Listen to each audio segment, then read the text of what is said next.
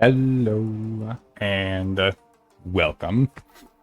Congratulations to Codes for being. Okay. All right. Congratulations to Codes for being first today. Good luck next time, everybody. Welcome in Global and Dragon. How's everybody? Okay. All right. That's perfectly acceptable. It's perfectly fine. I'm not in the least bit worried about having things be thrown right at me right here. I mean, look at this. I might accidentally spill some of what's in the pot over here, but I'm just gonna catch it with the ladle. Hey, yep, that's it. I'm gonna catch whatever.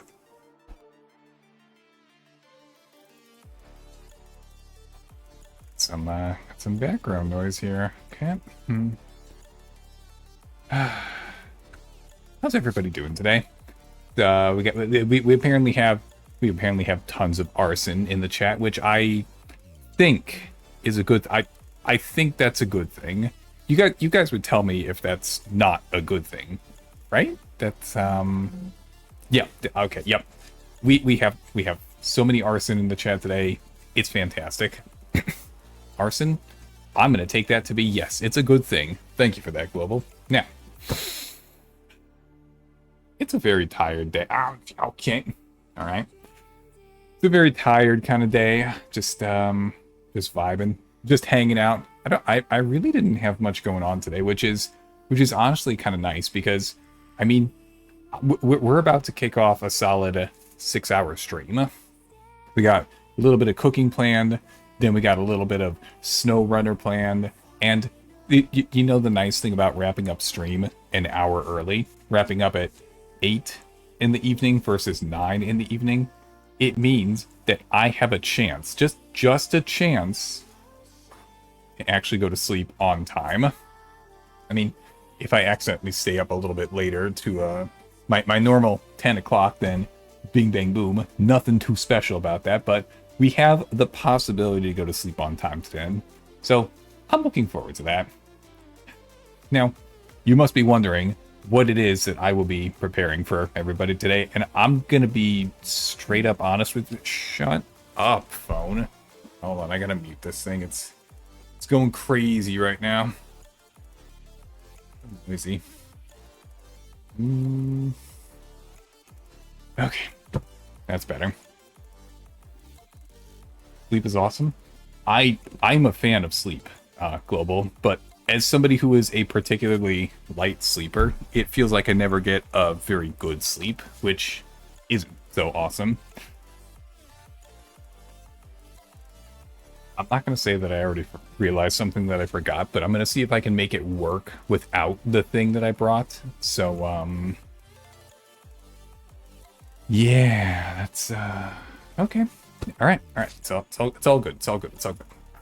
Okay. Okay. Hello. Now, what I have for us to make today, this is one of those. I'm just working with what I have on hand today because I honestly I do not feel the greatest motivation to do cooking today. I'm gonna cook today, and I'm gonna cook something well for you guys. That's absolutely going to happen, but the motivation to actually make a specific dish today is not particularly high, but that's okay because I'm going to cook anyway. So we got a whole bunch of very standard ingredients. Got some celery, some broccoli, handful of common vegetables, and the thing that I want to work with today, hold on.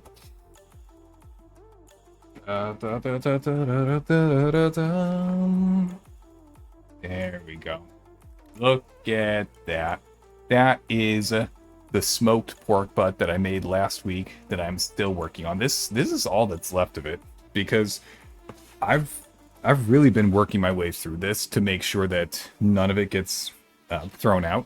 Now, unfortunately, pork butt does have an annoyingly high amount of waste on it. Like, there's a whole bunch of fat and gristle and so on and so forth in it, which is kind of a nuisance, I'm not gonna lie, but that's okay. That's all okay, because I have something in mind for today. Is it a... Does this dish have a name? No, I don't think it does. I'm just gonna throw something together. That's what I'm doing today. I have leftovers. They're already about... The meat. The meat itself is already a week old. So I just have to do something with it today. And I'm gonna do something with it. And I'm gonna show you guys that something. So, there we go. And Conolo will not be here today. He's got his own stuff going on today. So, we're just gonna vibe. We're just gonna hang out. Let me turn on the space radio. Let's see. That work? Yeah, that'll work. Okay. Oh, that's right. I forgot to show you the other main component that I wanted to play around with today. There we go. Is egg noodles. I'm making an egg noodle and smoked pork butt dish today. I'm just kind of winging it, honestly. Do I think that whatever I'm gonna make today is gonna taste good? Yes. Not to sound arrogant or anything, but the food that I make most of the time does turn out well. So we're just gonna start prepping some vegetables, because all I'm gonna have to do today, it's honestly gonna be pretty simple and straightforward. We're gonna cut up all of our vegetables. We are going to cook our egg noodles. That is gonna go much faster than normal pasta does to make. And then I have to chop up that. Now chopping up the pork butt is gonna be okay. Welcome in, Arkos. How you doing today? Just talking about the work that I have to do on my pork butt today. It's gonna be, you're able to eat without gagging. You make good. Oh, whoa, hold on there, Global. It's been a very long time since I made something that even brought somebody close to gagging. I mean, at one point in my life, I'm sure, yeah. But that was a very long time ago. Back when I was a little teeny tiny baby just learning how to cook. So let's make a nice good piece of celery to start off with. Let's see. I like this one. There we go. That's the minimum requirement. Honestly, I think I'd like the minimum requirement for cooking to be a little bit higher than not gagging. I mean, if you're in a survival situation and you have to just keep yourself alive no matter what, then okay, yeah, sure. But in most cases, I think we can do a little bit better than that. Hello? Hey, hey, Densai, how you doing today? Just, how you doing? Where are all my knives? Ah, go. Just gonna do, now, can I cut some of this away? I absolutely can. I definitely don't need all of this. Well, I definitely don't need the super leafy parts. I know that there are people who do make use of the super leafy parts of celery. Like, it's a good use case for this. Back when you were a kid, I think most people did the science experiment where you take a glass of water, you put in a few red or blue, maybe yellow food coloring drops, you mix it all together, you slap a celery stick in it, come back the next day, and boom, the celery is no longer green. It is some combination of whatever you mixed into it. I think that's a pretty cool science experiment.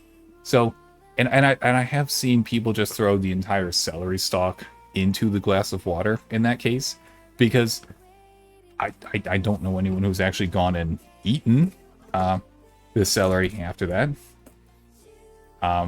What are we making today? A lovely question. Hold on. Let me just pop open my cooler of mystery. It's not really that much of a mystery.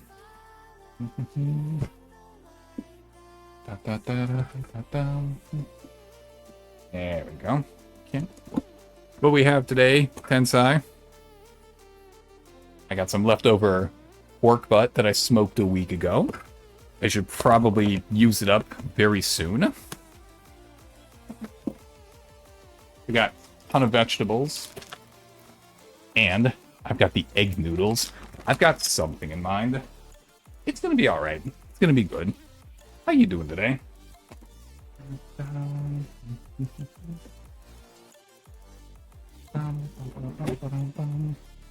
All we're doing right now is just cutting up our vegetables because we've got plenty of time today. Aside from cutting the vegetables, cooking the egg noodles, lightly cooking the vegetables beforehand, because I don't really think this is going to be the kind of dish where we have to just let stuff soak in some liquid in the pan when we're done. I think it's just going to mostly be cooked, be thrown together, be seasoned, bing bang boom, it's done. I'll show you guys the variety of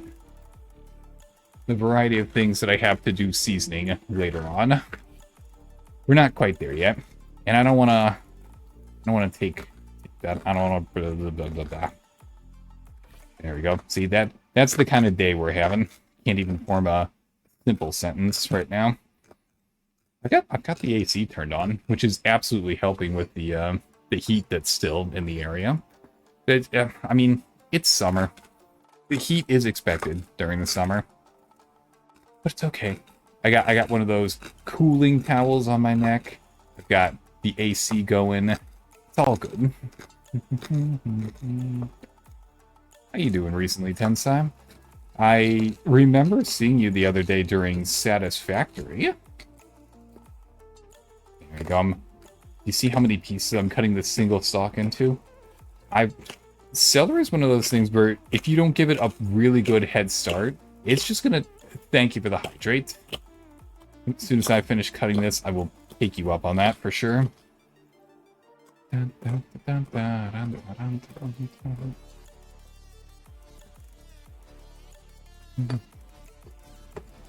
There we go. Okay. Little bit of celery. Oh, hold on. I need to make sure you guys see what's going on here. I can't allow the all the action to take place off screen. That would defeat the purpose of a cooking stream. Now, I don't really want to go too heavy on the vegetables today because I've got celery, bell pepper, red onion, and broccoli. I want to make sure that there is a bit of each in this thing, but it doesn't really have to take up the entirety of it. So we're going to go a little bit lighter than usual, which if you're familiar with my cooking streams, I usually go heavy on the vegetables, but that shall not be the case today. I think half an onion would be plenty for us.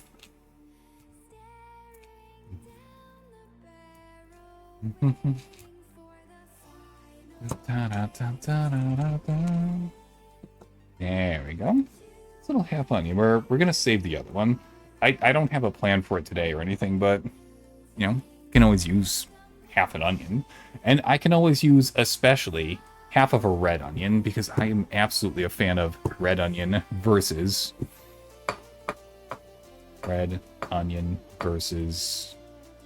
yellow onion. Yellow's the onion most people are probably familiar with using. I'll eat whatever you give me. Thank you very much. As somebody who makes food, that is definitely a compliment. As long as you mean it, of course. I mean, there are people out there who will say that your cooking is good just to not hurt your feelings. Now, you know what? That's a good talking point, me. Thank you for bringing it up. To expand on the very smart thing that I just said half a second ago. I think there's a very big difference between the food that you make is bad and the food that you make is not what I want to eat. Because I think when people criticize food, they usually call it that this was not made well or this isn't good food, which that would absolutely apply to things that were undercooked or burned or served frozen in the middle, so on and so forth. Stuff like that, yes, absolutely counts as not being cooked properly. But if I were to make you a dish that focused very heavily on let's say, citrusy flavors, lemon, lime, and this and such. Maybe a little bit of orange mixed in there if I happen to have it. And you just don't like the little bit of acidic, citrusy flavor to it. That's okay. Not everybody likes everything, but that doesn't mean that what I cooked is bad, because I'm sure that I cooked it properly and seasoned it properly. It's just not to your liking, which is also perfectly okay. I actually devour everything and want to try new things too. I like this mindset. I definitely like this mindset. Well, let me lock in on these onions. I'm trying to... I'm trying to remember the name of the actual way that I'm cutting the onions right now. Because when it comes to cutting up vegetables, there's a pretty wide variety of ways that you can cut up vegetables. I know that's a thing. I'm unfortunately blanking on any form of example at the moment. Honestly, it's a little bit embarrassing, because of the things that I can do, cooking is definitely one of the things that I would consider myself to be better at than other things. Like, if you were to say, are you better at cooking or are you better at video games? Cooking, hands down, no doubt. Don't ask me again. I'm 100% sure on this, and it's not going to change. I like to play video games. I enjoy that. But if you've been around for any amount of time, you will see that I am definitely not what they would call good at video games. I mean, I can understand the mechanics, and I can perform them well enough, but if you put me one-on-one against pretty much anybody, probably going to get me, which is fine. As long as I'm having fun, that's the important part. I'm going to start with half a pepper and see if we need to break into the other half. It's in... Oh, and I am cooking... I am cutting things up way too quickly. We are 20 minutes into the stream, and I've got to drag this out for another 2 hours. Okay. You know what? That's fine. I'll slow down and I'll take my time, because we still got quite a bit to do, honestly. Gotta cut up the pepper. Gotta cut up the broccoli that's over in the cooler. I gotta grate up some onion, some fresh garlic, a little bit of, honestly, time-wise, I really think that and you're gonna see why shortly, but cutting up the pork butt is definitely gonna take the most amount of time today, because pork butt is very fatty. It's got a lot mixed in there. It's kind of a pain in the ass. It's nice and cheap, which is one of the saving graces that it has. But if you were looking for a very nice, clean cut of meat to stay healthy with, I would not recommend pork butt. No, there's plenty you can find out there instead. Video games for me. Video games for me, but... Hold on, let me finish cutting this and then I'll read chat.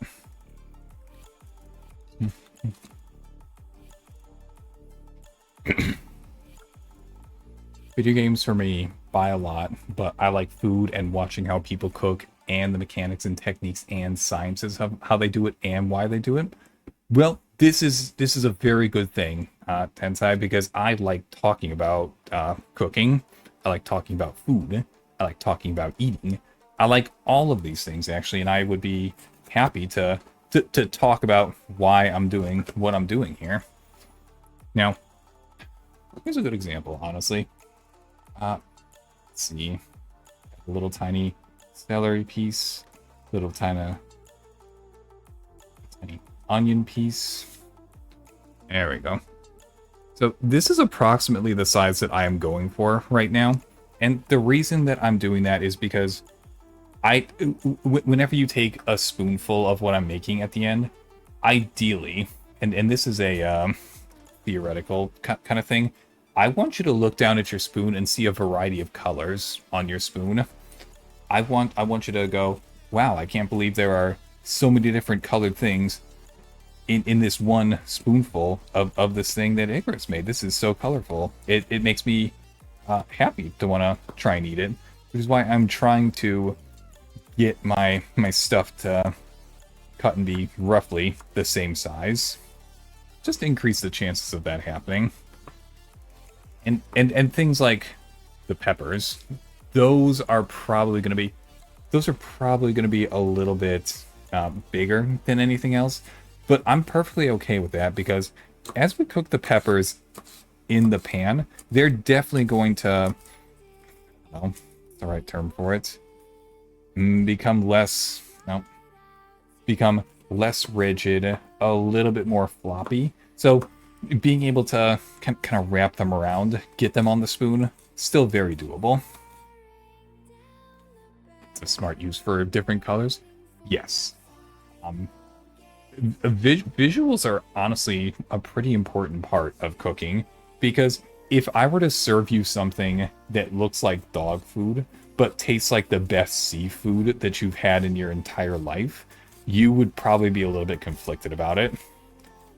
Because, well, honestly, seafood that looks like dog food, I would be conflicted about that. I mean, you could do the, well, if you just close your eyes and eat it and not worry about how it looks, then what's the issue? You're getting to taste something really good and you don't have to look at it. Blah, blah, blah, blah, blah, blah.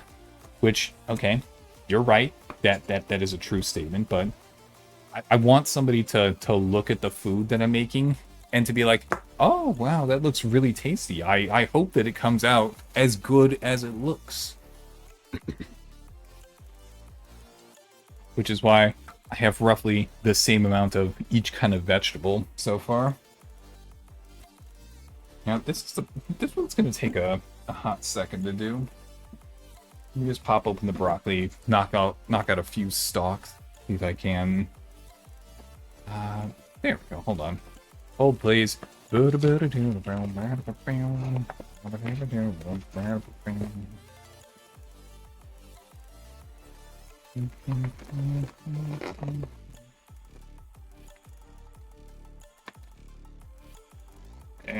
go. That's a good amount. So, an interesting... Alright, I've got a question for the people out there. Let me just wrap up this broccoli real quick.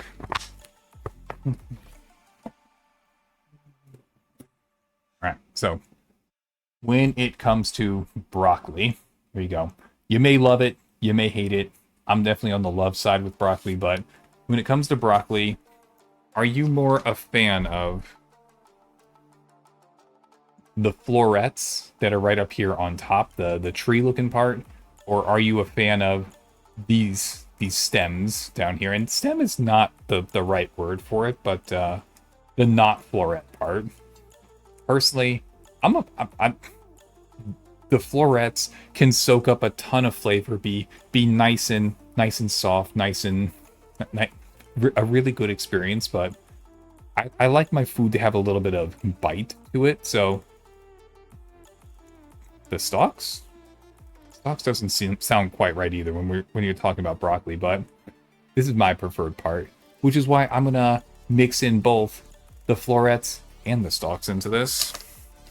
Which means that I have to prepare them a little bit differently, because the florets are gonna cook very quickly. That's honestly something that could be thrown in basically right at the end of the dish and still be fine. Let's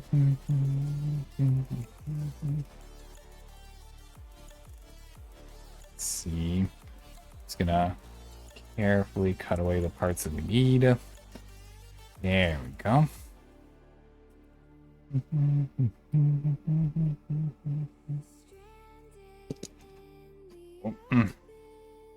There we go. This broccoli's a little bit of a fighter now. I feel like a dinosaur eating the tree part, and it's an awesome love broccoli. My mom likes to make soup with it. Oh, is it the nice cheddar broccoli soup? Because those are really good soups.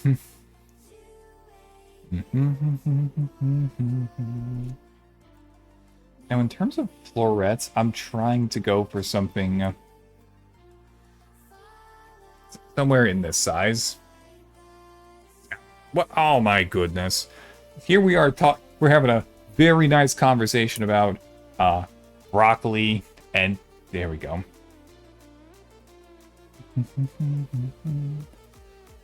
Normally, I would definitely try and pause during the ads, but we are on a bit of a timer. I'm just gonna keep doing light prep work during the ads for this one. Da, da, da, da, da.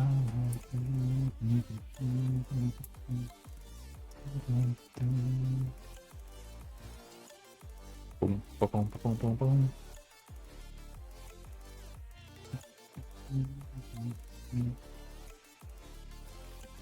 Well, a little bit of an organization down here. Nothing too wild.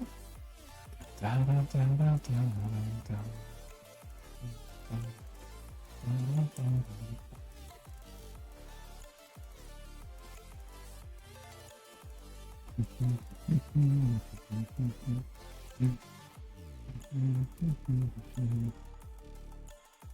There we go.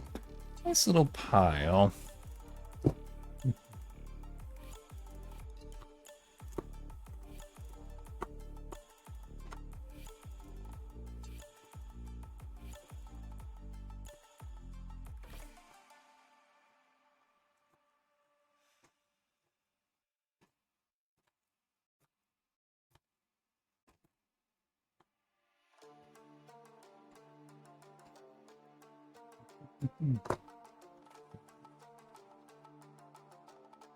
There we go.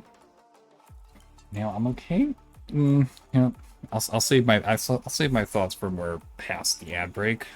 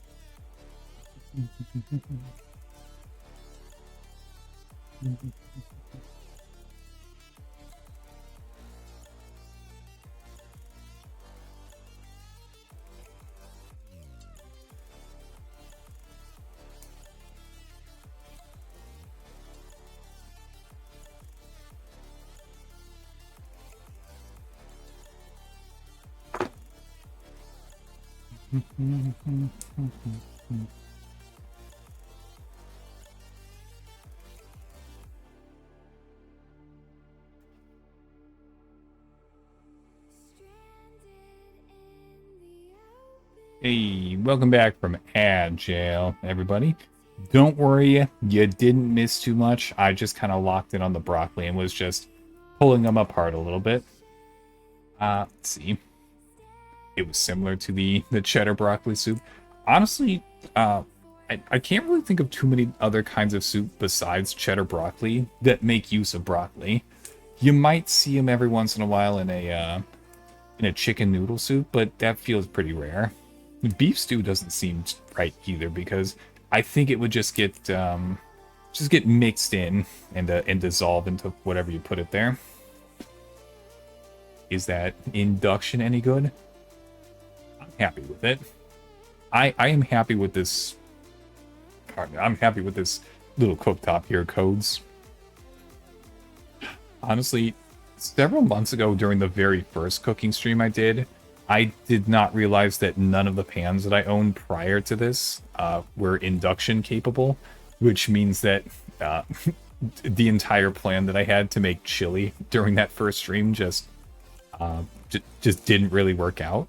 I was able to pull together a crock pot and do crock pot chili, which turned out okay. Not my finest work, but we were able to make do without having to cancel the cooking stream. But I like this. It's a little bit noisy, but it works. Do you have any experience with induction cookware, Codes? Make sure you don't get cycloporasis. What? Hold on. Cycloporasis? Is it cycloporasis? Is that what you're telling me I shouldn't do? Hey, there we go. The beard has come back home. That makes me happy. Makes me happy to have the beard back. I think it's just a... Oh, it's a cream of broccoli soup. Okay, yep, that makes sense then. I don't really do much with cream of insert things here when it comes to soups. I like to use a cream of mushroom or a cream of chicken as a base for something.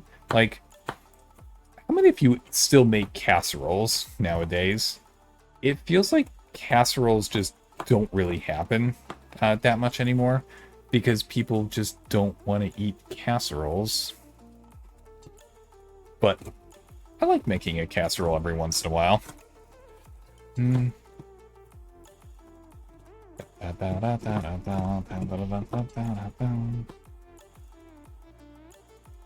Okay. And we... yeah, we'll let that part go. It's a little bit hard and a little bit crunchy. I have a cast iron pan. It takes forever on an electric stove. I would imagine so. I mean, when it comes to the induction burner that I have here and the induction cookware, it gets up to temperature incredibly fast. Like 2 minutes, bing bang boom, it's hot and it's ready to go. But if I were to take my induction pan and take it down and put it on the electric stovetop, it takes a while. It definitely takes longer. It'll still work, and it doesn't really damage the pans or anything, but still. I haven't used an induction like that. I mostly use a gas stove. Oh, yeah, I got you. I think a long time ago, like when I was a kid, the house that we were in had a gas stove, but at the moment, no. And it's been a very long time since I used one of those. Whenever I hear gas stove, the first thing that always comes to mind is, oh, you want to use a gas stove to make some Jiffy Pop popcorn. That's pretty cool. Alright, before I get distracted, we have most of our vegetables cut up. We've got celery, red onions, bell pepper, broccoli stems, broccoli florets. We are going to have to toss these in closer to the end relative to the stems. See, what is the big difference between those two? Oh, so if you're talking about an induction cookware, all that means is that it uses electromagnetic induction. It passes the energy from the cooktop straight into a metal plate on the bottom and heats it up magnetically, if I'm remembering correctly. Someone correct me if I'm incorrect on that one. So whenever I'll show you later, but whenever I warm this thing of water up to cook the noodles in, I could literally put my hand on top of here and I could have boiling water in this one, and like half an inch over in this direction, it's completely cold to the touch because heat is only transferred from the cooktop into the magnetic plate on the bottom of the pans. Yo, how's the food going? Welcome in, Lampy. The food is going really good. We have a good amount of vegetables cut up. I will be cutting up my pork butt momentarily. We got to cook some egg noodles, then toss it all together with a nice seasoning. How's it going for you today? And thank you very much, Codes, for the 1 month. I really appreciate that.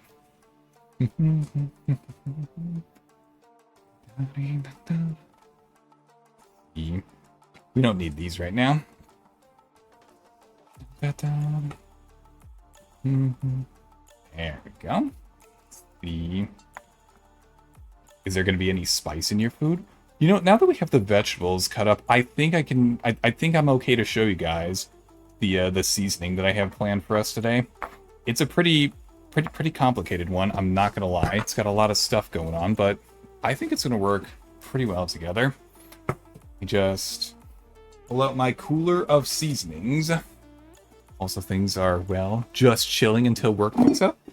Oh, you got a little bit of a break there, Lampy.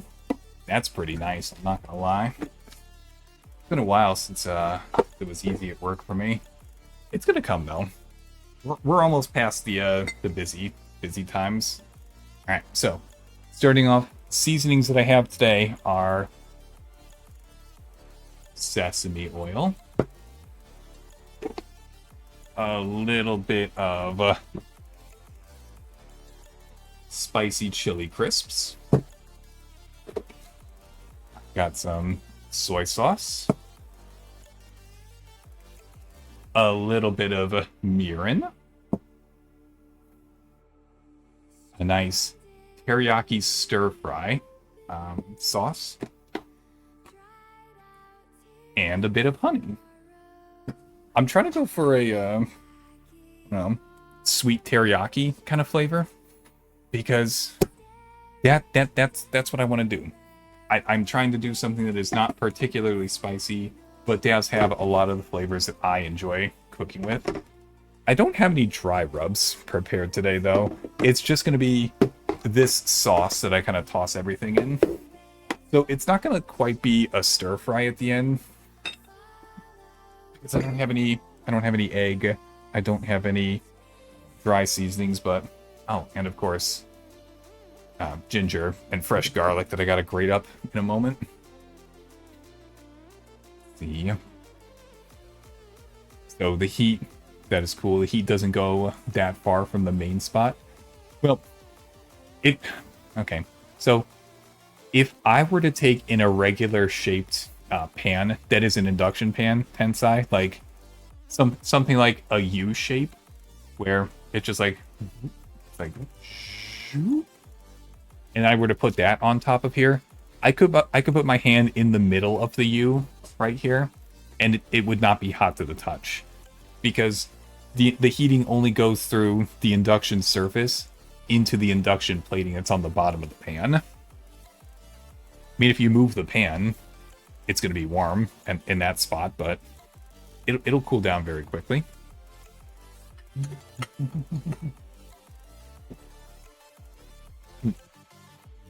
Since you missed an onion in the broccoli. Oh, good spot, Codes. Thank you. Holy, that's like 6 onion pieces in there. My goodness. There we go. Alright.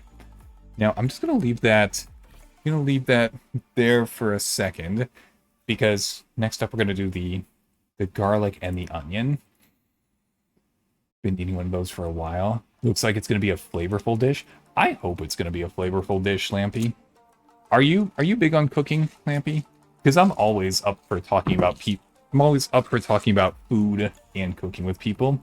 That's definitely one of my things. Is that better for smaller areas? Well, I'm not in my kitchen at the moment. I am in a room that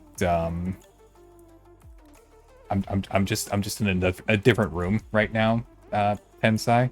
So if you happen to be in a place where you have electricity but do not have an actual electric stove or a gas stove, this just has to be plugged into the wall and it's good to go. That's pretty good. I'll have a good alert codes. Let's see, how much garlic should we put in today?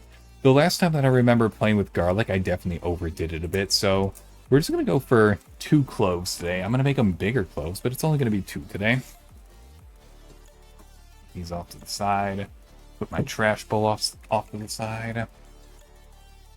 Pretty handy if you can cook anywhere. Absolutely, yes. I mean, you still have to be careful because the cooktop may be safe to touch, but anything inside of it is still pretty hot. And you don't want to fight me, garlic. Fight me. There we go. 2 cloves. Now, I'm pretty sure this is the ginger. I'm going to cut it open and find out.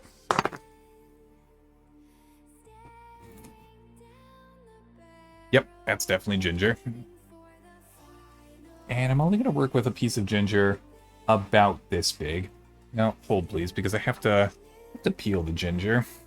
Now, this one I'm going to stop talking and focus on because I'm peeling with a knife instead of an actual peeler.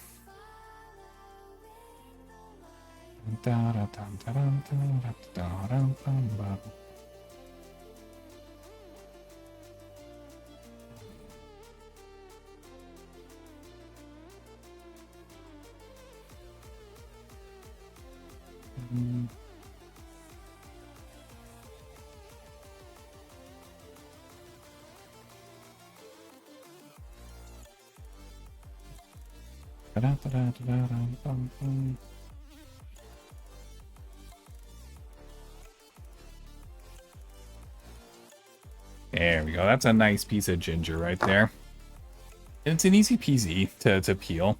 I know that a lot of people wouldn't be comfortable peeling with a knife like that, but it's not too bad one as long as you're very careful and you have a knife that's sharp enough, which does not sound like it's a safe kind of thing, but honestly, a knife that is too sharp, or a sharp knife is way safer than a dull knife, because with a dull knife, you're gonna potentially have to jerk the knife a little bit, or drag it, or pull it to try and cut through something, which could cause it to slip, which could end up being a pretty big issue for you.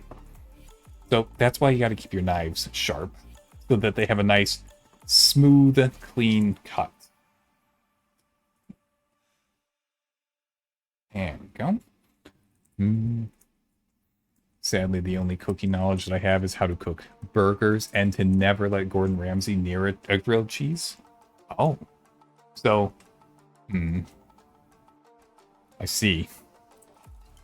I'm trying to remember what Gordon Ramsay thing you're talking about, because I'm positive that I know the idiot sandwich thing. Is that what you're referring to, Lampy, or is there another Gordon Ramsay thing out there that involves a grilled cheese?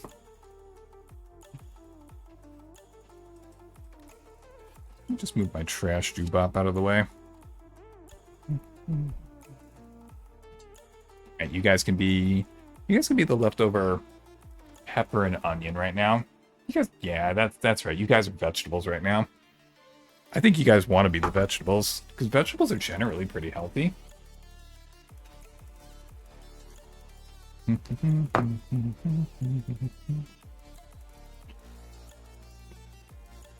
Ginger first. Now, we're just gonna be nice and smooth here. He tried making a grilled cheese sandwich twice and they didn't go well. How do you screw up a grilled cheese sandwich that badly? Now, if you want to get super ridiculously fancy with it and add in like a whole bunch of oils and like 13 kinds of cheeses and I don't know, goat milk or something, then I could potentially see the grilled cheese just not working out, because that's not what a grilled cheese is. But if maybe it's been too long since I didn't know how to cook, but grilled cheese is a pretty bulletproof kind of thing. There we go. Just grate up a little bit of garlic too. I'm trying to. So several weeks ago when I made the it was the chicken bites with the different kinds of vegetables in it, a whole bunch of garlic and ginger with the cucumber salad on the side and the white rice. That one, I'm sure I put too much either garlic or ginger in, because it tasted pretty strong, I'm not gonna lie. Was I able to get through it? Yes, but it was a little bit of a struggle, for sure. Well, he started adding more than just cheese and bread, and he picked cheese that did not... Oh, that... Okay. That's... Okay. I'm starting to see it. What else did he do? What other kind of mistakes is that? Because that's a pretty simple mistake right there. There we go. Okay. just scrape all of this off. I don't want to let any of it go. Over. Look at that. I've made a small oopsie daisy. I should have put my glove on before I started doing this. Don't get me wrong. I'm more than willing to just lick the fresh garlic and ginger straight off my fingers like this. I don't really mind that.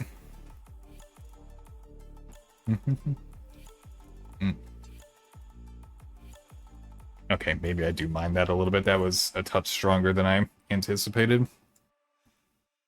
Probably good for me, though. Okay. So, we have second... hold on. Let's see. Do I want to use the... No, this is my bowl for making the sauce later. Putting off on that. I have a second plate. I got a second, a third, and a fourth plate that I can just put extra stuff on.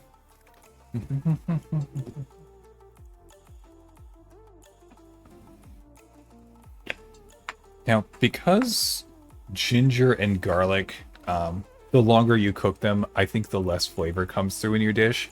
We're going to put these in at the same time as the broccoli florets later, just to make sure that the flavor isn't lost in what we're doing. I want to make sure that they get incorporated, for sure, but I don't want them to melt in or anything. That's not the kind of cooking, not the way that I want to use them today. That certainly has its uses, but not today.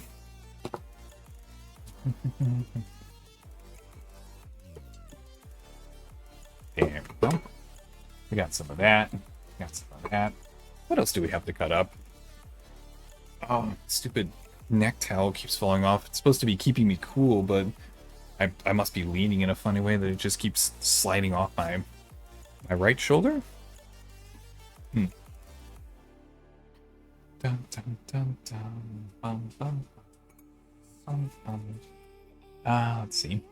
That was just the first time. The second time around, he started the grilled cheese with preparing mushrooms, chili sauce, and other ingredients before even looking... Okay.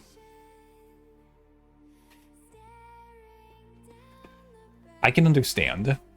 I can understand wanting to do something new and different to try and show off that you understand how a specific kind of dish is made and that you can fancy it up with other ingredients that work well with it. I understand the tendency. I feel like I do that a little bit here on the cooking stream, but mushrooms on a grilled cheese, what are you even thinking? Honestly, that kind of comes off as, what's the right phrasing for it? Pretentious cooking, maybe? Somebody who, wait, hold on. What's the term for it? The gastro something or other cooking people. Hold on. I'm gonna Google it. This is a thing. This is a thing. I'm not making it up. Hold on. Gastro something cooking. I'm just gonna Google that. For gastro something cooking.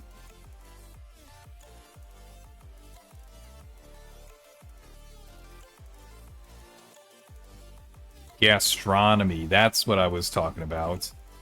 Okay. I might be misusing the word. It's very possible. Okay, so what do we have to do next? I think he's just overqualified for grilled cheese. I think anybody could do a grilled cheese. He just needs to, act like a normal person when he's making a grilled cheese. I'm sure that he knows a variety of cheeses and breads that just pair really well together and make a grilled cheese. Maybe he puts, maybe when he's taking the grilled cheese and he butters the bread on the outside, he could mix something into the butter or use some kind of oil that would really help the grilled cheese taste good. But mushrooms and chili sauce, what are you thinking? Okay, here we go. This is what you guys have been waiting for, I'm sure, because this is the part that I've been waiting for. This is my leftover smoked pork butt from last week. Look at it. Look at the smoked pork butt. Now, this part's actually going to take a little bit of time and a little bit of effort, and I'll show you why in a second. Let me just glove up my hand, because this is about to get pretty messy, and I don't want to have to excuse myself to go wash my hands when I'm done with this part. Comes the rump roast. Yep. I made a very nice smoked pork butt for 4th of July last weekend. Got started at about 6-ish p.m.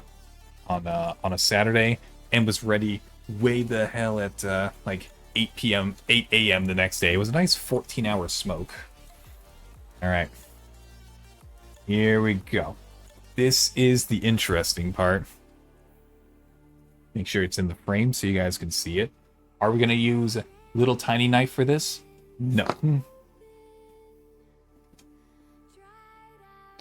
I've got bigger knife here, ready to go.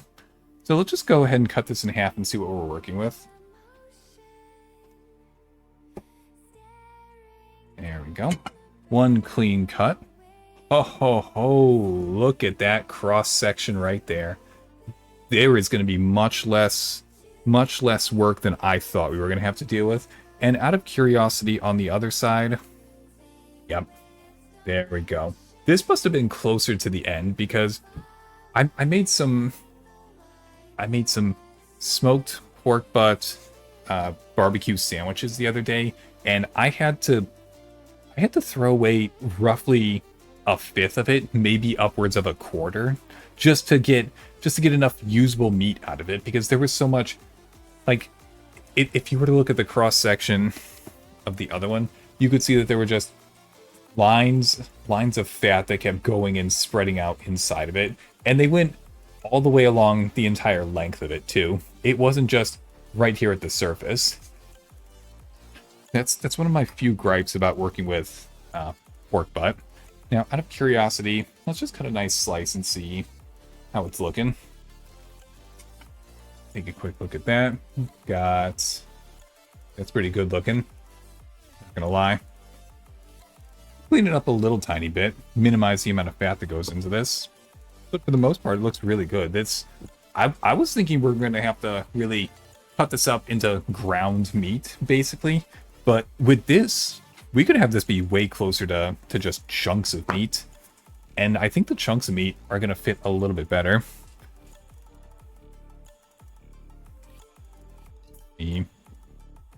Look at that. We got a little tiny bit of bark that came up. Honestly, I'm still working on my bark game. It's okay, but it's very thin, as you can see here. And I know what the problem is. This is not a mystery. I know exactly what the problem is. So the smoker that I use to make stuff in is a Cuisinart electric smoker. I do not have a proper wood fire smoker at the moment. And oh, what? Okay. No. Don't you hairnet me. Don't you hairnet me, Tal. How dare. You know what, Tal? No smoked pork butt for you. All right? The beauty of some of my cooking is that sometimes a little tiny beard hair gets mixed in, and that's my secret flavoring. Shit, gave it away. Don't worry, you guys have never noticed before. You don't want to hear it? You're gonna want it. You're gonna want it as soon as you realize that that my cooking without it just doesn't quite stack up. You're gonna realize instantly. How you doing today, Tal? We're just cutting up our pork butt into nice chunks, because I showed it a second ago, but look at this cross section. There is hardly any fat that we have to cut away from in here. It is fantastic. Now, before we keep going, let me just move broccoli over.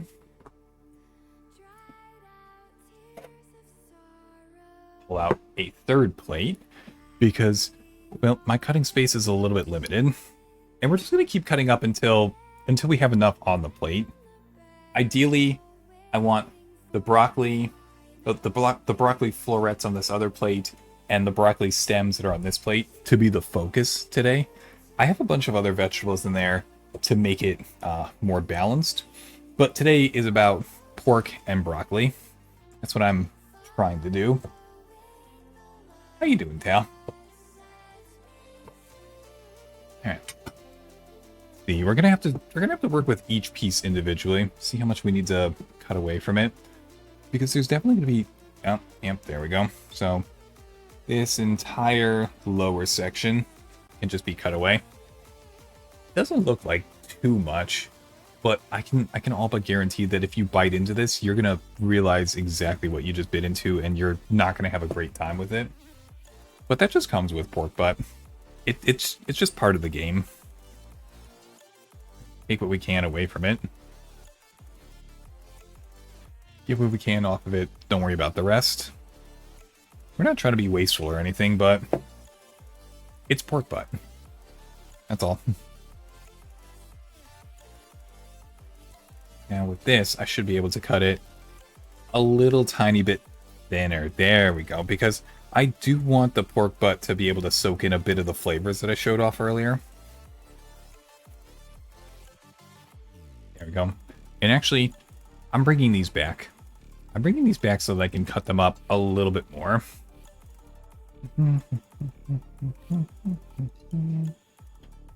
See, nothing too much, but a little bit. Dun, dun, dun. You fuse 2 for this guy. 1 here. 2. 1. 2. 1. 1. There we go. That's a little bit better. Because earlier when I mentioned what I want to do with the cooking, ideally, whenever you take a spoonful of what I've got going on here, which once again is going to be the pork butt, the vegetables, the egg noodles, which are off stream at the moment, and I want you to take 1 spoonful, look down and see a whole bunch of different colors in it. That's what I'd like to have.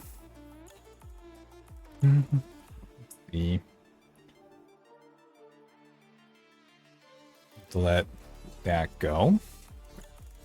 Okay, yep, see. Now we're getting into the parts of the pork butt that are a bit more wasteful. It's okay though. If I use up everything that I have here just to make this, then that's fine. Perfectly okay actually, because this smoked pork butt is already a full week old. It was made Saturday night last week. Was it Sunday night into Monday? Oh, that's right. The 4th was on a Monday. Wait, was the 4th on a Monday? I'm kind of losing track of time a little bit. Can someone remind me?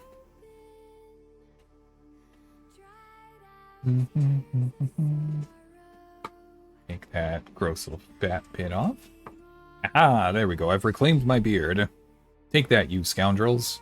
Stealing my beard all the time. Ridiculous. A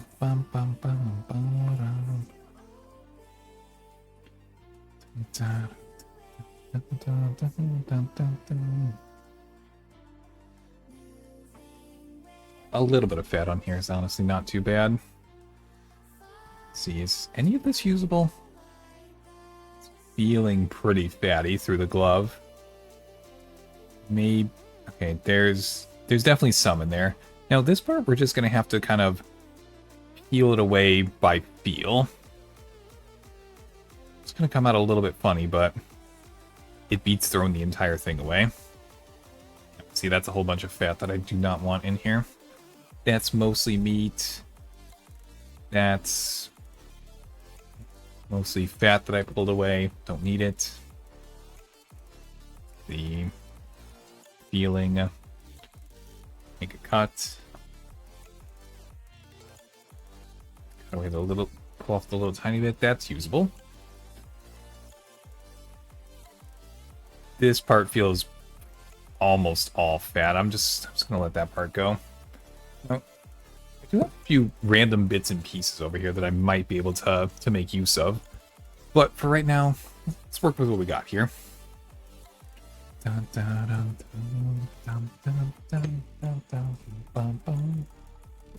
Oh my god, Tell, will you stay on my neck already? Are you kidding me? Damn. The cooling towel. It's supposed to be helping me out.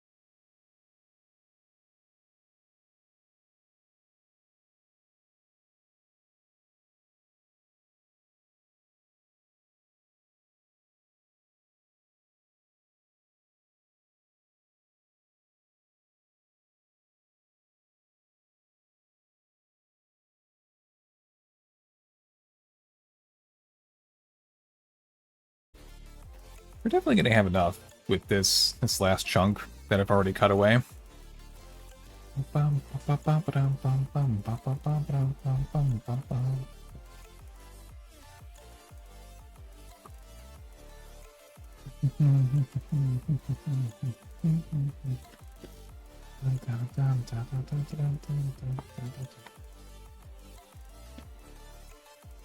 There we go. Okay. Now, I'm pretty sure that at this point we have everything cut up that we need to cut up. I've got all my vegetables. Got all my meat. Got my extra vegetables. You know, those ones are going to go in at the end. Let's see, where did I put my lid? Oh, there it is.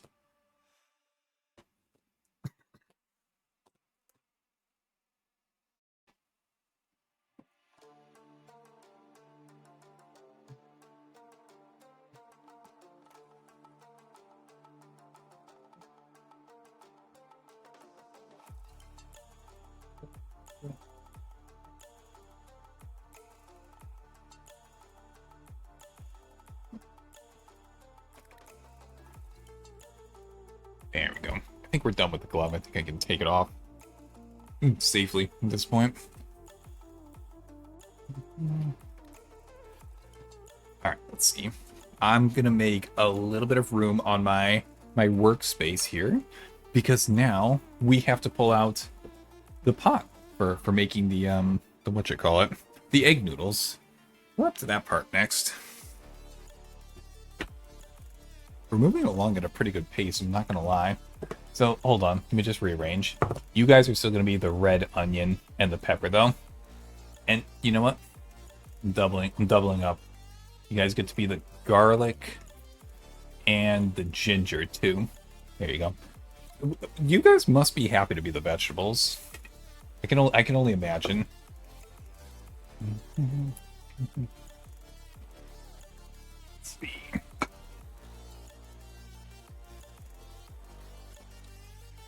Rearrange this a little bit. There we go. Now we've got something going. Okay. Let's see. I start.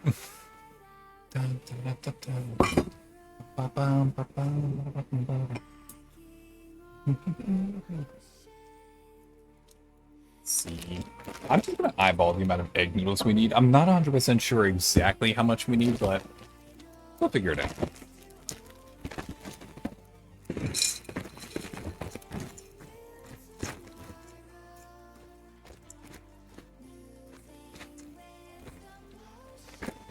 Right about that much? 1 bowls-ish worth? A few more? Okay, I can do a few more. Honestly, these cooking shows are pretty much the only place I really use egg noodles nowadays. I don't know why. It's just not my go-to. If I want to have something like that, I'm probably gonna want to do pasta before that.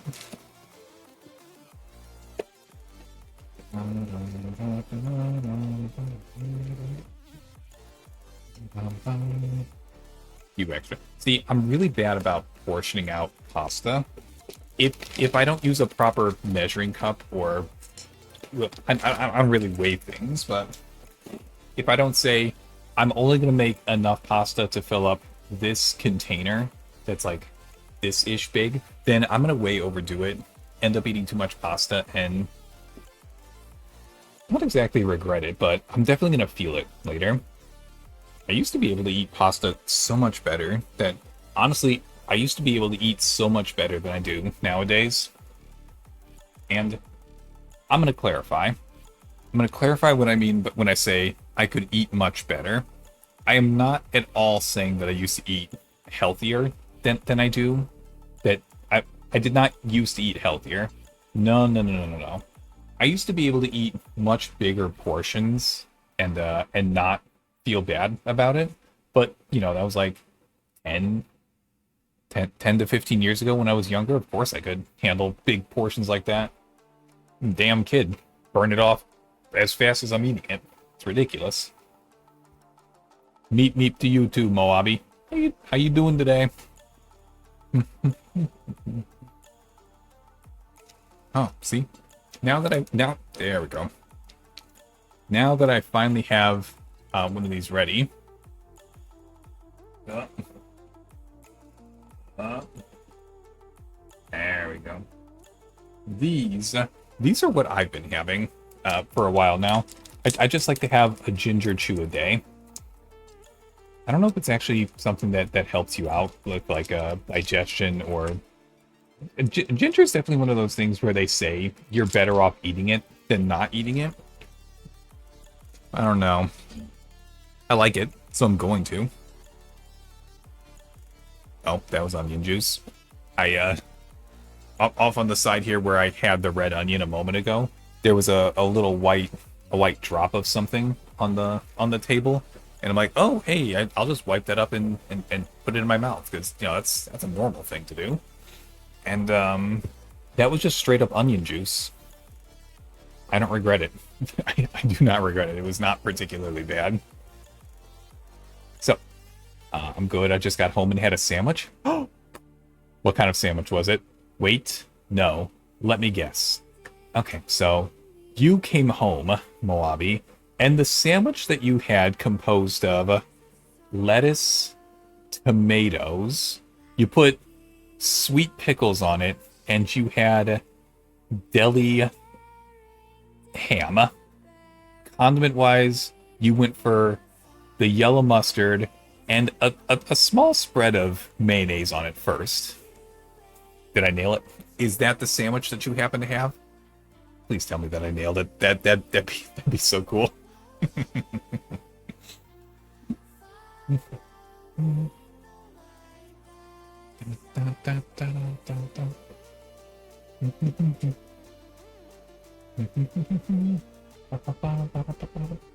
Oh, actually, you know what? Hold on.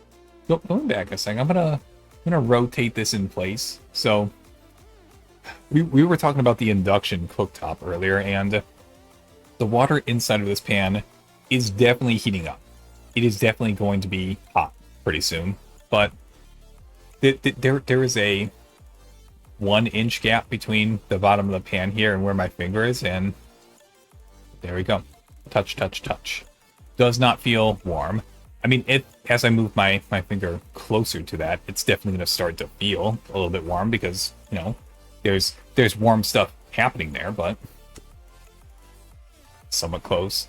Cabbage deli sandwich with dill pickles and mustard. It was pretty close. I'm taking partial credit. I don't think I can claim half credit, but I'm taking a partial for sure. That was the sandwich.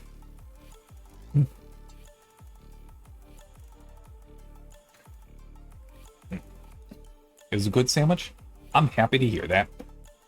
We've got a very nice thing going today. I've got a whole bunch of smoked pork butt that I made last week. I got a ton of different vegetables. There's celery, red onions, broccoli stems, bell pepper. We've got broccoli florets, some fresh garlic and ginger grated there. I've got my egg noodles I'm about to make, and I'll redo the seasonings later because we're gonna make the noodles first, but it was the first thing that I ate today. You didn't eat until, oh, hold on. I don't know what time zone it is for you, but at the moment it's 3 in the afternoon. I cannot imagine not eating until 3 in the afternoon.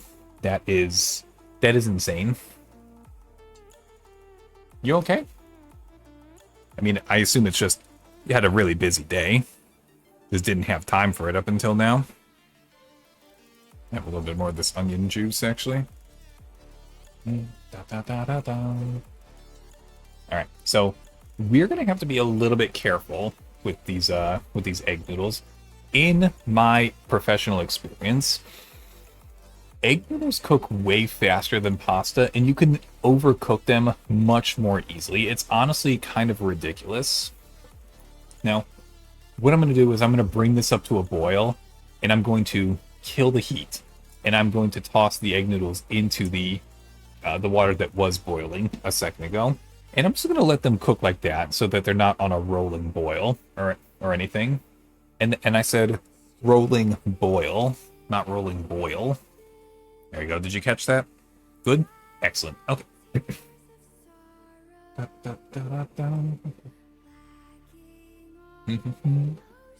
Had work, and I didn't get a chance to eat breakfast, and I know that coffee doesn't count. This is true.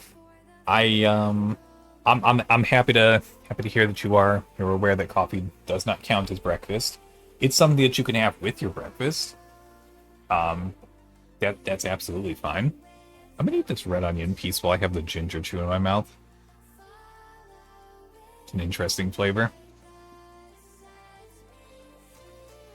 Honestly, if you were to give me a red onion, a peeled red onion that had the ends cut off and just put it in front of me and say, just eat it raw, I could do that. I could pretty easily handle a red onion on its own. Would I bite into it like an apple? Yes. Would I be happy afterwards? Maybe not. Just straight up biting into a red A red onion might be a little bit tough. I'm not gonna lie. Hey, welcome in, Ivy and Alex. How you guys doing today? Can soup be clothing? Soup can absolutely be clothing. Why do you think? Why do you think they're in the soup aisle? For those of you who got the reference, I appreciate you. We got red onions. We got way more than just red onions, Alex. We've got red onions. We got some celery. We've got some broccoli stems. We got some bell pepper. Got broccoli florets over here. Got some fresh garlic and ginger. I have smoked pork butt, and we're about to make the egg noodles. How you guys doing today? Completely forgot about that joke. It's a really funny joke.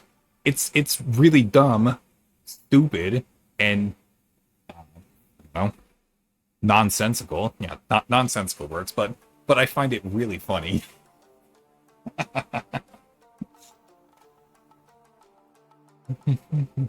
Alright. So as soon as this gets up to a boil... What is this? Why? Why, Tal? Why do you keep doing this to me? I explained it to you earlier that one or two, just one or two beard hairs that make it into the entire cooking. Thank you for the hydrate. That make it into the entire dish, elevate the flavor. They enhance it. They make it tastier. Let me hydrate real quick before I keep doing nonsense.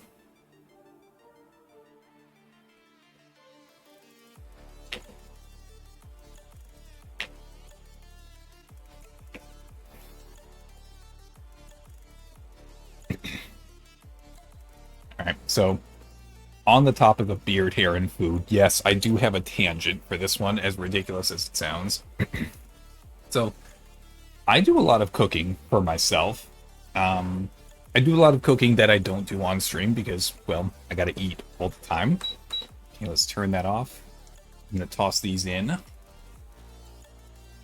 And we're just gonna keep an eye on these because these are gonna cook relatively quickly.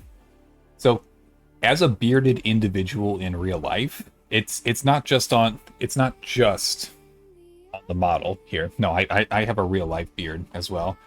I can tell you from experience that I do not find any solace when I find beard hairs in my food that I'm thinking, oh, well, at least it's my beard hair and not whoever made the food. I made the food, and I'm not happy about it. It's, like, you know when you go out to eat, and sometimes you'll find somebody else's hair in the food because they were cooking the back, and it just happens? And honestly, this is stuff that does just happen every once in a while. Nobody really likes when it happens to them, but it does happen. I can tell you that I do not feel better about finding my own beard hair in my food. This does not make it any better. It doesn't make it worse, but it doesn't make it better, for sure. So, Tal, who has been sealing my beard during the cooking today, is trying to prevent you guys from suffering that fate. Little does he know that whoever happens to find the beard hair in their portion of the food gets their meal comped. It's kind of like a Willy Wonka golden ticket situation, but oh, that's awful. That's awful.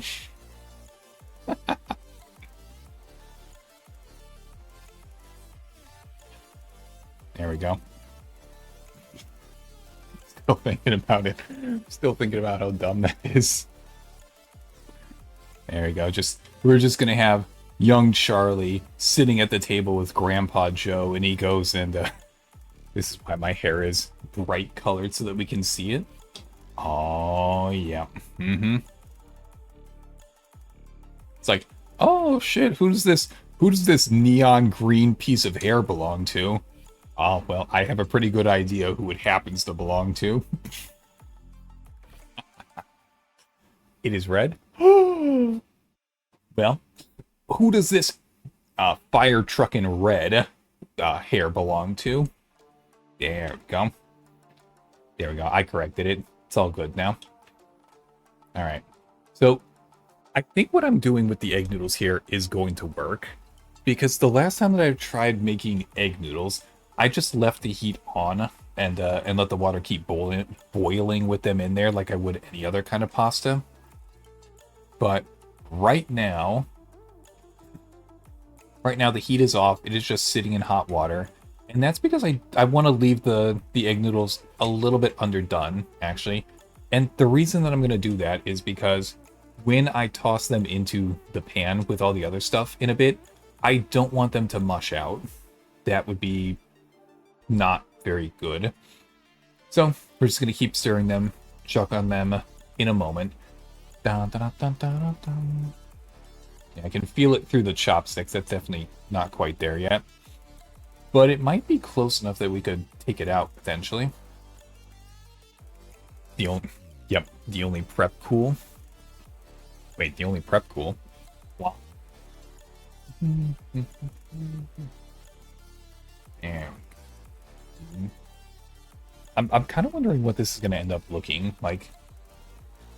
Oh, you're the only prep cook with fire truck and red hair. Okay, I got you now. Finds a hair in a bowl of soup. Old man. Run home, Charlie! And that's how Charlie did a dine and dash. Oh, that's a really good one. Lampy, I have a feeling that could make a really good 4-panel comic. I think that could be a really good 4-panel comic. No, the only one. Oh, you're cooking by yourself. Okay, I understand. I get what you're saying now, Malabi. I'm just gonna go ahead and say so. Da da da da da da. Alright, let's take a quick look. These are probably pretty close at this point.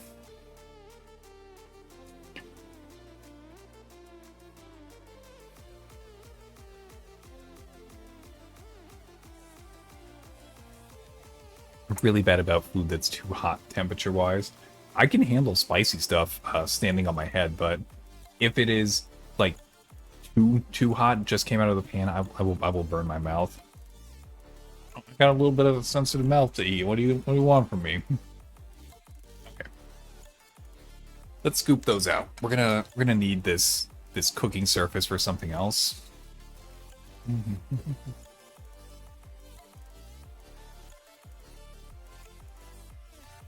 This was not a smart choice. This is not draining it very well. Let's see.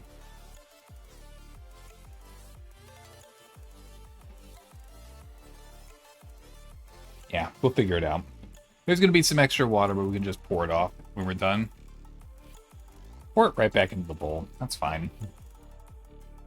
Da, da, da, da, da, da. Ba, ba, da, ba.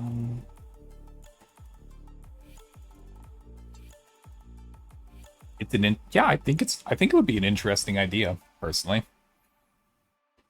There we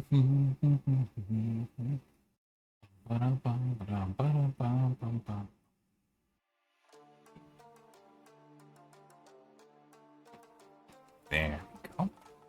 See, every once in a while when I'm cooking, I just kind of focus in what I'm doing and lock in. I forget to narrate a little bit. Oh, next ad break already? Damn, I am going too quickly. Normally what I try and do on these cooking streams is I take 2.5 hours-ish to get all the way through the cooking so that I can spend 20-ish minutes at the end doing some light cleanup and setting up for the gaming portion afterwards. We might wrap up here a few minutes early today. I'm gonna see if I can stick to the regular schedule though. This bowl is starting to feel a little bit hot because of all the pasta and the water that's in it though. Oh, the egg noodles rather. Okay, that's very hot.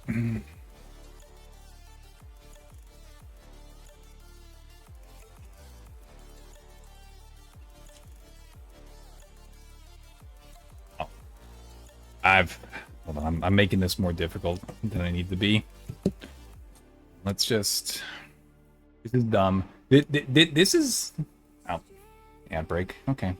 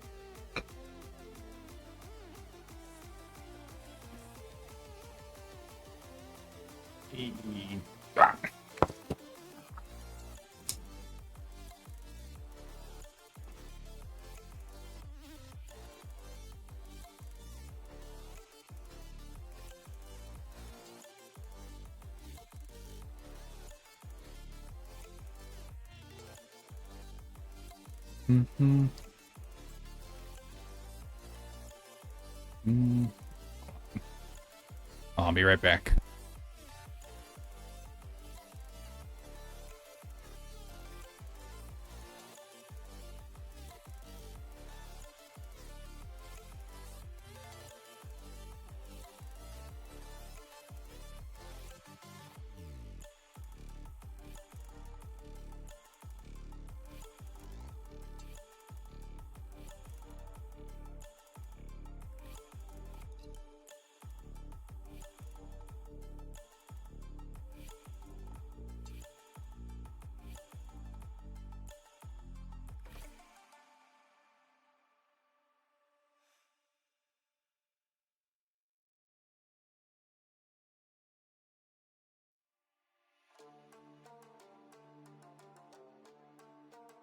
Ah, there we go. I'm still an ad break? Okay. Let's see, we're just gonna move this over here, this over here, this over here. A ladle over there. Now, let's see.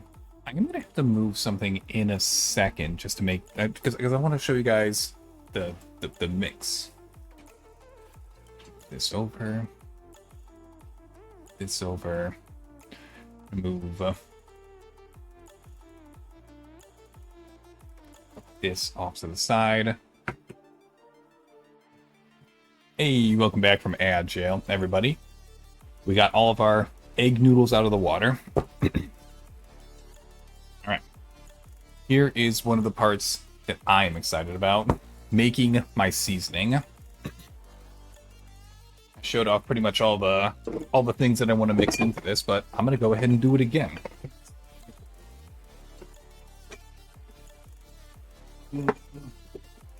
Here's the first one.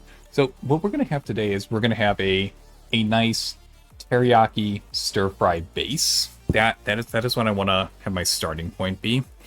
Now we have a lot of stuff that we're gonna have to end up covering in here, so I'm gonna be a little bit generous with the quantity of sauce that I end up making.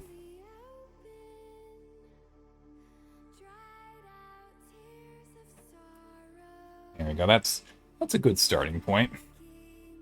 We'll adjust from there. Yeah, it's a nice strong teriyaki flavor. All right, got our teriyaki flavor to start. Liquid-wise, I'm gonna make a nice combination of soy sauce and mirin. The mirin is gonna have a nice little bit of sweetness to it, and also break up the. So break it up a little bit so that it's not too thick.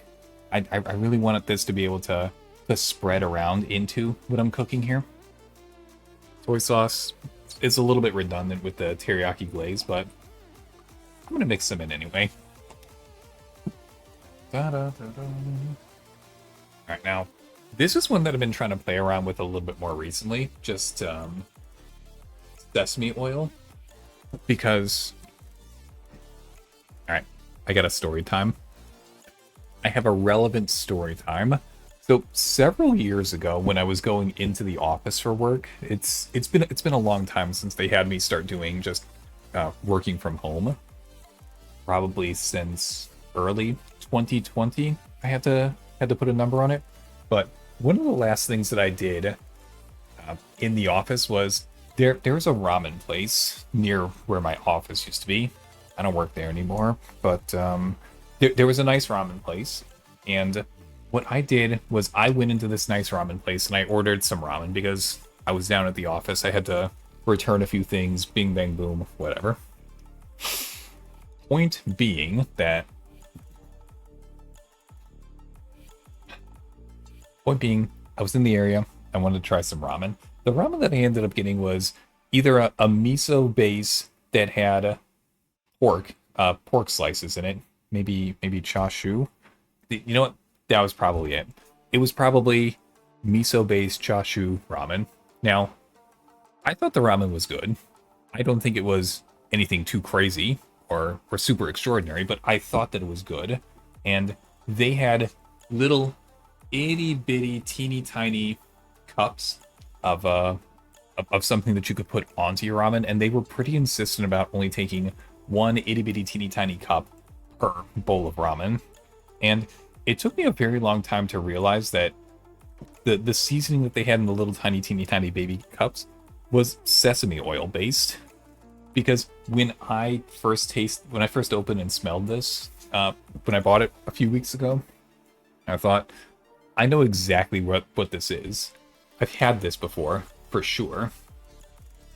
Here we go, just a few drops. Yep. Positive. I'm very sure when it comes to this kind of thing. And there we go, a little bit of honey.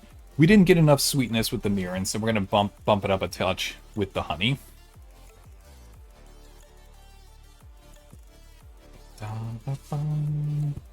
Oh, hey Ryozen, how you doing? Wah to you too. We're just making a. Thank you for the hydrate. I shall partake. Alright. Here we go. And we've got the spicy chili crisps up next. We've already got a decent amount of oil from the sesame oil mixed into here, but I've been playing around with chili crisps lately. How is stream going? Stream is going very well. We are wrapping up our prep for the cooking portion at the moment. I got a wide variety of meats, vegetables, egg noodles cut up already. I'm preparing a sauce that we're gonna cook everything and then later. There we go. This is a secret trick that I'd like to share to anyone else who wants to do hand cam cooking. Wooden popsicle sticks are not at all reflective, and you will not dox yourself with a reflection off of a wooden popsicle stick. Can't tell you how many times I've had issues with borderline doxing myself during these cooking things. I mean, look at how shiny and reflective this sauce is. If I were to stand up and lean forward a little bit, boom, you would see me. You would see my my lovely face in there. And that's not what I'm wanting to do. It's not at all what I'm wanting to do. I just want to focus on the cooking. That's why I opted for a cooking setup like such, where it's top down and focuses on the food and what I'm doing instead of what I look like. How's it going for you, Ryozen? I think it was Friday during Barony that I saw you last. Sounds right. All right, let's see. How much do we have volume-wise here? Give it a quick little mix, see what we're working with. Oh, look at that. Do you see how much of this oil is sticking on the side here? I like that. That's a good looking sauce right there. Volume-wise, I don't think it's enough. I think we got to bump it up a little bit. Because this is probably just going to get absorbed into all these different vegetables and meats and the egg noodles. I think so. I was watching Warframe stuff all day. Oh, that's right. TennoCon's going on. I had that going on in the background during Barony the other day, and I don't think they gave me the, was it Mesa Prime that they were supposed to be giving out, if you watched? Because I did not get that.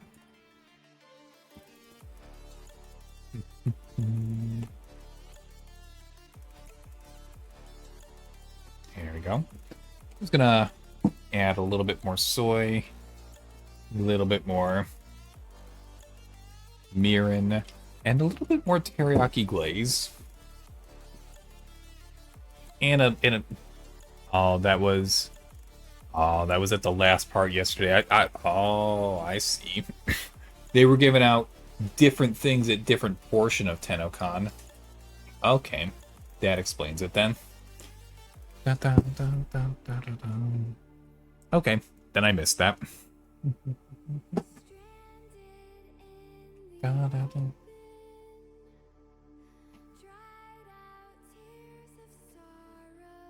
Alright, now I think we've got enough liquid here. Well, enough sauce. I got a variety of things mixed into here. It's a pretty good combination, if I do say so myself.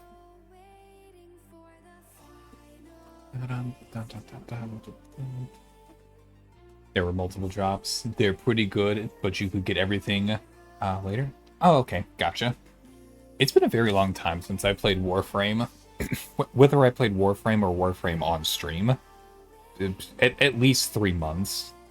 It's obnoxious how quickly time flies by when it comes to streaming, especially if you only do 4 or 5 a week. I only have so much time to do stuff, and I have so much stuff that I want to stream. Okay, sauce is prepared. We're not going to need that until closer to the end, though. Alright, let's put this off to the side. We're going to bring our pan back down. There we go. Okay, you guys can see the meat, the vegetables, the egg noodles, sauce, the broccoli. There we go.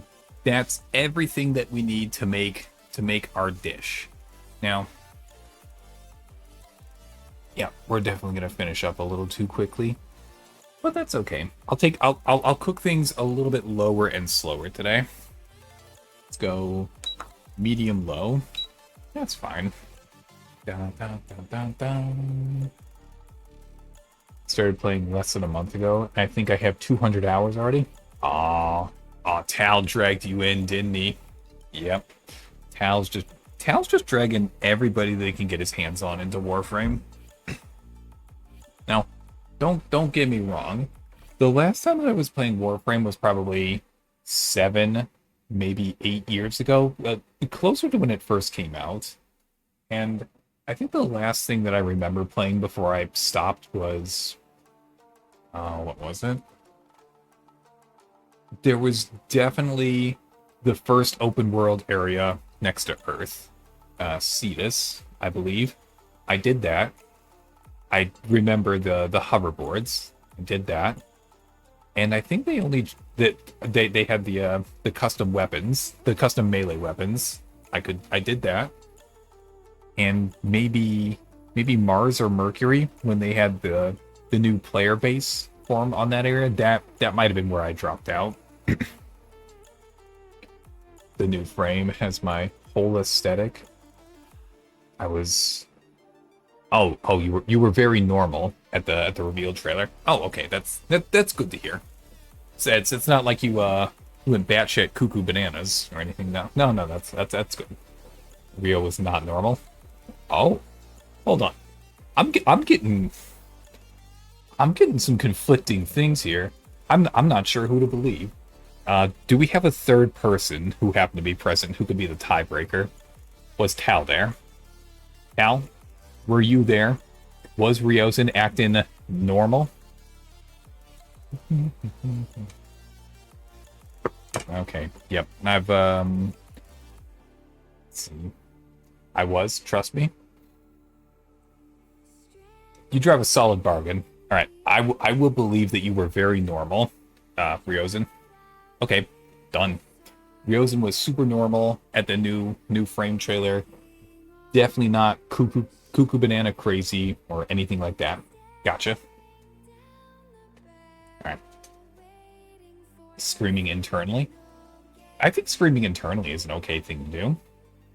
Alright, we're going to start off with all of the vegetables that we cut up earlier. We're going to toss them in. Oh, see, that's a little bit... You remember how I was talking about hair getting into food that I make? I definitely just pulled a small hair off the edge of the plate here. It's ridiculous. I'm gonna lower the heat below medium low, just so that we can properly cook these nice and slow. There we go. I want to have a very nice combination of colors. Honestly, I always want to have a really nice combination of colors in anything that I cook. I want it to be visually appealing. Ever since I started growing my hair longer, it happens way more frequently. Oh, the screaming internally thing? Do you think there's a correlation between that? As somebody who used to have long hair, I can't particularly remember instances of screaming internally when I had long hair. But that was a long time ago at this point. Oh, the hair. Hair falling on food stuff. Oh, yeah. We've got a... I mean, we were joking about that earlier. Like, anybody who finds one of my hairs in their food from these cooking streams just automatically gets their bill covered at the restaurant. That's the golden ticket at my restaurant. You find the beard hair, you don't have to pay. And you can't bring your own beard hair and put it in. That's against the rules.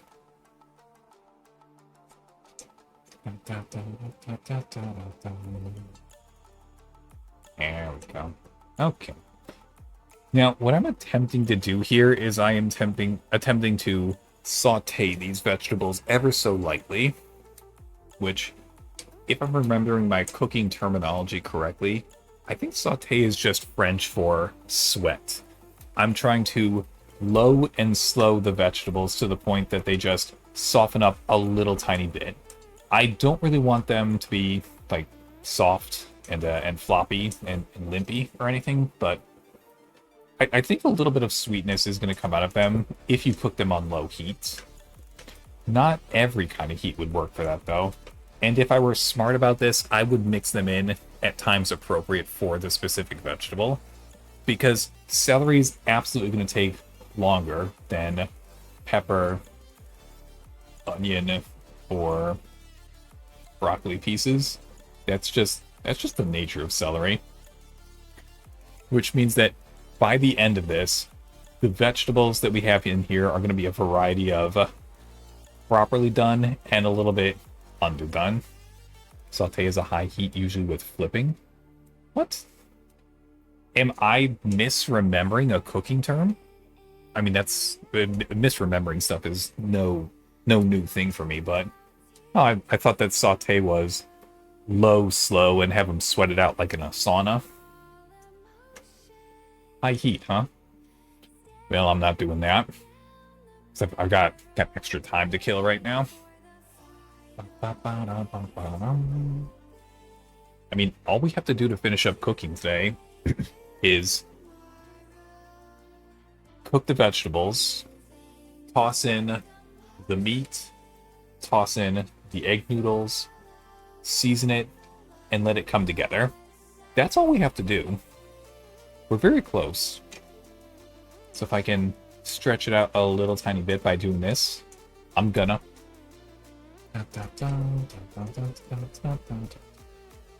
But honestly, let me even out this pan for a second. I want to pull your guys' attention to something real quick. Do you see how colorful this pan is? This is one of the things that I personally like to do when I'm cooking.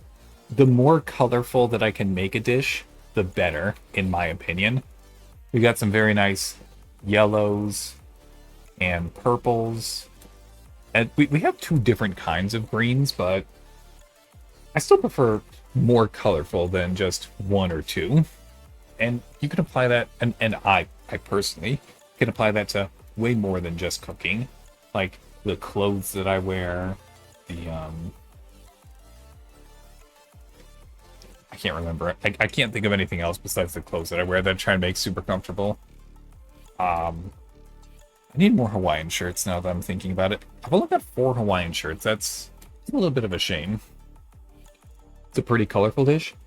Yes, it is a colorful dish, and it's only going to get better. There we go. Sweating is the term of low, slow cooking like this. I don't know if there's a French term for it. There probably is. You know, I have a moment. Let me pull it up on my phone, see if I can find anything. I got time. Let's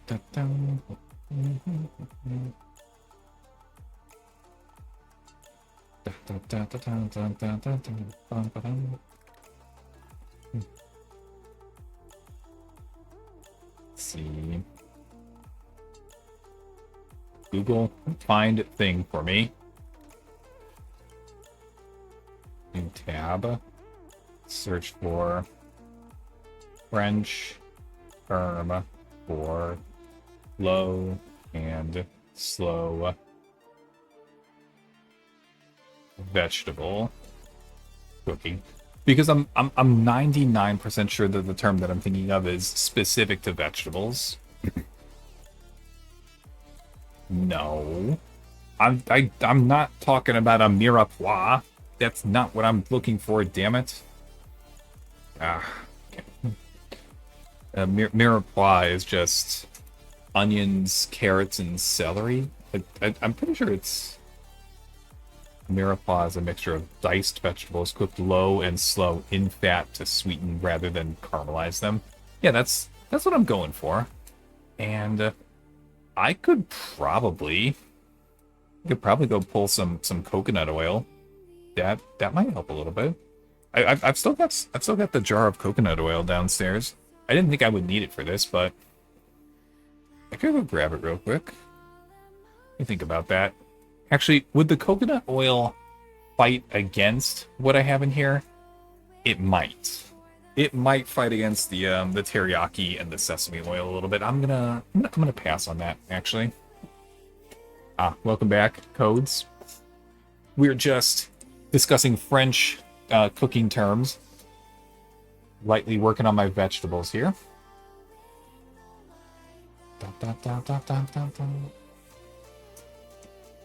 Okay. These are slowly coming up, which is actually what I'm going for, but I'm gonna give them a little bit of liquid. Just a splash of soy sauce. I do that pretty often, actually. Just a little bit.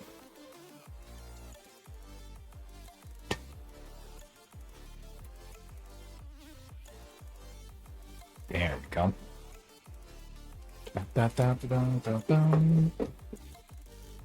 My answer is, I do not want to grab my French cooking book right now. You know what? That's fair enough, Malabi. That's fair enough.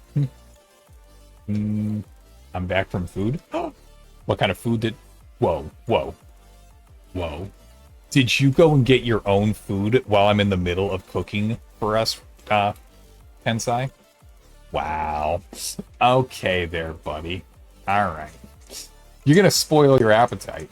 I'm over here. I got a nice thing of meat and vegetables, egg noodles. It's gonna have a nice strong flavor with all the the sesame oil and stuff that I mixed in here, but okay. You know, I will forgive. I will forgive you depending on what kind of food you got. If it's a healthy snack, I can do that. I would be okay with a healthy snack, like some kind of berries, apples, even crackers and cheese would be fine. Now, if you come out and tell me that, oh, I just downed an entire bag of Cheetos dipped in sriracha and coated in, I don't know, something, yogurt. Yes, yogurt is perfectly acceptable. Let's see. This sounds good. I think it is going to be good. Food on a cooking stream? Yeah, what did you guys think? Did you guys think this was just some kind of decorative thing that I was doing right now? No, I'm not going to say that this is meal prep cooking for the week, but whatever I do make on Sundays, I usually end up eating over the course of the week. Okay, I'm going to bump the heat up a little bit because the broccoli stems are definitely not appreciating the heat. And I'm going to guess the celery's a little bit crunchy too. I probably should have held off on the onions and peppers. Should have given the broccoli and the celery a bit of a head start, actually. Don't worry, I can eat a lot. I grew up eating at buffets. Oh my goodness, I would love to go back to a buffet. I went to a Chinese buffet last week, but that's about the only buffet that's still standing for me in the area, which is a bit of a shame because I'm a fan of buffets. I used to be a way bigger eater than I am nowadays. Like, when I was down at school, which was 10-ish years ago at this point, the meal plan that I had was probably somewhere in the 12 meals per week, and everywhere that I could redeem a meal, I would always go to the buffet specifically.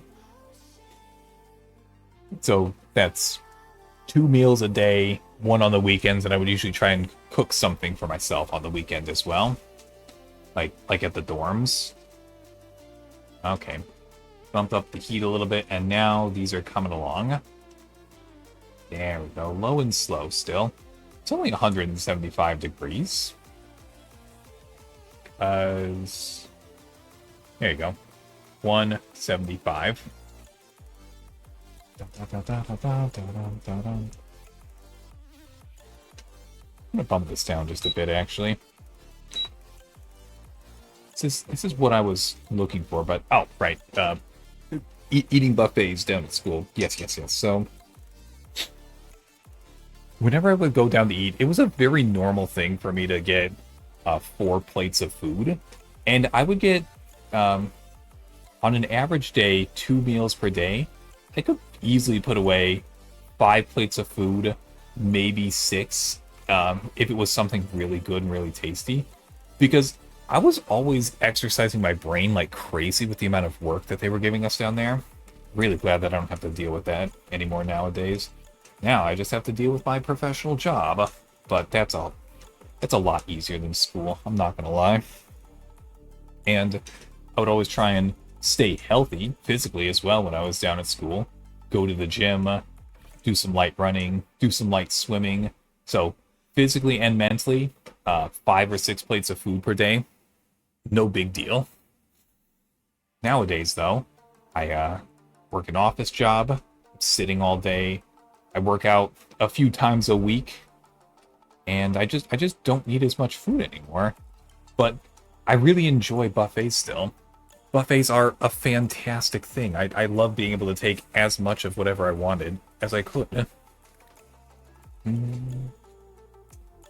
Family made homemade pasta and sauce with salmon, so it's basically a snack. Oh, it's just pasta and salmon, no big deal. That sounds like a really good snack, actually. Do you have any left over? I like cranberry and almond slices with honey. Now, Codes, is that something that you just like? You take your almond slices, toss them into a bowl, throw in a little bit of cranberry sauce, drizzle honey, mix it together, and just eat it with a spoon? Or do you put that on yogurt? I could easily see that going on yogurt, actually. That's actually a pretty good start to a granola bar. The stuff on the screen is not props. I'm sorry to break your illusion, Ryozen, but this is actually real food that I'm making that I will be eating over the course of the next few days. So I'm trying to make it good food if I'm able to. There we go. These have a little bit of a head start, but nothing too crazy. Taking a look at the time, we've got about 30-ish minutes to go. Okay. Welcome in, Undercover Rat. Yep, it is Sunday afternoon. We are doing a little bit of cooking. We have red onions, celery, broccoli stems, bell pepper in the pan. I've got broccoli florets, fresh ginger and garlic over here, a little bit of smoked pork butt from the other day. I've got my egg noodles down here in the corner, and a nice sauce, the nice teriyaki and sesame oil sauce that I'm going to toss everything in at the end. How you doing today? Also, I like Pirate Icarus much better. Sorry, I love you more. Clean shaven for cooking? That's reasonable. I could see not wanting to find my glorious beard hairs in your food. As good as my beard hairs are, and they absolutely are good. Food is a separate matter, I think. So valid. Also, do we just want to confirm that not bearded me is Pirate Icarus? I'm fine with that. I feel like pirates have beards more than they don't have beards, though. So it confuses me just a little tiny bit.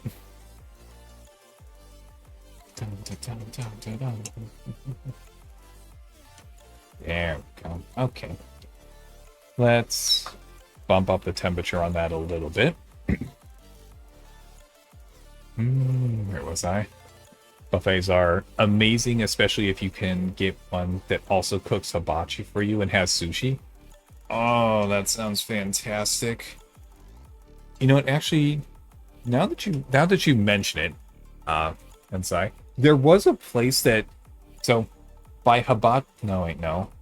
It wasn't hibachi style cooking that they did, but it was closer to the Mongolian barbecue style, where you would load your plate up with your vegetables, your meats, and then give them the sauce, and they would cook it on a gigantic flat top in front of you, put it straight onto a plate, and hand it to you. There was a place that used to do that in the area for me. That was a long time ago. I'm not sure if they're still open, like if they survived COVID or not. I'm gonna have to look that up after this. I can't even finish a dish properly after I get started.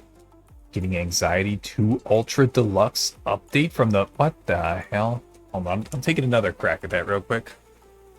I can't even finish a dish properly after I started getting anxiety 2 Ultra Deluxe. Oh, okay. So your medication gives you anxiety, which makes it hard to finish your dish. I'm sorry to hear that. As somebody who really, really enjoys cooking and eating, that is a real shame. I'm sorry to hear that. Even the American buffets like Golden Corral are awesome. I've never actually gone to a Golden Corral, though. I always hear that the Golden Corral is, how do I say, lower quality food? Which, it's, welcome back, Tal. How you doing? No, Tal, can you settle something? Did Ryozen keep it together during the latest Warframe announcement? I am believing them. I'm believing Ryozen that they were able to keep it together, but I would like a third opinion on that.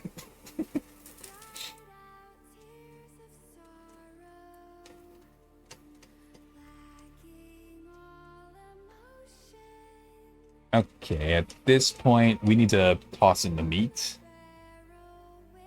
There we go. Okay. There we go.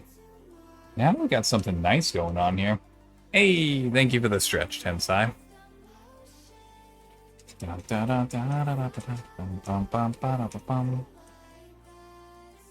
I think we got something pretty good going on over here.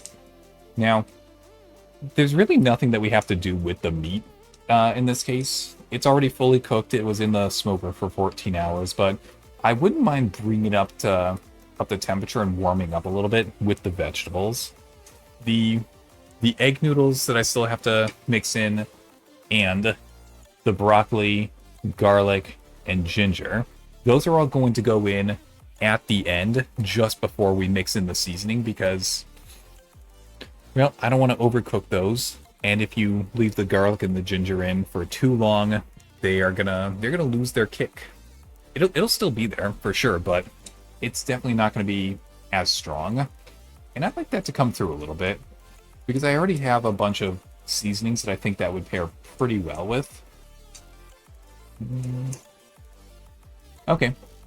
Ryozen, it looks like Tal has not spoken out in either direction, so I believe that you were able to keep it together during the Warframe new frame announcement.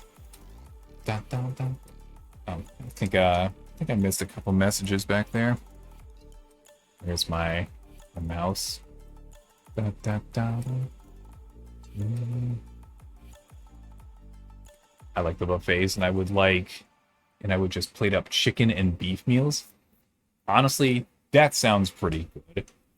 If I could go to a buffet that offers a variety of things like chicken, beef, and seafood, I would probably do 50% seafood, 30% beef, and 20% chicken. That's the kind of split that I'm looking for personally. Don't get me wrong. Beef dishes at a buffet are very good, very tasty. However, I'm definitely a seafood person if I'm able to get it. Because is there even a seafood buffet around me? Probably not. But you give me the option. I'm gonna take a seafood buffet, eat a bunch of crab, fish, shrimp, crawfish if they have it. I definitely like crawfish, like the Louisiana style crawfish boils with the corn, the sausage, the crawfish, all that kind of stuff. I would definitely do that. That sounds like a lot of fun. You at least get paid for work, unlike work. Huh? We can trade some food when you were done cooking. Oh, okay, excellent. Not gonna lie, this makes me want to go eat something, but I'm doing good. Oh, see, I have that effect on people. Whenever people see me cooking, I like to believe that the cooking that I do is good, so they wanna go eat something as well, which I'm taking as a win. I take that as a W, personally. It just means that I was able to stimulate your appetite through a screen. Which sounds weird when I say it out loud, but I still think it's an accurate statement.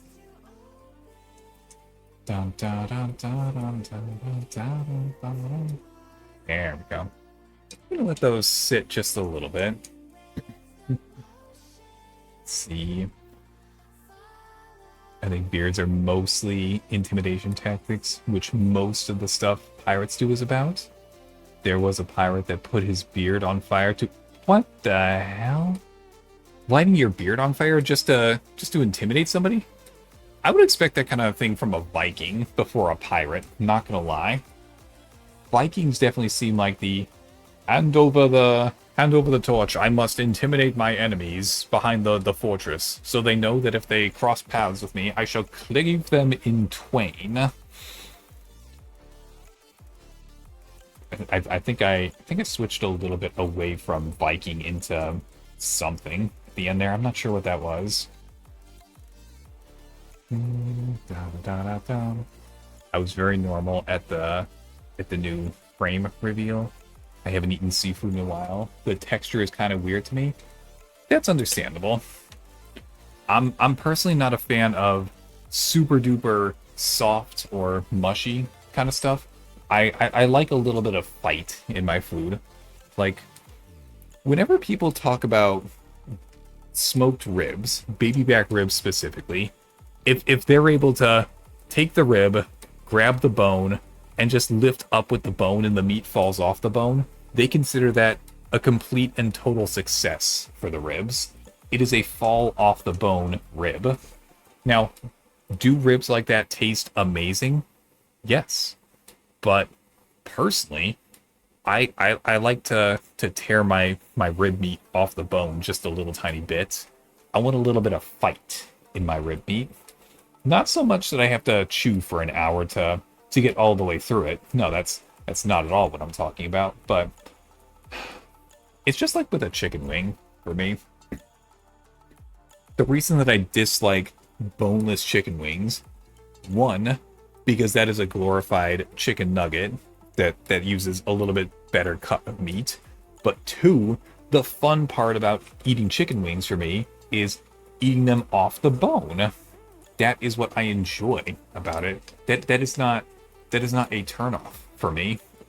Please hand over the bone and wings. Oysters are popular at the buffet. I can't remember if I've ever actually had oysters before. I've had a variety of things, but maybe not oysters. You're doing great cooking, and I am learning a lot. Thank you. Thank you for telling me that, honestly, because I know that I've mentioned it on stream before during the cooking things, but one of the things that I really hope that I'm able to do through these cooking streams is make a nice step-by-step guide for somebody who wants to try cooking something new. Just grab the ingredients that I grab, just follow along with the video, keep pace with me, and you're gonna have a nice dish by the end of it. I would like that. I don't know if it's happened yet. I want to believe that it's happened, but thank you. And in between, I like to stay on the bone, but easy to be pulled off. That's reasonable. I mean, it's not like I want to... It's not the right wording for it. It's not like I want to hurt my teeth or anything trying to get it off the phone. That's a little bit too much. But still.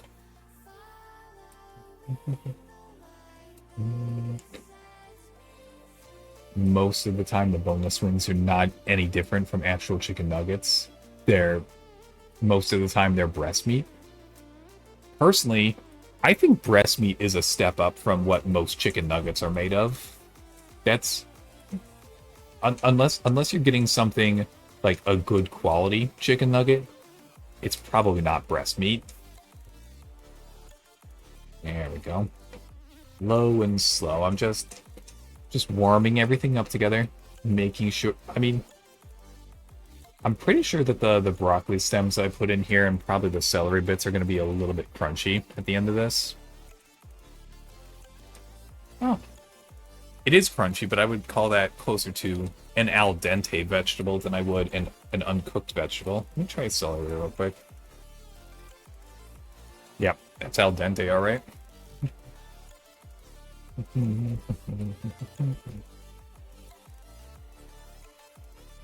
Chicken nugget? Yep. We got all the chicken nuggets. Have the stereotypical autistic food preferences. Most of it, at least. I don't know what the stereotypic autistic food preferences are, Ryozen. If I had to venture a guess, I would say chicken nuggets, for sure. Pizza. Pasta. Vegetable-wise, green beans are probably a pretty safe thing to have on the list. What else is on the list? A lot of people like some lemon on top of their oyster. They taste good, and the texture can feel weird at first. Tensa, I would have to imagine that eating oysters is a very soft, very chewy, very rubbery kind of thing. If I were to have oyster, I would probably put a little bit of actual oyster sauce and a squirt of lemon. That sounds pretty good for me. But I have to imagine that it's a different kind of soft and squishy than you would get from something like octopus or squid. You know, actually, taking a step back, there was a restaurant that I went to quite a while ago that had pork, celery, and squid pieces mixed together and stir-fried. I don't think it came with any noodles or rice or anything. It was just those three ingredients. That was a pretty solid dish. I think the restaurant closed a long time ago, but that was pretty good. Squid is one of those things where I'll certainly eat squid if that's what you have prepared. I might even seek it out and grab it if I'm able to, because, well, how often do you get a chance to eat octopus or squid? For me, it's not too often, so I'm gonna grab it while I can. Let's see, how are we doing on time? We're doing pretty good. Okay. So I think now we can start tossing things in together and then letting it sit for a little bit. So, egg noodles first. There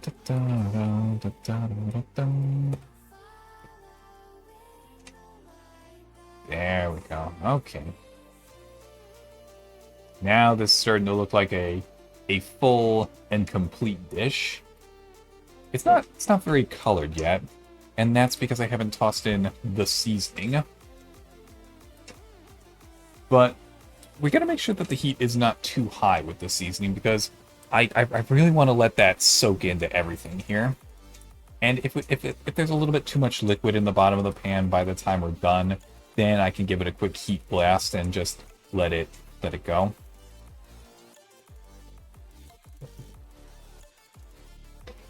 And okay. So what we've got up next is, I have to learn how chicken nuggets, to make chicken nuggets eventually and freeze them.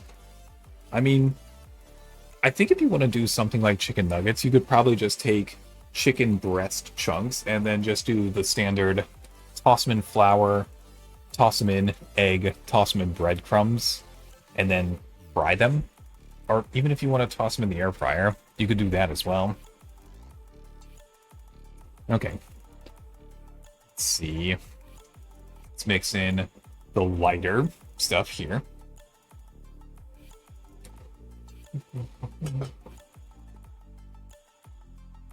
And the seasoning that I worked a little bit on.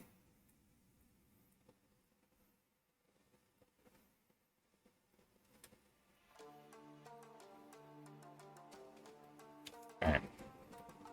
See if I can scoop out all the bits that are in here. I don't want to let those go.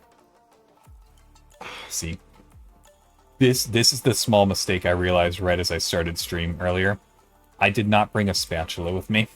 I only have the chopsticks at the moment.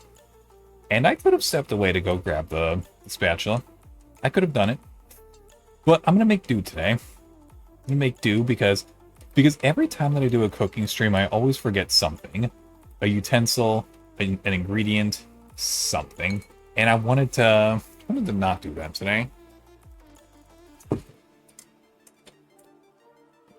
So,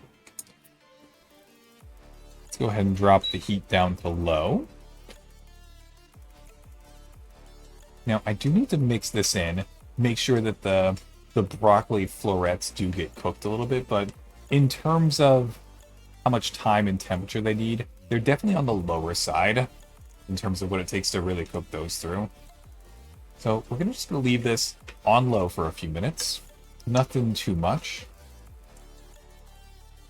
There we go. Now this is looking like a nice full dish. What do you guys think? Let me pause this. Grab the pan. What do you think?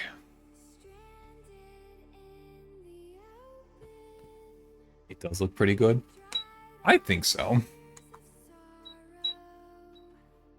I think it looks pretty good, personally. We just have to let it finish cooking on a low heat. Let all the seasoning that I had in a little bowl there mix in, and then boom, we're done.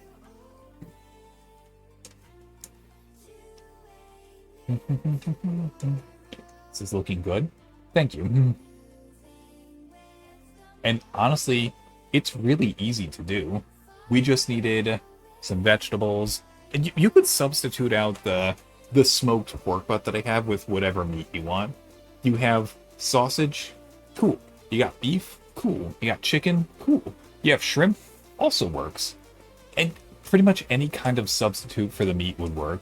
And even if you don't want to eat meat, I'm sure that you could substitute out something like tofu, or maybe swap the egg noodles with some kind of beans. Maybe swap those out for mushrooms, bean sprouts, have some rice on the side. Then you just have a nice topping to go on the rice.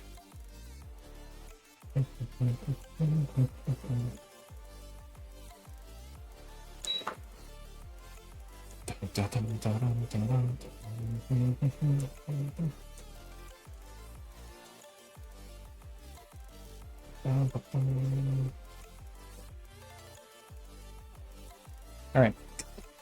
All we have to do now is just kind of let this sit for a few minutes. Just finish cooking. Easy peasy. Smoked tofu is pretty easy to do. You just have to press it underneath a weight for a while before marinating it. I've never cooked with tofu before. I mean, I've known about tofu for a very long time. It's nothing crazy, nothing odd, nothing particularly special about it. I've just never cooked with tofu before. If I were to venture a guess, it would probably be pretty easy to get. I don't think I could make tofu though. That seems like the kind of thing that you have to do some serious prep work in advance. That's not just oh hey, it's 1 in the afternoon. I need to have tofu for a meal by 5 o'clock for my dinner guests. It's soybean? Yeah, exactly. Dun, dun, dun. It's way cheaper to just buy it though. Yes, I know exactly what you're talking about. I have gone through this exercise so many times, Moabi. I'll tell you the exercise, so that I realized I didn't actually say what I'm talking about. So I really like the concept of making my own pasta or noodles. That sounds like it would be a fun time, a fun afternoon to make my own noodles, go ahead and let them sit out for a bit, cook them, and then make a nice fancy ramen noodle dish or pasta dish. Sounds fantastic. But whenever I do the research on that, the conclusion that I pretty much always come to is I should just spend $1.50 on the box of pasta instead. Just boil it. That's the conclusion I always come to.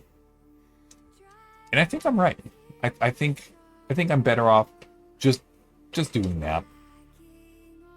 It sounds like a lot of fun, like making your own bread, making your own tortillas, your own pasta, your own noodles, all that kind of stuff. Tofu as well. But some things, just buy them in the store and use them. It's not going to make that much of a difference. Would it make a little bit of a difference? Yeah, probably. But nothing too crazy. There we go. See, I don't really use egg noodles all that often. If I were to rank the different kind of things that I like cooking in the starch or carb area, it would probably be pasta at the top. I'm a big fan of pasta. Pasta at the top, rice second, potatoes third, probably egg noodles, then beans. I really don't do too much cooking with beans. Maybe I can try and find a recipe that calls for beans so that I could try making something like that. I think that would work, actually. There's a ton of bean dishes out there. Do some kind of beans, some kind of rice, some kind of chicken. There's a variety of seasonings that I could work with. I got a decent amount of seasonings now that I started doing these cooking things on the weekend. Hmm. I'll think through. I've already got a plan for what I want to do for the next cooking stream. I can't tell you guys because I'd like for it to be a surprise, but I do already have my next plan. But I am always looking for ideas. Fresh pasta does taste different than box pasta and fresh bread. Definitely tastes better than American store-bought bread, but most of the time the store-bought stuff is just fine for most things. Yes, I agree with you. Another thing that I would say, like the tubes of already minced up garlic and ginger. I have tubes of garlic and ginger paste downstairs that I could have used today instead of the stuff that I used, but I have time. I have the time today to do this, so I thought might as well, might as well grate some fresh garlic and ginger, toss it in here. Doesn't make that much of a difference. It makes a marginal difference for sure. If you're somebody who's super good at food, like cooking, eating, tasting, all that kind of stuff, I'm sure you would be able to tell. But I don't know. For me, it feels like my ability to really taste things super distinctly is not as good as it used to be. I'm wondering if I have a long COVID symptom of not being able to taste the same as I used to. Don't get me wrong, I can still smell and taste uh, basically the same. It's just... it's the right phrasing for it. All the smell and the taste that I'm used to are there, but it's just like they've been dialed down a little bit, if I could phrase it that way. And that's how I will phrase it. Nothing too crazy, but sometimes I wonder. Oh, look at this. Can't believe I almost forgot about this thing that I brought up here with me. I bought this at the store the other day, and I just never got around to it. Let me just peel the sticker off real quick. Da-da-dum-da-dum. Stickers, bite me.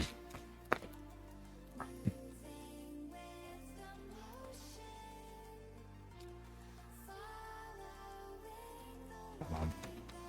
These orange stickers are so...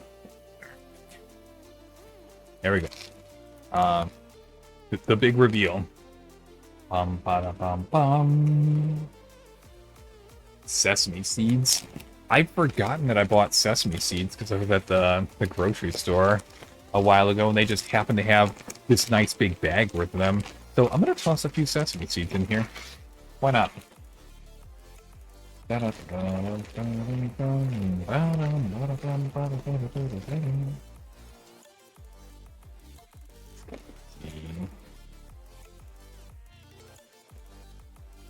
Oh, need my knife.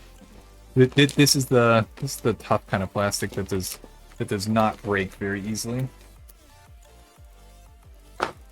There we go. Okay. Note to self, be careful. This is gonna make a mess if it ever spills. Ad break in a second? Okay.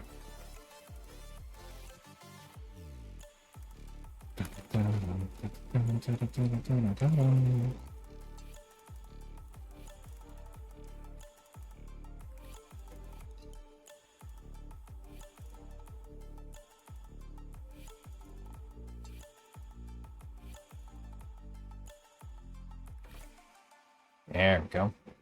We'll just sprinkle those on.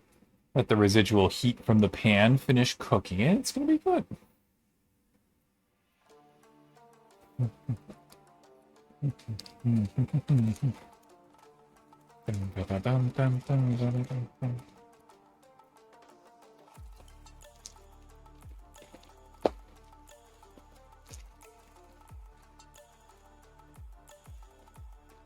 Hey,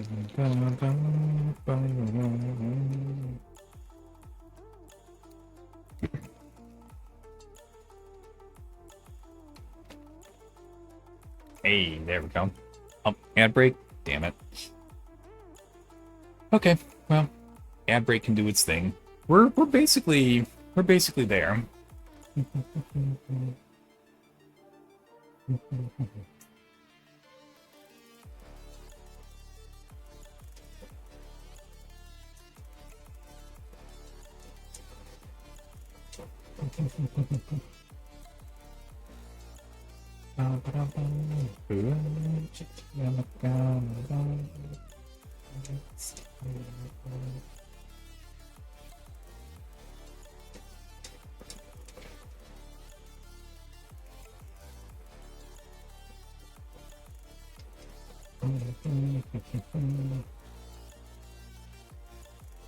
There we go.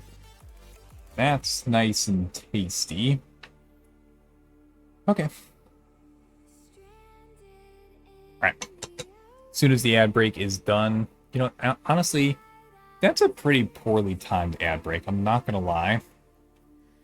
Because as soon as we are done here, I need to put myself on the away screen for a little bit so that we can go do some mild cleanup, rearrange my setup for the gaming session after this. And that's a solid 15 to 20 minutes. Seems like I'd be way better off running the ads during that. But the timing of it is that shortly after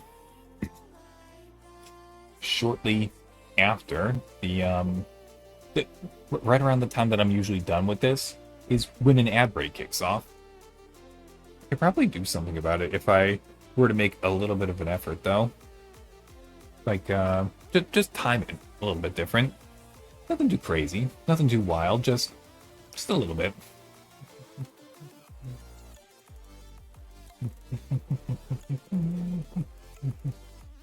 Oh, look at that. Ah, Dragon, I gotcha. Moobot's misbehaving again. Tisk tisk.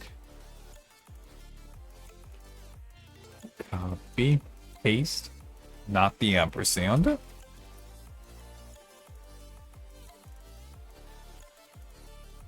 Moobot, where are you? We have work for you to do. There we go. Okay. Alright.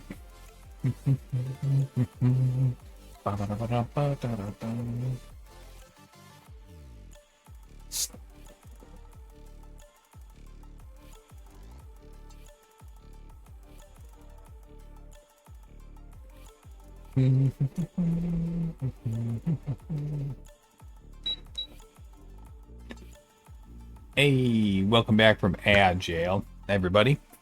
Now, as I was talking about during the ad break, I think that I've got pretty unlucky timing in terms of my ads and when I finish up cooking, because now that we're done cooking, I'm going to need a few minutes, like 15, 20 minutes, to take a short intermission where I'm going to go do some mild cleanup, rearrange my setup for the gaming stream section that we have up next.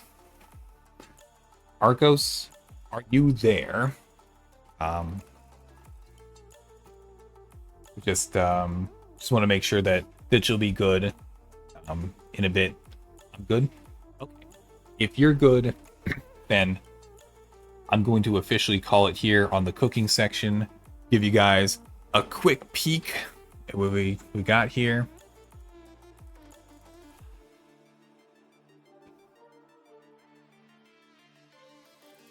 There we go. The teriyaki smoked pork and broccoli noodles. There we go. That's what I'm calling it. It's done. All right. So, fortunately, we just finished an ad break. That would be lovely to run while I'm away for 15 or 20 minutes to clean up. But like I mentioned, I have to go put this somewhere else. Got to go do some very light cleanup. And when we come back, Arkos and I are going to jump back into Snowrunner, and we are going to do trucks in the Michigan mud. And I don't remember specifically what we were doing 2 weeks ago, but We're going to figure it out. So let me fire up a quick message. If anyone has to go take care of anything, grab some food, stretch it out, get a drink, this is definitely going to be a solid 20 minutes before I come back, so you don't have to worry about missing anything. Quick clean up till the 1650 CST. Quick clean up. Snow runners at 20 minutes. So I will see you guys shortly.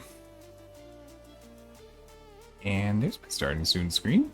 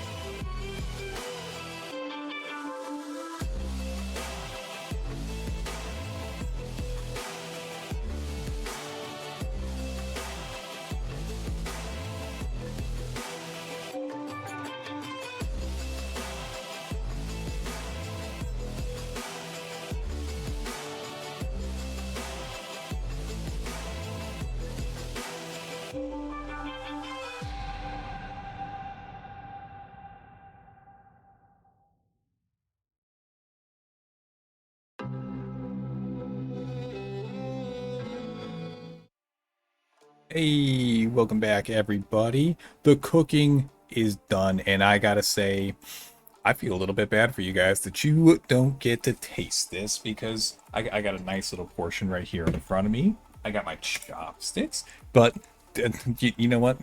It's not all fun and games, unfortunately, because it's gonna be a few minutes before I can properly taste this, make sure that it actually come out how I hoped it would. But that's okay. It's okay because I don't need my food to be piping hot to be able to eat it. I don't need any of that at all. It's fine. I'm fine with room temperature food, honestly. So, cooking portion complete. Did you guys have fun during the cooking portion? I had fun. How about you, Arkos? What'd you think today?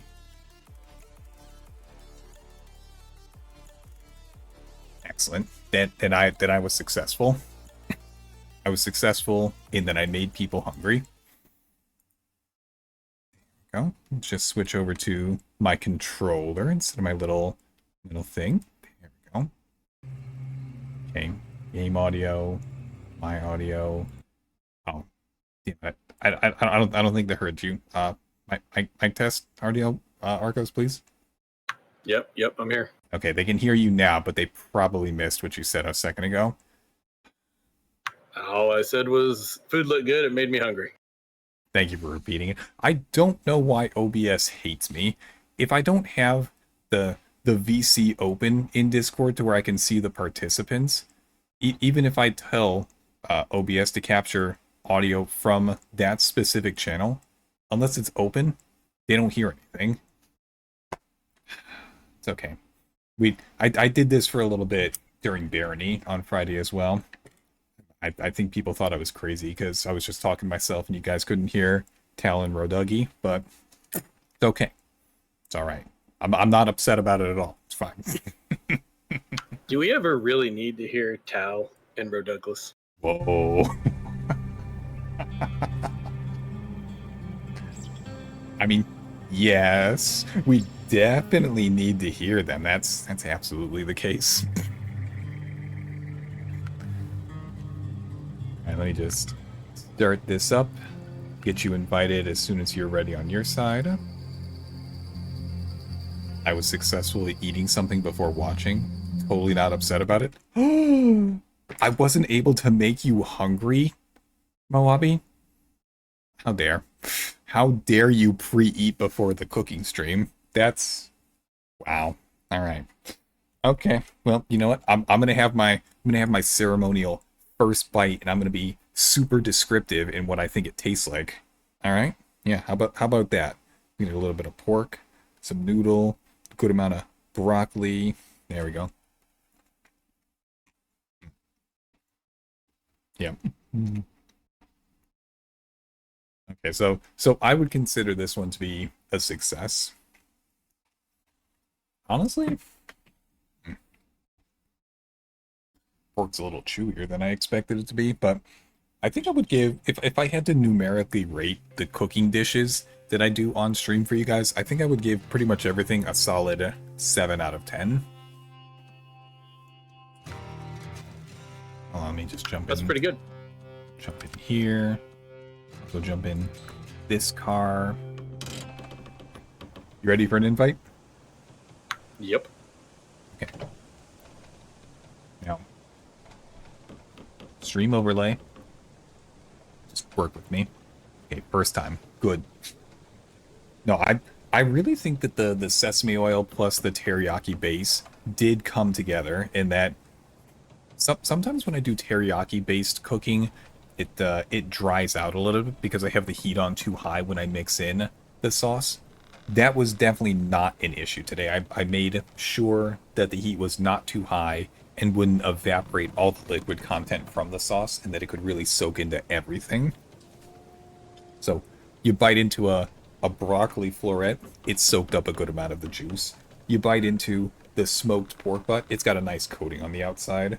You bite into egg noodle, it has pieces of stuff mixed into it. It's not overdone, which I'm very happy about. Solid 7 out of 10, personally. Okay, so Do you remember what we were doing during the last session, Arkos? I mean, I'm not sure we were just kind of working on tasks and missions and stuff. I see a couple upgrades on the map, which are always good to Oh, try to grab, since they'll definitely be for vehicles that we have access to right now. More than likely on this map because it's the very first one. okay, okay. I mean, I'm getting a pretty clear memory of trying to drive off of a cliffside to go after an upgrade from the last session. Yes, and you were successful at it too. Oh, even better. Thank you, me of 2 weeks ago. Okay, so how about we start with going after some upgrades? That's the gear-looking icon, right? Yep, gear in the box. Okay, so I see one towards the middle of the map, just above the wooden bridge that needs to be constructed. We're probably going to have to make the wooden bridge to go after that one, though. That one we come at from the right. There's a much wider swatch of water there to its left on that island, and I don't think we can actually cross that. We got to go through. There's kind of a ford there to the right of it. Okay. So, some scout vehicles would be a good choice for going after that upgrade, then. More than likely, the one issue we're going to run into, that just looking at the map, I'm not sure how many trees are there, so there may not be any winch points. There could be downed, fallen trees and stuff, which usually serve as a winch point that don't show up on maps well. So it may be okay. I haven't gone after that one in so long I don't recall. So, I'm looking at the map pretty close up, and I can see that there are the two big power lines. One on the rocky area to the left, and one in the middle of the trees on the right. And right between them, there seems to be a fairly clear path between the dense big trees that we could try and take a pass through. Yep, I think that's the way to go. Okay. So, should we both grab a scout vehicle and make our way over? I mean, two people working on this doubles our chances of one of us getting across. Yep, I think that's a good idea. I'm trying to see. Okay, so I'll grab mine and head over that way. I've got access to my own, which are basically more or less equivalent to what you've got right now. So I've got the Chevrolet, I've got the Scout, I've got the Fleet Star. I think the Scout 800 is the way to go. Yeah, that Scout 800 has diff lock, which I don't know if we've unlocked for the Chevy yet. Diff lock can definitely help. The diff lock on this is only in the low gear, right? Correct. Yeah, that as long as if it's not always on, then it's only in the low gear. If it's always on, it's always on. Okay. I'm going to make my way over to the road next to the power lines, and then we can take a crack at it. Where am I? Oh, I left it over here by the farm. Okay, this could be a little bit messy to get to. I really want to drive through the farm. Driving through the farm is certainly the shortest path, but based on the last time we were in the farm, it's a bit of a mess. Oh, hold on. If I backtrack and make our way over towards the garage entrance, I see a upgrade just sitting here, up for the taking. Yep, that's an easy one. I'm gonna grab that one real quick since I'm basically there.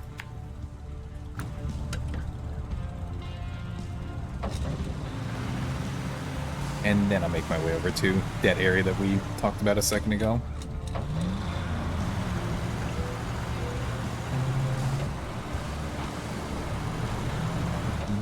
Yep, I'm customizing my Scout a bit because I haven't done much with it.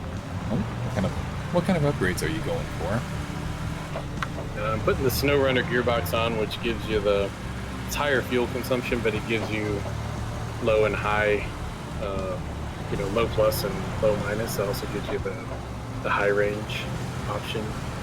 Okay. And then a crawler suspension, which is nice for the Scout 800 because it's a very tippy vehicle, and the crawler suspension is a true independent suspension suspension. So like if you were doing rock crawling where you wanted large amounts of flex on perhaps your front driver's side, but you needed the other side to be down because it's off a rock or something like that, that's what crawler gives you.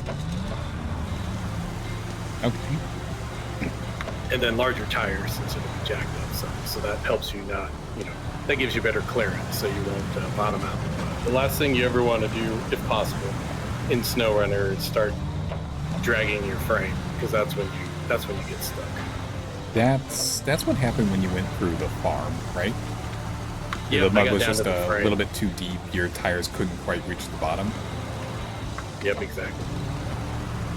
Fucking fight me, you coward. Okay, Avi, can I at least finish my food from the cooking portion first? It came out pretty well, and I kind of want to finish it before we have our fight, our standard procedure fight. I was gonna say, I know who that is. Yep. Don't even have to look at the chat to know. Oh, now this is a highly suspicious little wooden plank bridge over here. I'm gonna carefully drive over it though. No, I can't finish eating. Come on, it turned out pretty well. It's got smoked pork. It's got broccoli. It's got egg noodles. It's got a nice teriyaki sauce. A raised suspension kit, good for venturing down old roads or off-road terrain. Not for this vehicle, but I'm still taking it. Would you recommend that I go over to the garage and fancy it up a little bit before we tackle this? Yeah, possibly. Okay, I'm just gonna do a recover on it then. Okay, how do I recover? Hit the V key from there. V, right. Okay. Recover with me inside of it. Yes, please. Okay. Customization. Javi, did you steal my beard before you... you told me to fight and then you stole my beard? I think you have the order backwards. You steal the beard, then you challenge me to fight with the prize of the fight being the beard that you stole from me. That makes sense to me anyway. So I don't care about the engine. I don't have any stock gearbox. No, looks like I only have the Freeway and the Snowrunner gearbox. I'm gonna go ahead and install the Snowrunner gearbox. Oh no, I don't have the Freeway gearbox. That's locked in Michigan somewhere. Go ahead and grab this gearbox. Suspension I can go ahead and put on crawler. That's a good thing, right? Yep, that's a good one for it. Hey, $5,000 for it? Fine. Purchase. Installed. Okay. The biggest tires that I have in, since we're going to go through water, does Snowrunner classify water as mud or off-road? It usually has, typically it's going to have mud of some kind at the bottom, but it can have rocks. There are places that have rock layers at the bottom instead of, there would be dirt or something underneath them, but yeah, it can have almost anything, I believe. 1 second. Thank you very much for the raid, Cyan. Really appreciate that. How are you guys doing today? I accidentally did tried to do a raid command instead of a shoutout command. See, you guys were doing. Oh wait, no, should I? Wait, I'm thrown off. It's been a while since I got it raided. Thank you very much for the raid, Cyan. If you have to raid and run, perfectly understandable. If you have to go take care of your after stream care, get something to eat, get a drink, stretch it out, please go do that. I know how important that is. If you want to hang out, you are more than welcome to. We are just taking on a little bit of Snowrunner after doing the IRL cooking session. What did you guys do today? A little bit of Space Engineers. Fantastic. What were you guys doing in Space Engineers? Kind of rating me while being off. Yeah, I'm rusty. I'm a little bit rusty. I can't deny that. But everybody, go give Cyan a follow. They're always doing the Space Engineers, and I really have to get back into Space Engineers. It's a fun game. It's got a nice steep learning curve. It's got all the things that I like, but I don't have the time. I have the time to do all these things that I want to do. It's killing me. But thank you very much for the raid, Cyanna, and for trusting me with your community. I will try and keep everybody happy. Okay. You were saying, Arkos? Yeah, I don't know, but with tires, you know, if you can put on off-roads, I think we've leveled up enough where you can put on off-roads, but probably not mud tires yet. If you've got, like, I had 39 OS1 under the off-road category. Do you have that? It should be all the way at the bottom under off-road. Checking.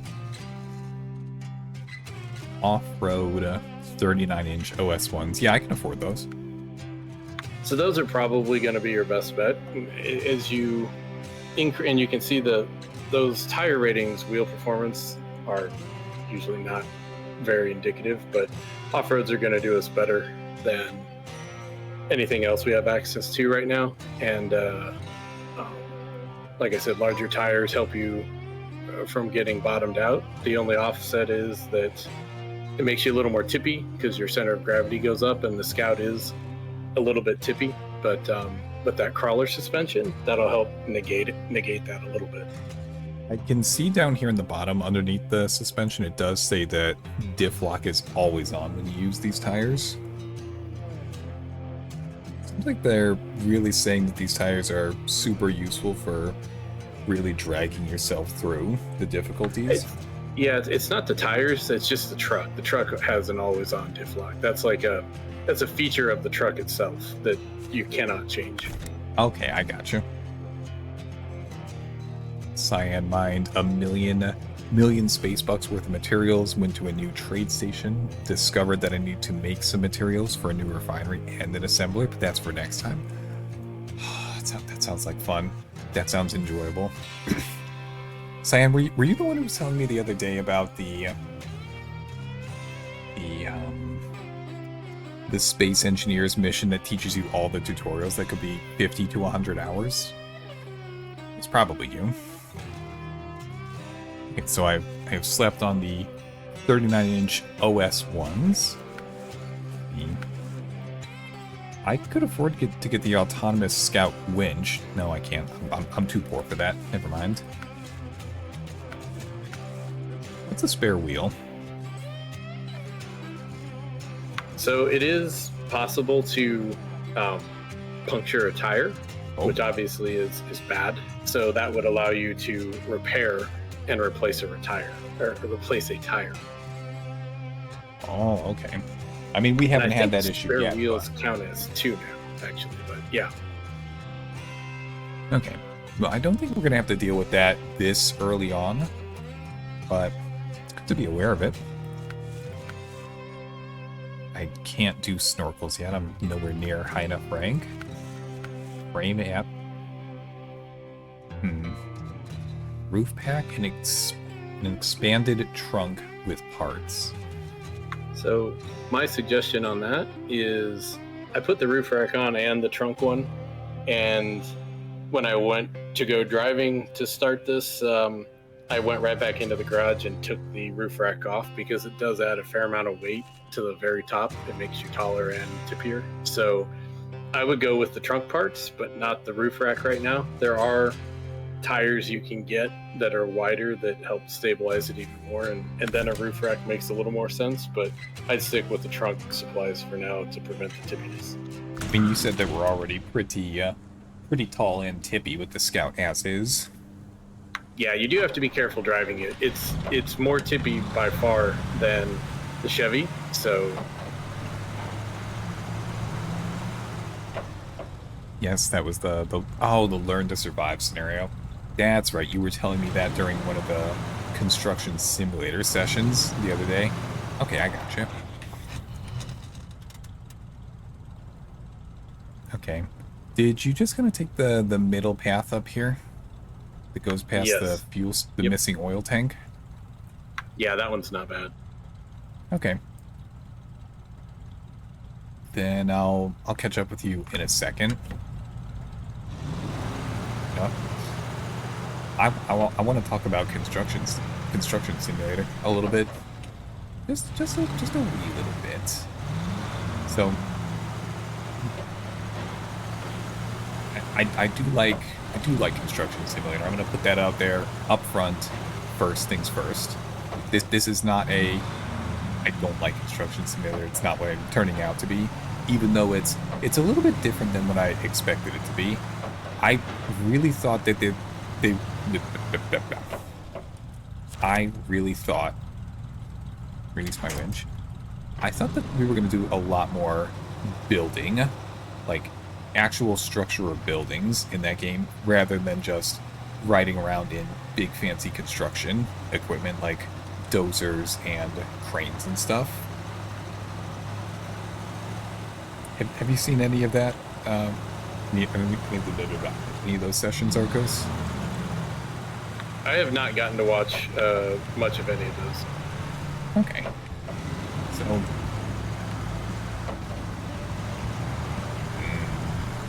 drawing a blank.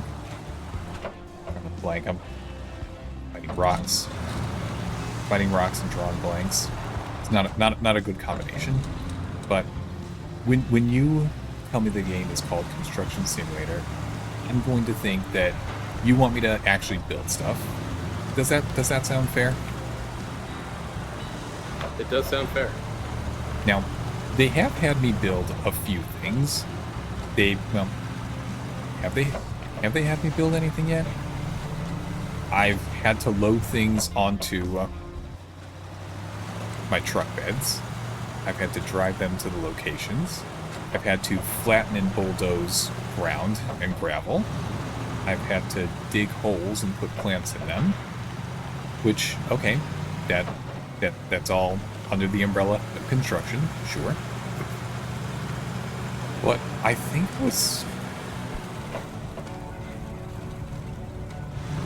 I was probably under the assumption that it was going to be a lot closer to a building simulator. Like, lay the foundation, put in your structural reinforcements, put in your 2x4s, your bricks, your drywall, so on and so forth. That's what I was thinking the game would be.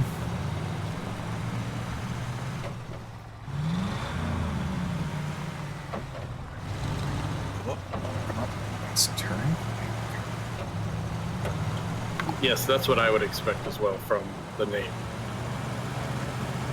Now, I am having fun with it, and I'm definitely going to go through bare minimum the European campaign for the game, because we just finished the...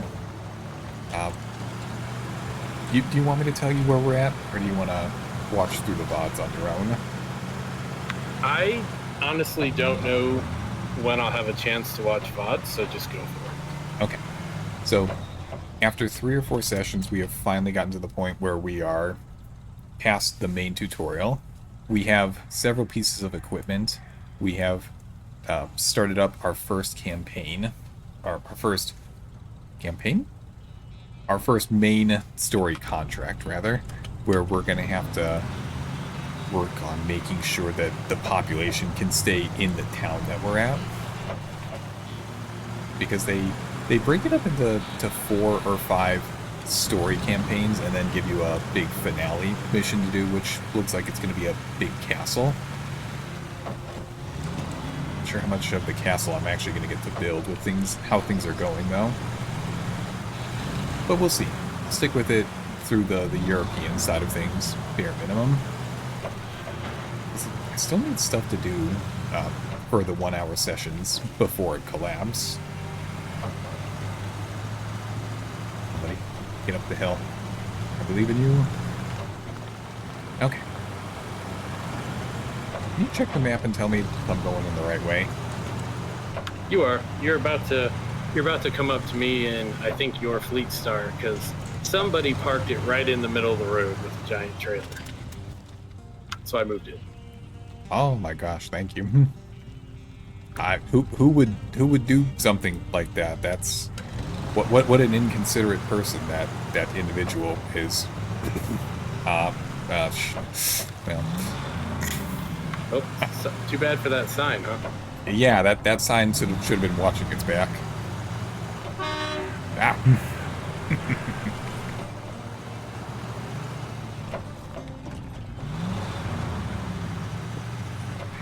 All right. You know what game I've been keeping an eye on for the updates for? What's that? Deconstruction Simulator. It's by the same people who did Ship Graveyard, Car Mechanic Simulator, Thief Simulator, and a whole bunch of other stuff that you might be familiar with. Yeah, you played. Did you do? Was it a demo or early access or what was it? You did that a while ago. I'll follow you. Last year I did. Is it this way? No, I'm pointing the way we need to go. No, this.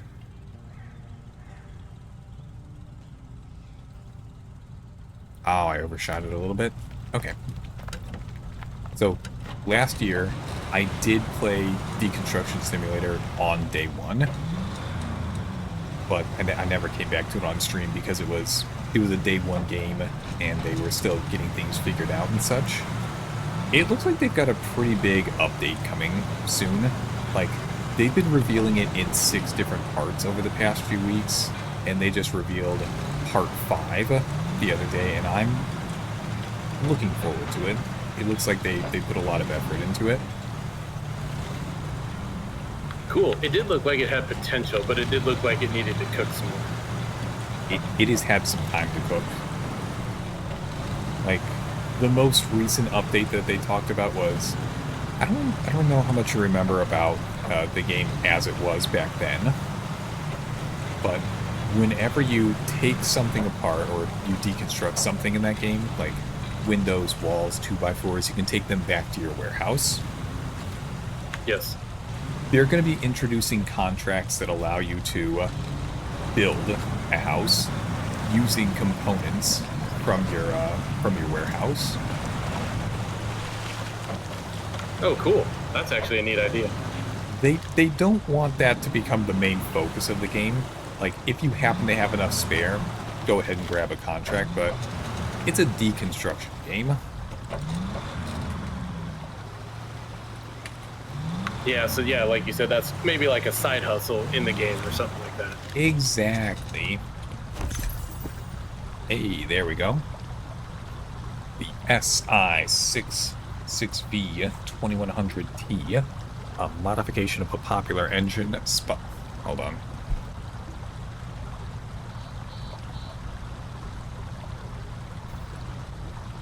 A modification of a popular engine sporting increased power output, reliability, and acceleration potential at the cost of fuel efficiency.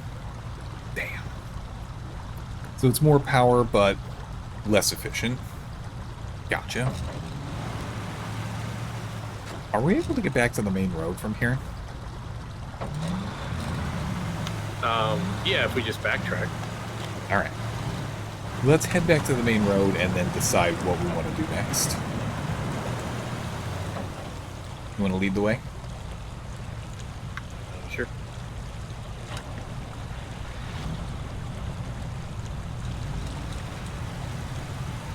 Oh, it's a very nice looking paint job that you have on your car there.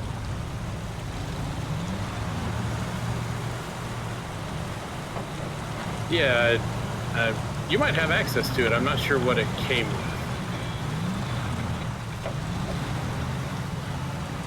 I'm positive that I have the base game, but maybe if it was one of the free packs that I just grabbed, I might have it.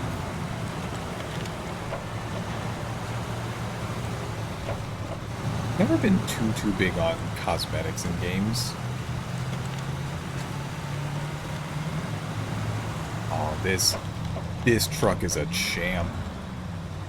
Yeah, the problem is, did I take this back? Oh no, we're good. Okay, I'm gonna back up and give that another shot.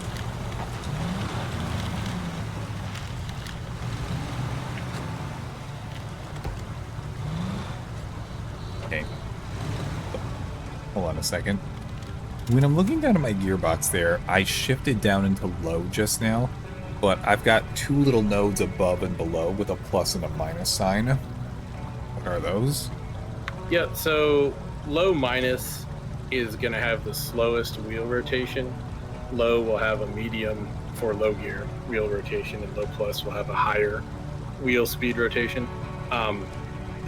So if you're driving a Scout, the two main, let's just say the two main methods for getting through mud in the game are float above it, which is usually mud tires and a light-ish vehicle.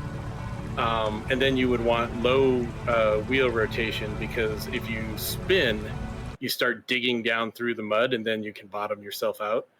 The other way is maybe for heavier vehicles, possibly thinner tires like off-road tires, although these are pretty thick tires that we've got. You can cut down through the mud and get to the dirt layer at the bottom, which all mud has somewhere at the bottom, and you can get traction on that. So the low gear is good for floating on top of the mud, which the Scout can do because that's a pretty light vehicle. Okay. But you also usually get more torque for pulling and just more wheel control, because your wheels aren't just trying to constantly spin, and it's not going to shift gears on you when you don't want it to shift gears. So it's a little more control. Gotcha. So they definitely have their uses, and it sounds like deeper mud or potentially water is where you really want to consider switching between them.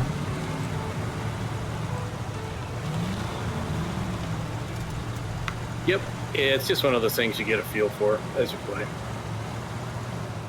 Okay. Going fast in the game usually results in damage and or flipping. I'm surprised it hasn't happened to me yet, honestly. With my track record, anyway. Okay, I guess we're not really back to the main road, but close enough. From science. So I'm looking at the map. I would also like to find a use for all my space bucks, because I got 12 million of them, but not sure besides... Wait, what? They don't really have a way to spend your space cash in Space Engineers? You know, and actually that might track, because with the amount of actual stuff that you just fix and do on your own, what use is there for spending money when you just take care of everything yourself? That's a good point. Alright. What mission are you thinking, Arkos? Well, just kind of looking around at what we've got available. If we wanted to try to tackle something together, a lot of the kind of together stuff, at least on this map, is probably going to require the larger trucks, which is okay. Like, it'd be trying to pull stuff out of, you know, the water or the swamps or stuff like that. We can also look at the contracts, which are kind of the regional mission tracks. I don't really remember having to pull much out of the mud yet. The game. Yeah, you want to try to rescue something? Are we just looking for these drowned? Insert truck name here. Yeah, like the drowned Scout over by the farm is probably one that, you know, we can use a Scout for, that we don't necessarily need to do together, but we could try it. The drowned highway truck to its south, you know, that's a larger truck. Scouts probably are not going to be pulling that, at least not these Scouts. So we could do something like that. We could actually go grab that Scout first, since we've got the Scout trucks out now. Let's warm up with the drowned Scout truck and then give the drowned highway truck a shot. Okay. I'm going to suggest we just recover, because that'll save us time. Okay. So, do I just switch to driving the drowned Scout and recover it? No, we've actually got to pull it back to a specific location. Oh, okay. We got ants in a moment. Okay, so what would we need to do with the drowned scout? Oh, well, we need to get over to it. So I'm suggesting we recover our current Scout 800 vehicles I'll because we'll be a recover lot what closer. we're in to the garage Yes. and then swap to something that can actually pull it out of the mud. Well, let's try it with the Scouts and see how it goes. Done. Recover. I think one of them will be able to do it, but we're not using. We're using the crappy engines on the Scout, and the Scout has a crappy engine, the Scout 800. So You mind if we take a short ad break? yeah, let's do it. Okay. Let me just come over here, slap on the ad break message, and I'll see you in a couple minutes.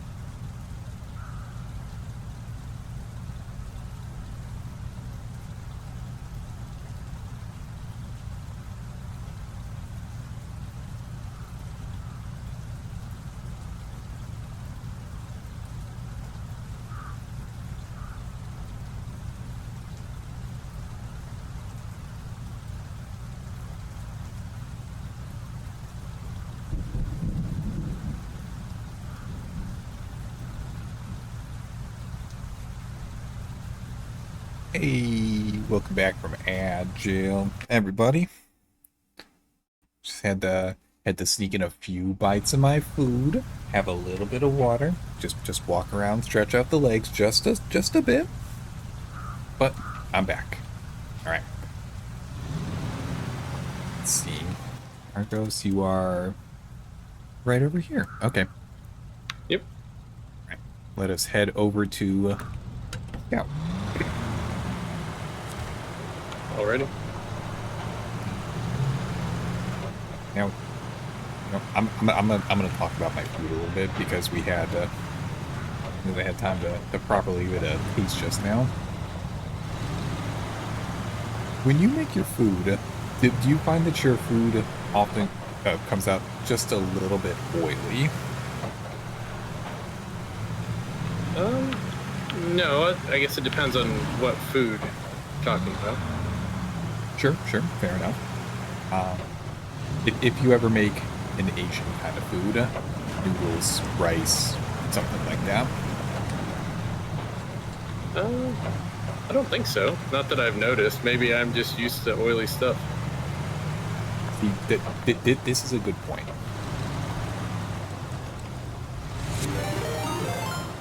Holy, we're getting raided again. Welcome in, raiders. To those of you who don't know me, I am IkarosFaln, the Sunset VTuber. Roxy, thank you very much for the raid. I'll give you a quick shout out. I'm gonna do it correctly this time. Thank you, Arkos. Thank you, Arkos, for that. Roxy, if you have to raid and run, perfectly understandable. If you have to take care of your app, if you have to go take care of your app, if you have to go take care of your after stream care, grab a drink, get something to eat, stretch it out, please go do that. I know how important that is. If you want to hang out, you are more than welcome to. We are just doing a little bit of Snowrunner right now after doing an IRL hand cam cooking session. Let's see, what were you guys doing today? You were also doing Snowrunner. Fantastic. Which map are you currently working on? And everyone, make sure you go give Roxy a follow. Another big Snowrunner person has rated us before. Let's see. Hello, Phoenix. And hello, Death Advances. Did you guys have a good time today? Oh, you were working on a map in Mexico. They got maps all the way down to Mexico? Mexico is the newest season. Oh, that's the newest season. Okay. Season 18, I believe. I'm still pretty early on. Was this fence you? It's possible I used my horn to destroy that fence, yes. Let's see, what's my horn button? G, as in golf. Those are already down. You'd have to go find, like, the back, go backwards. I'm gonna choose different ones. Let's go right over here.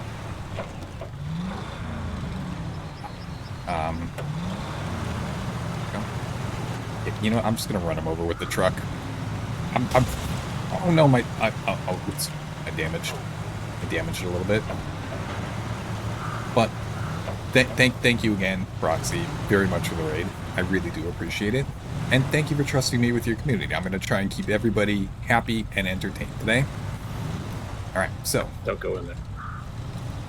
I assume that pickup truck is what we are after at the moment. Yeah, so if you go up to that, follow the road there, but don't go into the water. If you adjust your view looking down, you'll see that it's a less deep over to the right, if you want to see what I was looking at. Okay, I shall do that. Slowly look down at the ground. Okay, so I see what you're saying about hugging the right. That would be a little bit less steep than this gigantic pitfall on the left here. Yeah. Okay, noted. That's why I stopped and backed up. So go ahead, I'll follow you into there. Okay, I'm just giving myself a nice wide breath on that. There we go. Does single filing these work a little bit better?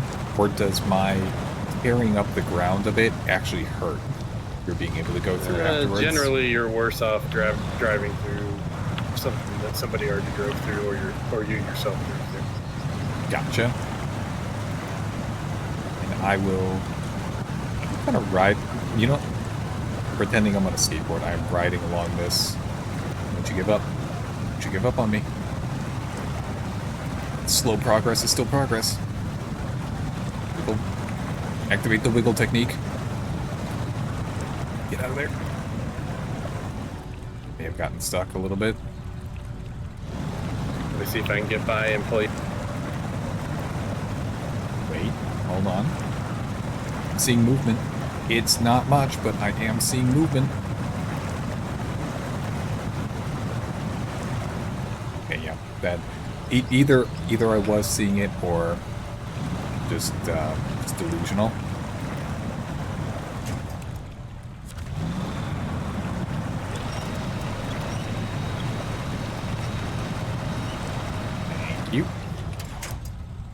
So, now that we've gotten over to the truck, they want us to pull it out to, like, the farm?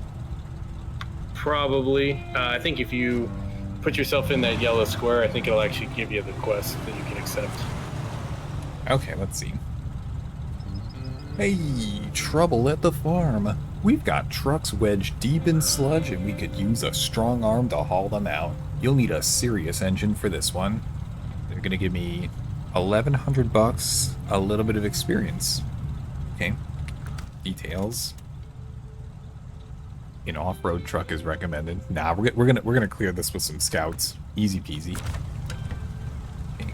Go task. I accept. Start tracking. Alright, deliver it to the farm. Okay. So, let us plan our attack. I'm gonna turn myself around right here.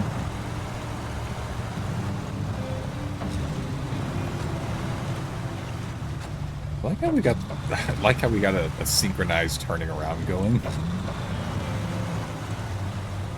Yeah, it's like a dance. Basically. Okay, so I think we need to ride pretty close to the right edge of the fencing up there to get through that gap. Yep, seems like it. Yeah. Are we both able to hook onto the truck at the same time? No, you can't double winch, but so it'll be like a daisy chain winch. So like if you hook onto the truck, I can hook onto your front, and then we'll try to, pull each other through it. Okay, then I will grab the front of the truck. Ready? Oh, maybe I can't. I thought I could. Oh. I mean, ooh. Must not be able to. Oh, you can't daisy chain? I guess not. I thought you could, but like I said, I'm not experienced in co-op, so you're on your own, buddy. Looks like I can only have one winch on my car active at a time. Yeah, that makes sense. Damn it. Okay. Well, here's what we'll do.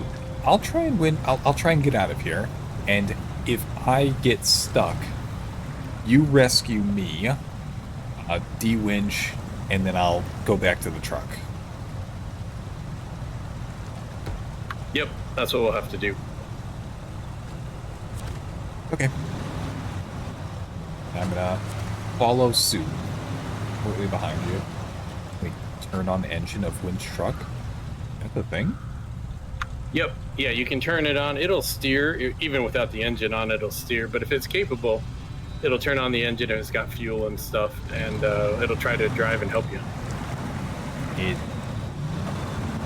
It's trying.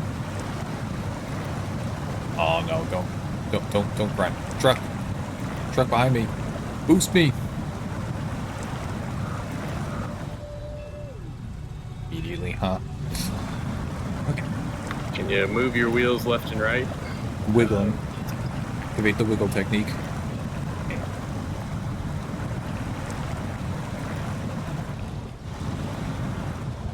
You want me to pull you forward a bit? Yeah, just a little bit. Okay, ready? Here we go. Okay, let's try right about there. Okay, then I will activate the winch back here again.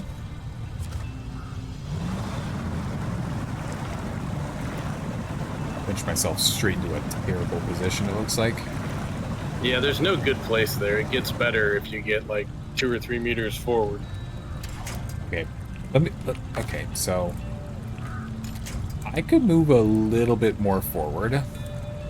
So let me winch back onto you again. Oh, ah. Okay. And I will pull myself forward right about there. That should be right on the edge of what I could handle in this one. Okay, You can drive through that fence too. Oh, beautiful.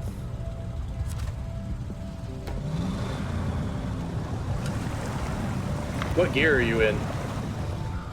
I'm in low now. Okay, that'll help.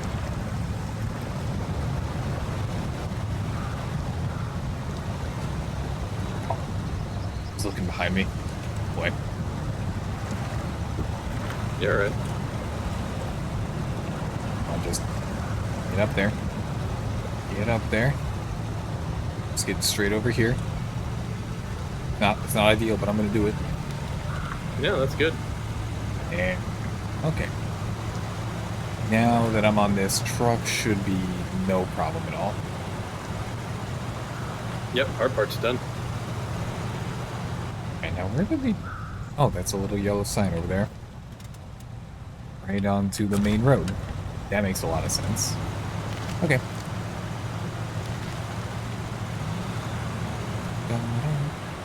So, that's what it's like to drag a vehicle out of the mud, huh? Yep. Yeah, a lot of times you have to go further than that, but yeah, that's pretty much it. I imagine that for some of the other vehicles that are going to be in the game, it could be a lot more difficult than that. Yeah, definitely. That's some pretty deep mud there. I mean, it's no joke here on the farm. There are some places in Michigan that are legitimately difficult. There are definitely some trails. I'm trying to think. I don't know if it's so much on this map, but on other maps that most people just avoid completely and go around longer ways because they are designed to tip you over and are exceedingly good at it. And that's Michigan. That's the starter region. Oh, geez. So they start you off sometimes with an especially difficult kind of setup. Yeah, but there's always ways. There's always ways around it. Like, not necessarily on the trail you're on, but there's another way to where you're going that might be longer, but isn't nearly as tippy or something like that. Gotcha. Okay, so truck rescued. Now, did we actually get that truck to use, or was that just a mission? That was just a mission. If you actually get a vehicle, it shows up in the rewards when you look at the mission, and I'm pretty sure that one did not. It's not on the map, so yeah, I'm pretty sure we didn't get it. Okay.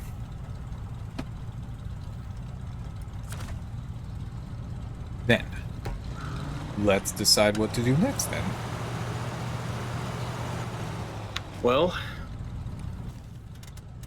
I mean, we could, if you want to keep rescuing trucks or trailers, we could go for that drowned highway truck that is off to the south. Since it says drowned, I'm going to assume that that's a fairly marshy area. I feel like that's a pretty safe bet.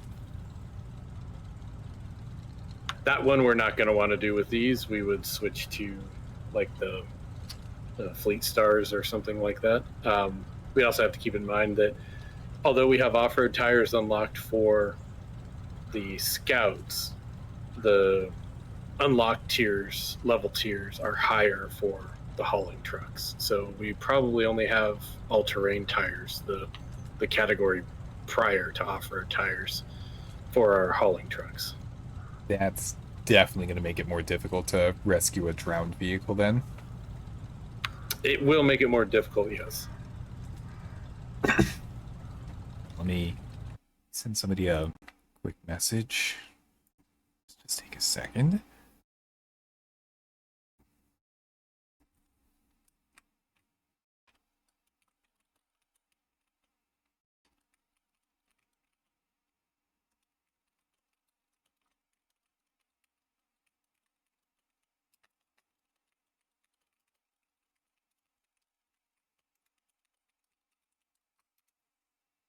Okay. Yeah, I'm on board to try for the drowned highway truck. Okay.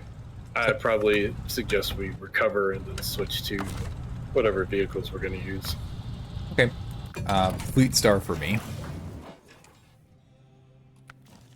Where did I leave my Fleet Star? I kind of think you have one vehicle sitting in the exit spot of the garage. So every time we spawn out of the garage, we spawn into it. That might be your Fleet Star. I don't know. Oh, it's my GMC. Gotta put your toys away, man. Nah. Just set them down and forget about it for 3 months at a time. That's more my speed. I still think I'm going to go with the Fleet Star, so I'm going to jump into that, recover it to the garage, and then we'll just see what customizations we can put on it. Yeah, that's a good call. Okay, so I jump in. Oh, look at that. It's got a trailer with a bunch of junk on it still. Tisk tisk. Still going to recover it and deal with that later. Oh, yeah, detach that. You have to detach the trailer first. Detach. Recover. Alright. Customization. What do we have available? We only have the... Oh, hold on now. Oh, I just got the SI 6V2100T engine that I could swap into here. Slightly better power to weight ratio than whatever it came with up front. Looks like I don't even We've have only to pay. got highway tires. That's gonna hurt. Yeah. That's gonna hurt a little bit. Okay, 1 gearbox, 1 suspension. Tires, I'm gonna go ahead and... Oh no. Oh, jeez. We can only do the 42-inch tires. I kind of want to bump up to the 45-inch tires, but those are all locked behind not having the right suspension. Okay. Yeah, you have to get to get the larger tires on any vehicle. You've got to have some kind of race suspension on it. Okay. It looks... Okay. Hello, who's throwing stuff at me? Hey, it's Hobby. Hello, Hobby. How you doing? Okay, what is this? The all-wheel drive. I've got the engageable equipped, but there's the... Oh, I could swap to a rear-wheel drive, which I'm not going to do. Holy frame add-ons. This thing's got a lot that it could do. The metal detector bundle, the Hydro Lift saddle are both free? Nice. I don't think we... Yeah, okay. I'm not sure whether we need either of those, but alright.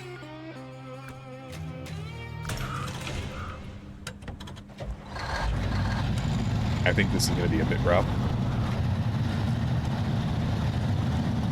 Okay. Let's make our way over. Yep, I'm not confident we can do this, but we'll give it a shot. We're both skilled enough. We can manage this. I say right as I hit a traffic cone. Highway tires are so bad. Hello, Hobby. I see you. Are you throwing things at me still? Oh no? Oh no, what? I don't know. Did I forget something? Is your timer on? A timer for what? The throw timer? I'm pretty sure that I set that to be a 60-second cooldown. I did not want to be continuously pelted by people throwing stuff at me. I needed a little bit of a break. Let me check the map. Okay, so we have to go up to the next building and then take a left. Okay.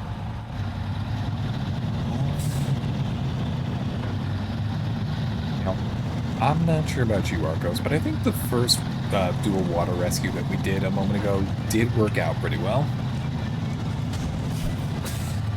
It did. We were using pretty good tires for the situation. Off-road aren't great on mud, but they're decent. This is a different story. Yeah. They were also lifted, which means we weren't bottoming out much, or as much, and had bigger tires. So, yeah, we'll see. I mean, I'm all for positive thinking and stuff, but in this game, that's only to get you so far. We have highway tires, and we are about to jump straight into the muckiest muck that the game has to offer. Oh, jeez. This is gonna be fun. So I can see it way off in the distance there. Don't you honk at me. I'm moving. I was honking at that grill. Grill. It looked at me funny. Ah, how dare it. So, let's see. I'm gonna take a wild guess and just say that a straight shot to it is probably our best course of action. Can't tell anything from the overhead map view. Now, Yeah. you want to take a turn being the one hooked to the trailer? Yeah, sure. Okay.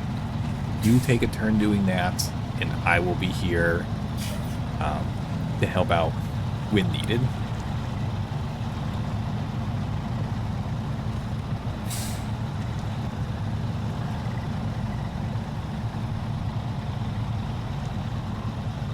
These downed trees are nice to winch onto, but they're going to cause some issues with this thing trying to get through them.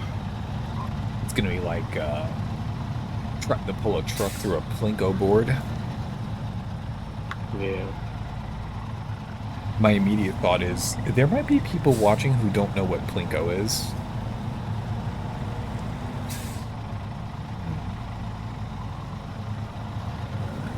I'll explain it in a second.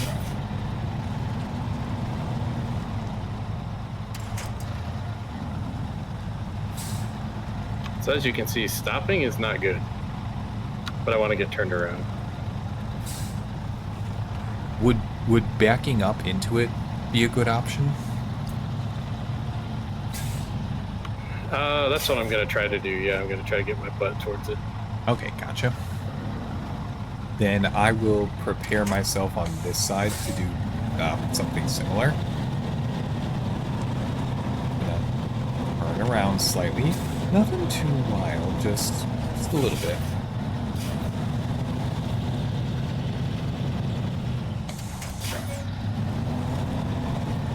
Oh, no, that was...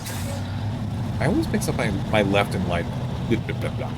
I always mix up my left and my rights when I'm in reverse.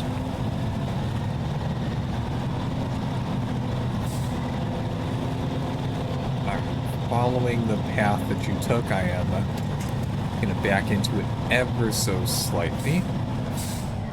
Yeah, what I forgot is I got to get myself into the thing to accept the quest.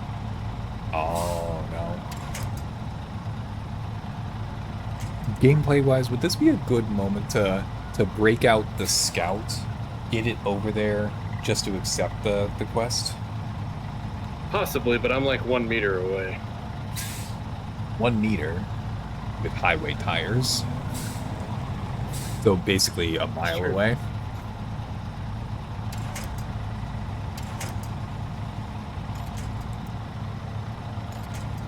There's some tricks you can do.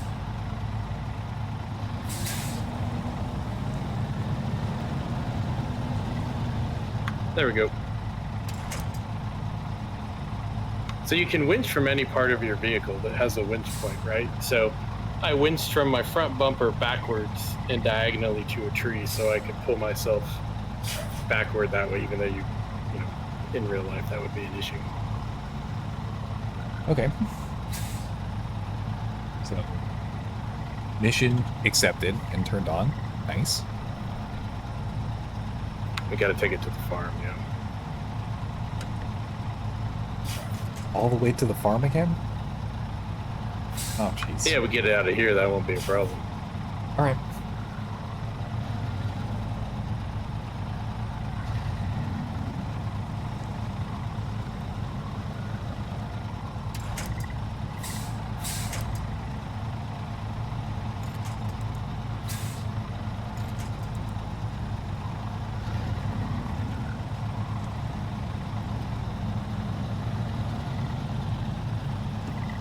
Okay. I am ready. Can I winch you? You are a little bit out of reach for me. Not by too much. but a little tiny bit for sure. So, what are you doing at the moment?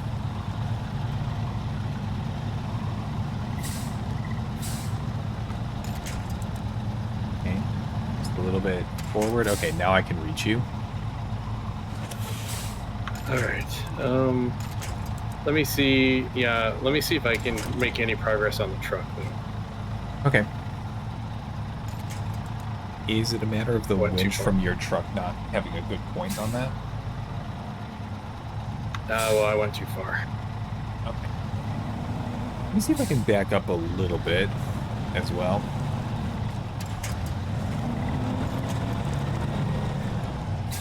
Yeah, unfortunately, I can only winch on the side of it. Okay, let me see how far I can go and still hit that nice tree. Yeah, I've got a few more meters that I can move. Truck engine work.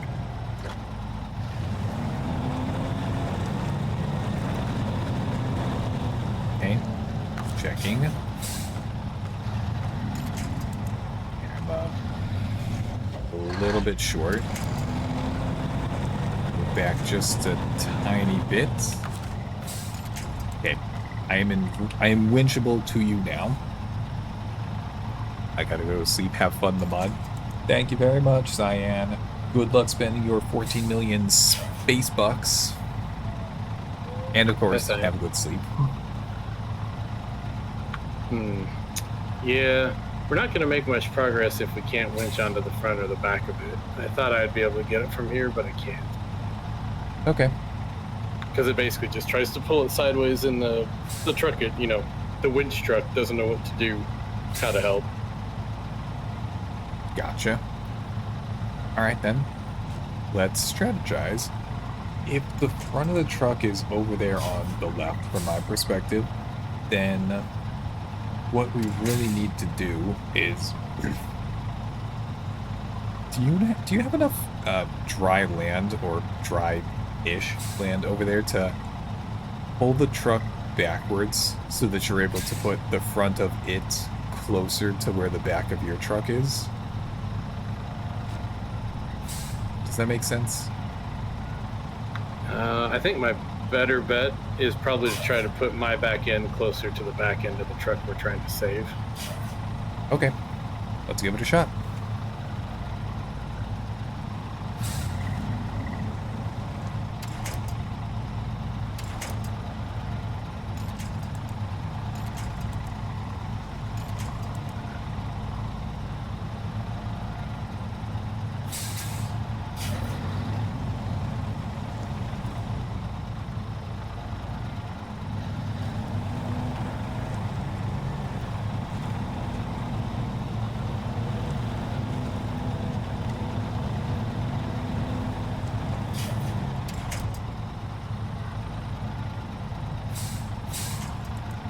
There we go. So the back of your truck is winched to the back of that truck. Right? Yes. Okay. Then you're going to try and pull it forward towards me.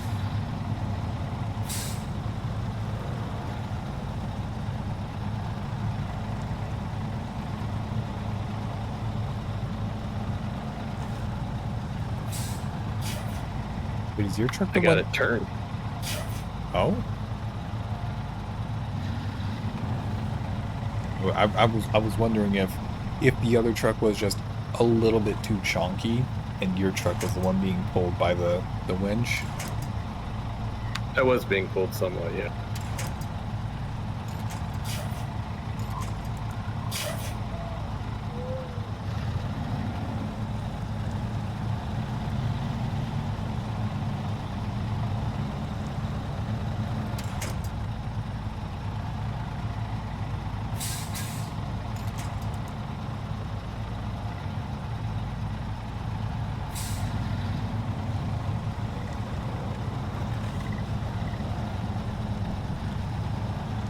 Yeah, it's just pulling me back.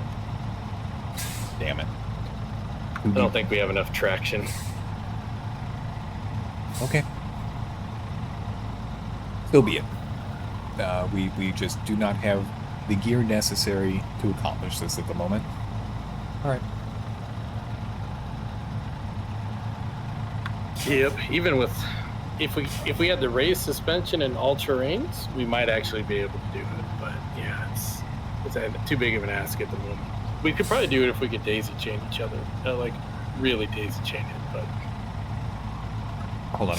Are you currently tethered to the truck? yes. Yeah. I want to see if the daisy chain was something that was just not doable because we were scouts, or if it's just the game in general. Let me inch my way closer to you. Activate.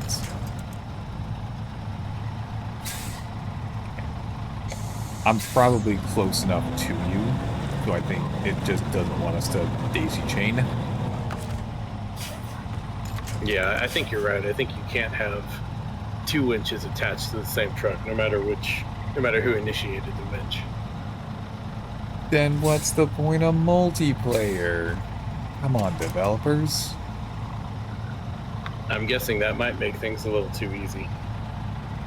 No, let's just have four people trying to winch a single vehicle out of the mud, and then them throwing it all the way across the map right into the barn. That's what I want to do. So, okay, well, I guess let's de-winch from that thing. I'll pull you out of there, and we'll find something else to do, to where we can either get upgrades that we need to have better tires here, or something else. Okay. I'm attached. Let's go. Going.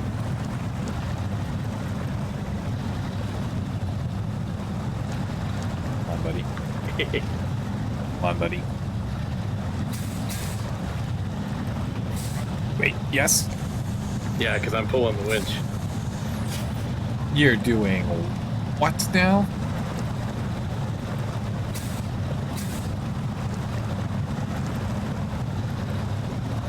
Almost there. So close. These tires are killing me. Yep, getting to level 6 would probably, which I think is what we need for all terrains on the haulers, would probably not be a terrible goal. Okay.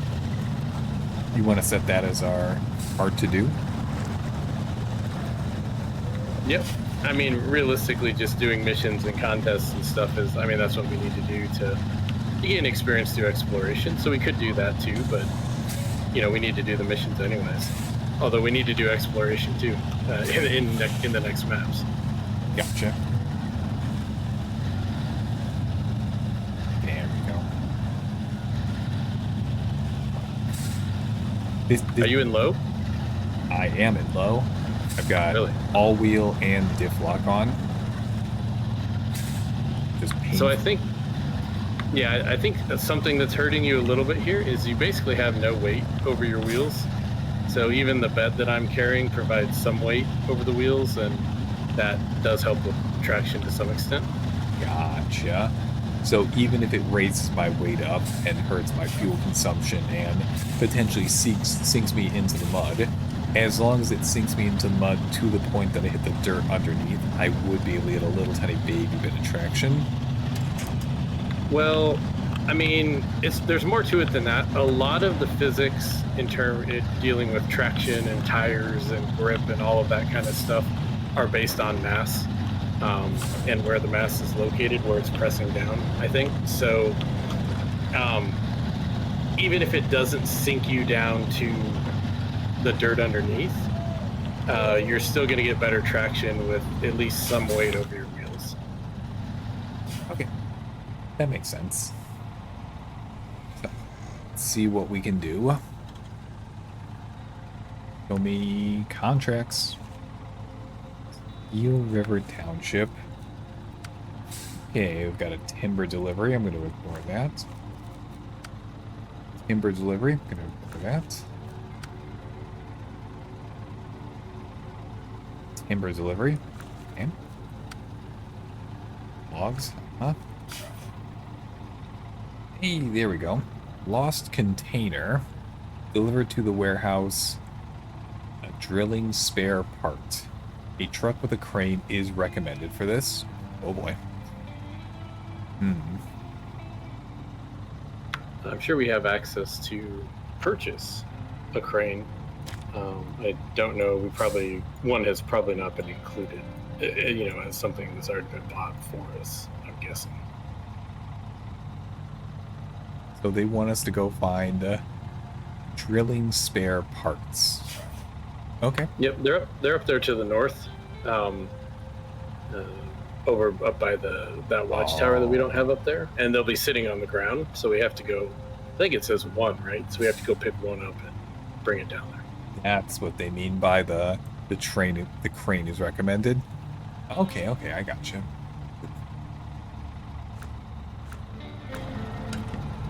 Okay. So yeah, I mean, if we don't have the money for the crane, like if you don't have the money, then we could always clean up some trailers or do other missions. Because I mean, we can, like, that service trailer sitting at the garage, we can just drag that into the trailer store and sell it for money.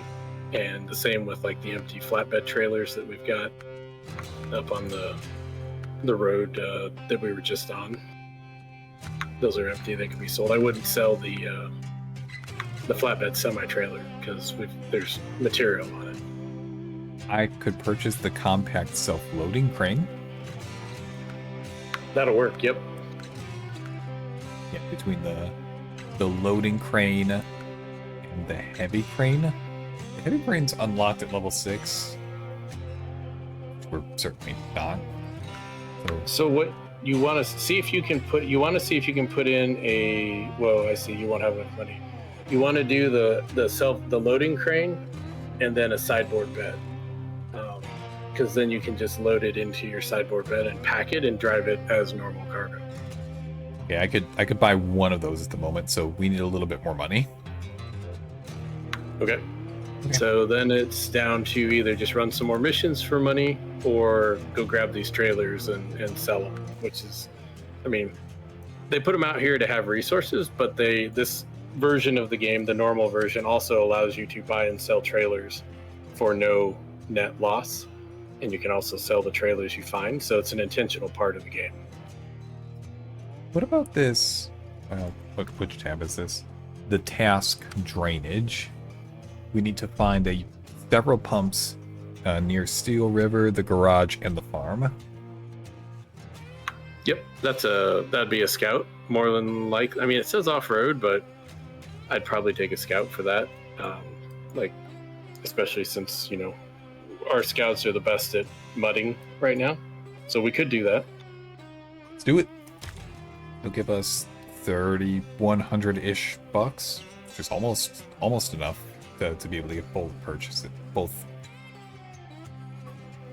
but we'll fall a bit short. Okay. Activate tracking. Show me on the map. There is one pump up there, one over here, and one way over there. Okay. I think a good plan of attack for this is... let me get it activated.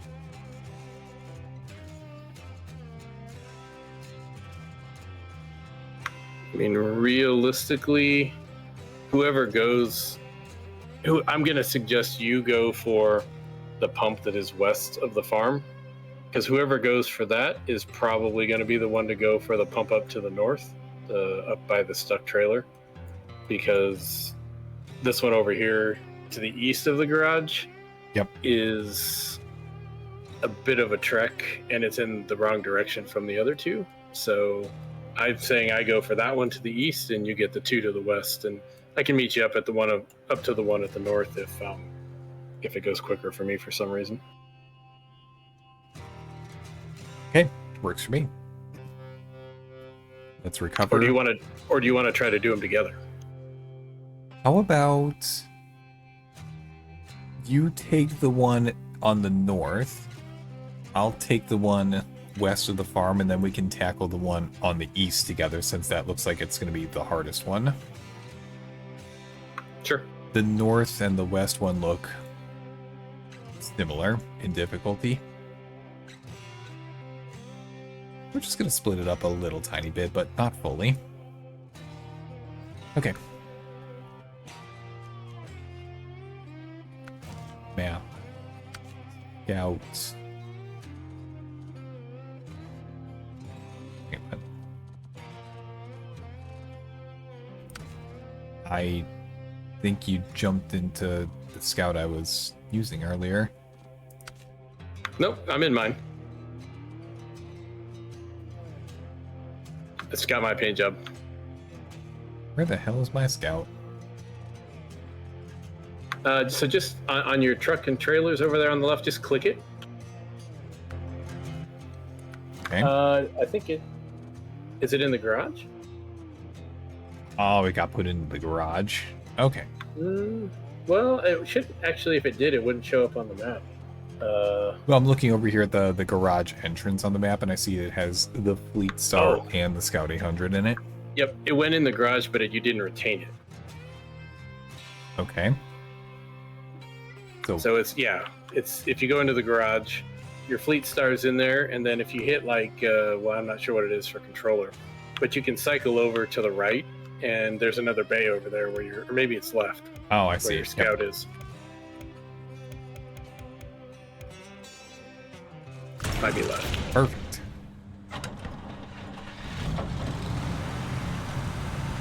Okay. So, back to the farm. I love going to the farm. That's all I ever do in this game, is just go to the farm. Developers knew how much people would have to go to the farm, which is why they made it particularly difficult. Just stay out of the deep mud. I almost tipped my truck over. I'm not going to say that I was trying to tip it over, but I may have leaned into it a little bit.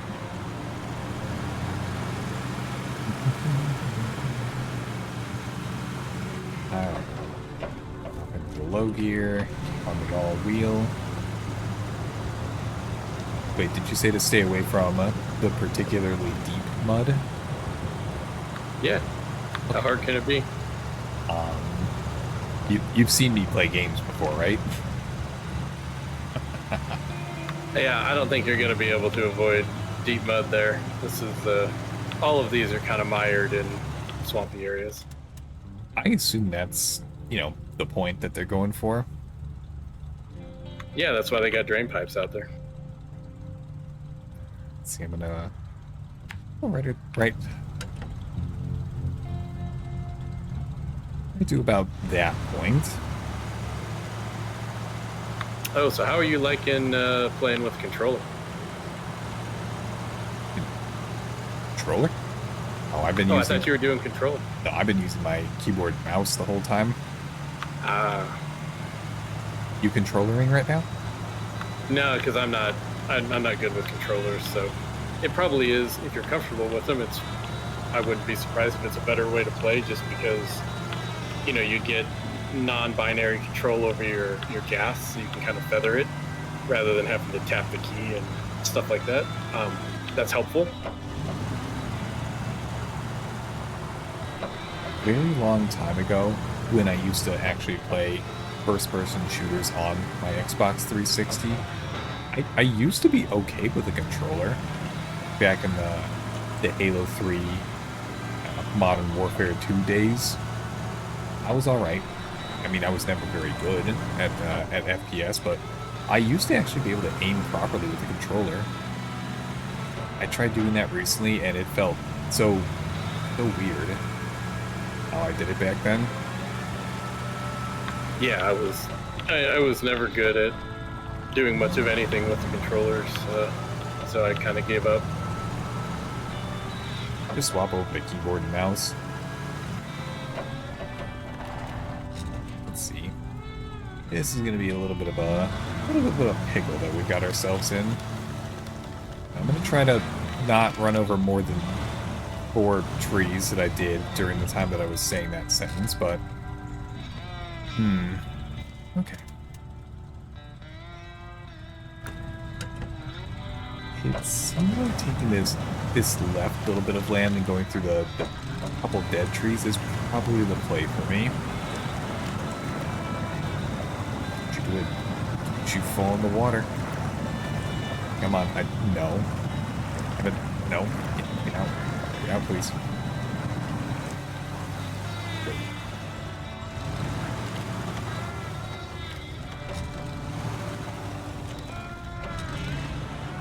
Oh, I did look it up. The paint job that I have is from the season 2, so it's like the first year pass. It's like seasons 1 through 4. Gotcha.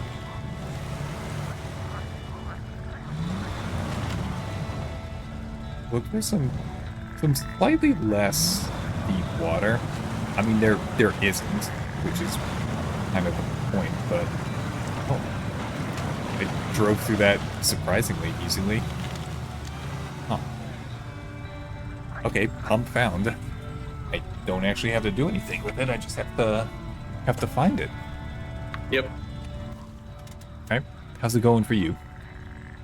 I'm starting to make my way over there. Okay. I will hold off on moving over to the westward one until you get yours done. What if, I mean, this is going to take me a bit. You could try to see if you can open up that bridge. You need 2 wooden planks, like from the sawmill. You have to jump into a different vehicle. Oh, that wooden bridge in the middle? Yeah, because we're going to need more money anyway, right? You will for if you're going to do the crane bed combo. True. Okay, wooden bridge.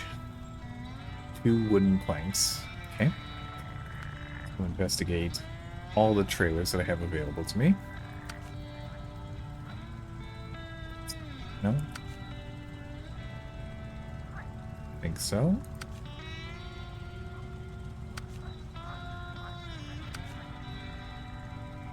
I realized I don't remember what those look like. Oh yeah, I don't see any trailers out there at the moment that have what we need on them.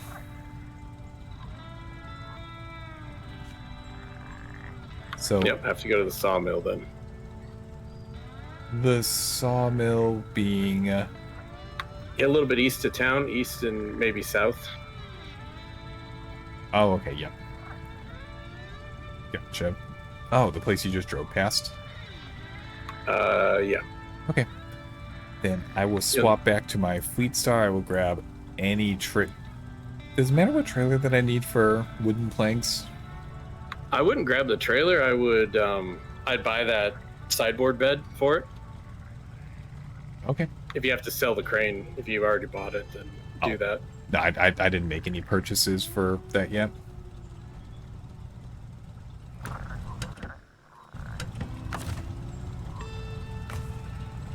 Recover, please. Swap over to the Fleet Star. Customize. Sideboard bed. Okay, yeah, I can purchase that. I got enough monies.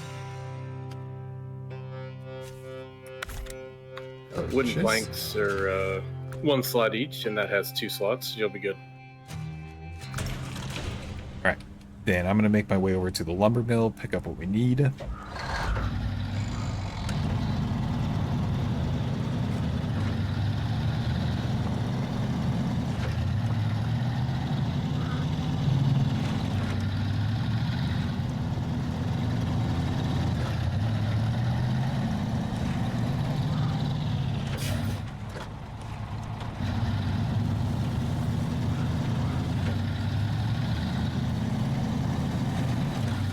So because I have this side load bed on the back of my truck now, that means that the weight distribution is definitely a little bit different than what it was a moment ago. Right? Yep, you'll have a little bit more weight over your rear tires. And your front tires a little bit. And the reason that would be better is that I wouldn't sit on top of the mud anymore. I mean, kinda. Traction just takes mass or downward force into account. So, just having no weight at all on something is maybe only good for like scouts with big fat balloon mud tires. Okay.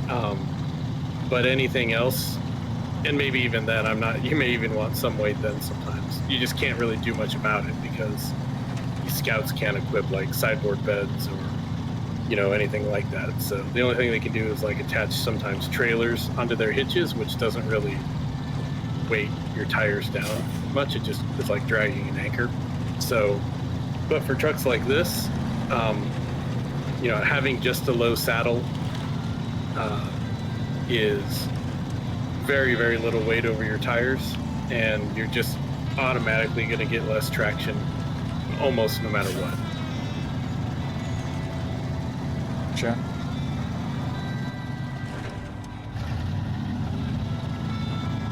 None of this is explained in the game. It's just stuff you have to. If you read stuff about Snowrunner, you start picking it up. Read other people's experiences, draw from that, lessons learned and such. Yeah, and modders that dig into the code and see what's actually going on. Oh, gotta love the modders. Really do. It's true. It's very helpful with this game because they really explain, as you've seen, essentially nothing. And in some ways that's good, but I think Saber takes it a little too far with this game. I can understand wanting to figure things out, given minimal assistance. But as somebody, in my personal experience, as somebody who's not very good at games in general, what the hell? Oh, I just happened to freeze my camera in such a way that when I came back, it looked like the electrical wire was what's the term for it? The power line looked like the texture of the truck was glitching out. That's what I mean to say. Oh yeah, it's fun when you see stuff like that. Alright. Making my way over to the lumber mill now. So, is there just going to be a spot that I can drive up to and it'll just load into here? Yes. There'll be yellow dashed lines around it. Okay. Well, okay. Took a little bit of damage there. Not too bad. Nothing too serious. I'm driving too fast for this bumpy road, but is that going to stop me? Nope.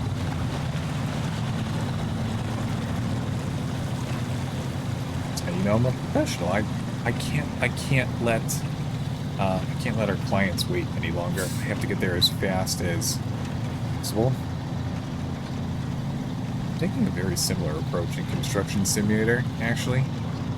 I'm ignoring most of the traffic signs and just paying lots of $100 fines. Or €100, I suppose. And that's what you do in Euro Truck Simulator 2, or do you just turn the fines off? In Euro Truck, I turn the fines off. In Construction Simulator, I'm just ignoring them.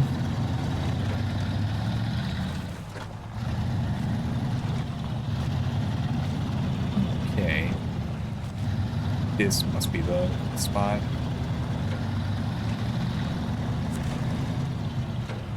Yes, I think that's right. Cargo management. Okay.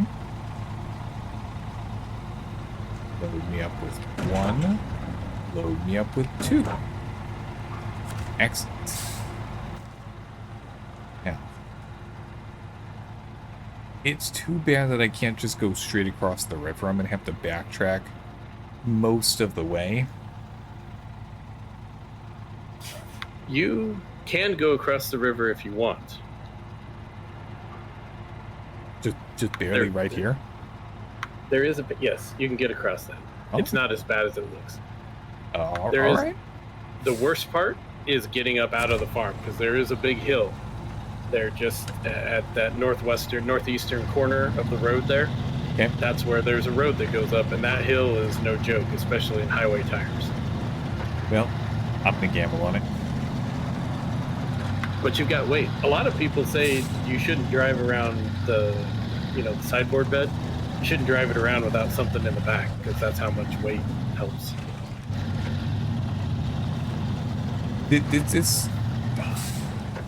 This really feels like the IRL. Oh, wait, let me put this thought together.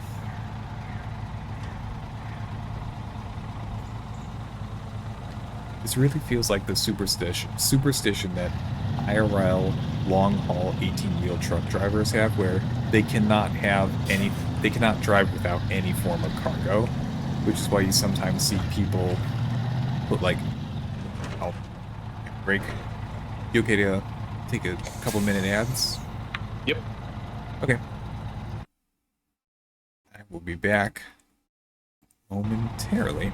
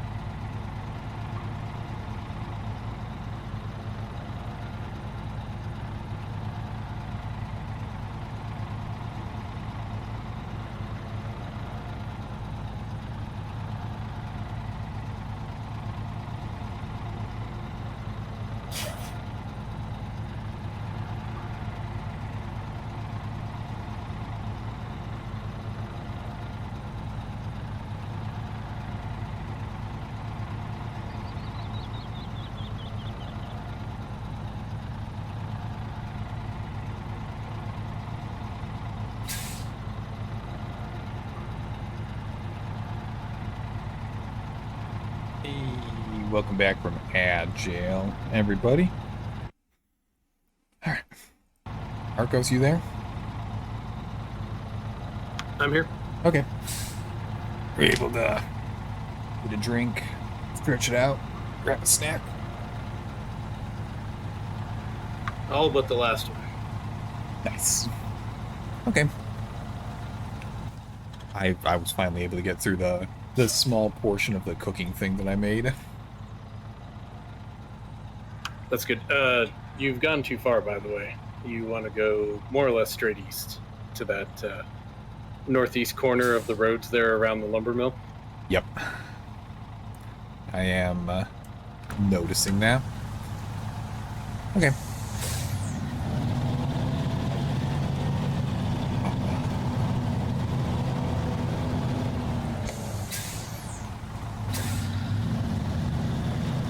Alright, let's see if we can get through this. Now, we do have the highway tires, which is most disagreeable for what we're currently trying to do.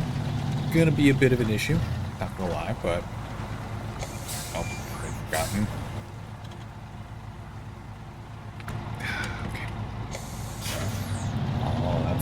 uphill, huh? Well, work with me, Snowrunner. Just cooperate with me, please. Shift below. Something on the all wheel. The diff lock. Should be able to get up this hill. We got all this weight in the back pushing us down at this point. That's the good stuff. Holy, what a difference that makes. Can I just always have some junk in the trunk of this truck so that it can always perform well?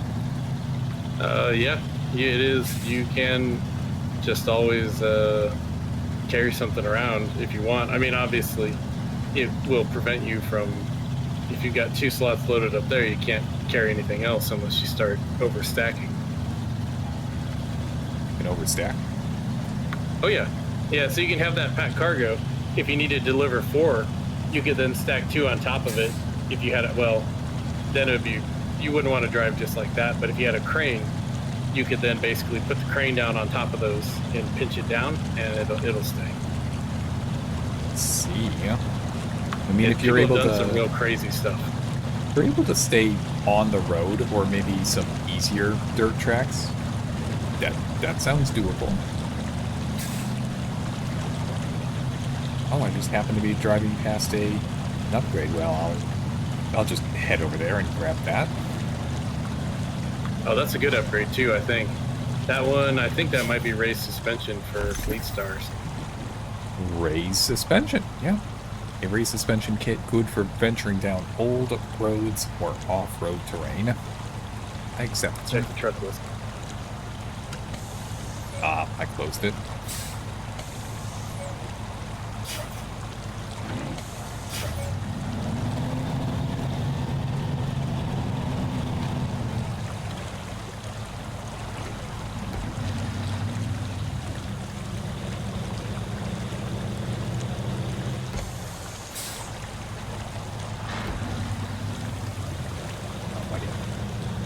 Got this. Oh, turning off my parking brake might help. How many times am I gonna fall for that? This feels like it. At least the 4th time I've managed to do that.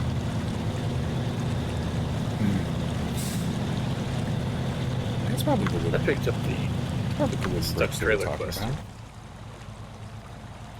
Okay, yep, I'll be able to reach the wooden bridge with ease at this point. Cool. How's it going on your end? I went and picked up the stuck trailer quest, which we hadn't activated yet. We don't want to do that right now, but I can meet you back at the garage when you're done, and we can go for the last drainage pipe. Oh, just activating the quest. Gotcha. Yeah, I was pretty close to where the trailer actually was, so I just worked my way over. Activate this quest that's right next to the wooden bridge while I'm here.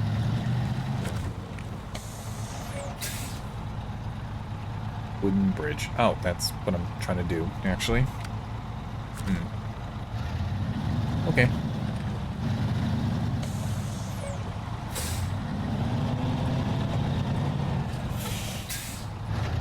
Now I just need to drop the stuff right over here. Management. Unload. There we go. Cinematic.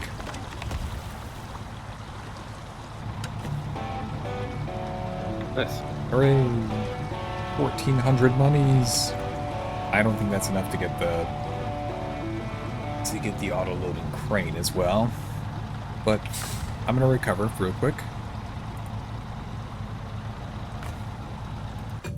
Except swap back over to the Scout. And let's go make a pass at that other one. Where are you at? Northwest corner of the garage parking lot. Okay. It's gonna go out the standard way and make a right. I'm gonna follow you on this one. You can pathfind for us. Okay, let me give myself a little bit of mapping first then. Okay, so which mission were we doing that needed that? Drainage. Okay. I reactivate. Oh, it's way back there. Okay. Well, this is still a fine spot.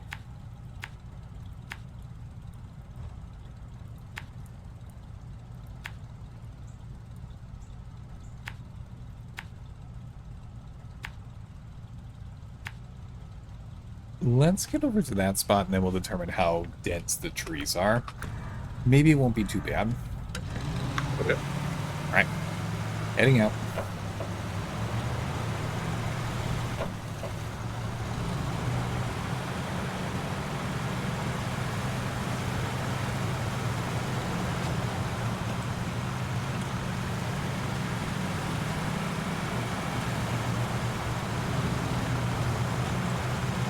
You know this game has another zoom beyond the one that I can just kind of do? Not that I'm aware.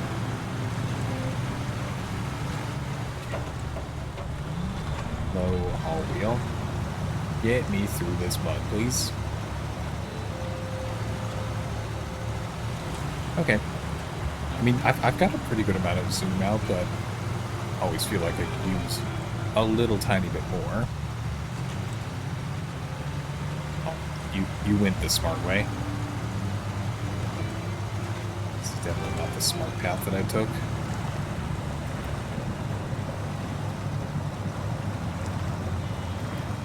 Come on, buddy. Wiggle your way through. I mean, I'm still moving forward. It's good at least. Oh wait, no, this is very good. Just, come on. A little bit more. And nailed it. Oh wait, I spoke too soon. Oh jeez.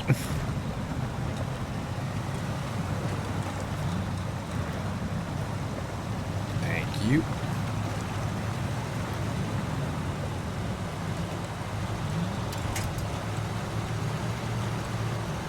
See, now that feels like Snowrunner co-op played together kind of tactics right there. Yeah, I just got tired of waiting for you. Oh, okay, I see how it is, Mr. Speedy Guy. Knows exactly where to go.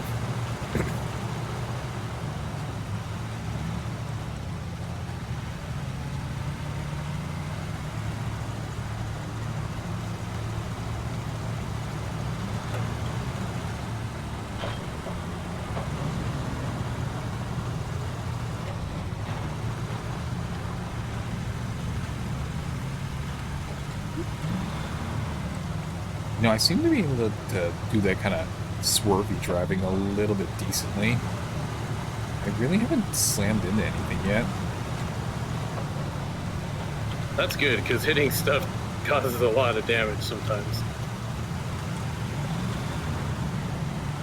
Arkos, I'm going to tell you about something that I saw on the Steam homepage the other day. They were advertising the most recent version of Backyard Baseball. Are you familiar? I am not. So, way back yonder, when I was a youngling, one of my favorite video games to play was something called Backyard Baseball. Now, the premise of it was very simple. It was just a bunch of kids forming teams, playing baseball in their backyards or at the local ballpark or wherever. And they gave you a good amount of control over what you could do as the hitter, the pitcher, when you could choose to run or steal a base, so on and so forth. It's one of those childhood games for me. Okay. And I guess they kept working on it over the years. They didn't just let it stop way back then. So it was very interesting to see that the newest iteration of it has come out recently. Oh. Talk my way over here, all the way over here. Perfect. Alright, let's go see what kind of tree density we're working with. Doesn't look bad to me. It really doesn't. Wow, that was That felt a little bit too easy, I'm not gonna lie. Alright, I'm gonna go for it. Okay. Like there's a truck out there too. Ho ho ho. I think that's a C70 Kodiak, I'm guessing.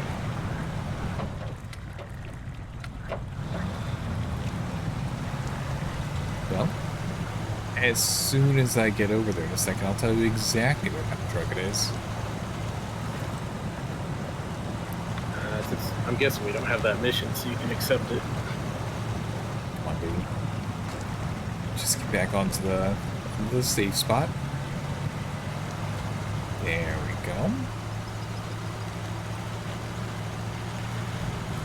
Tree.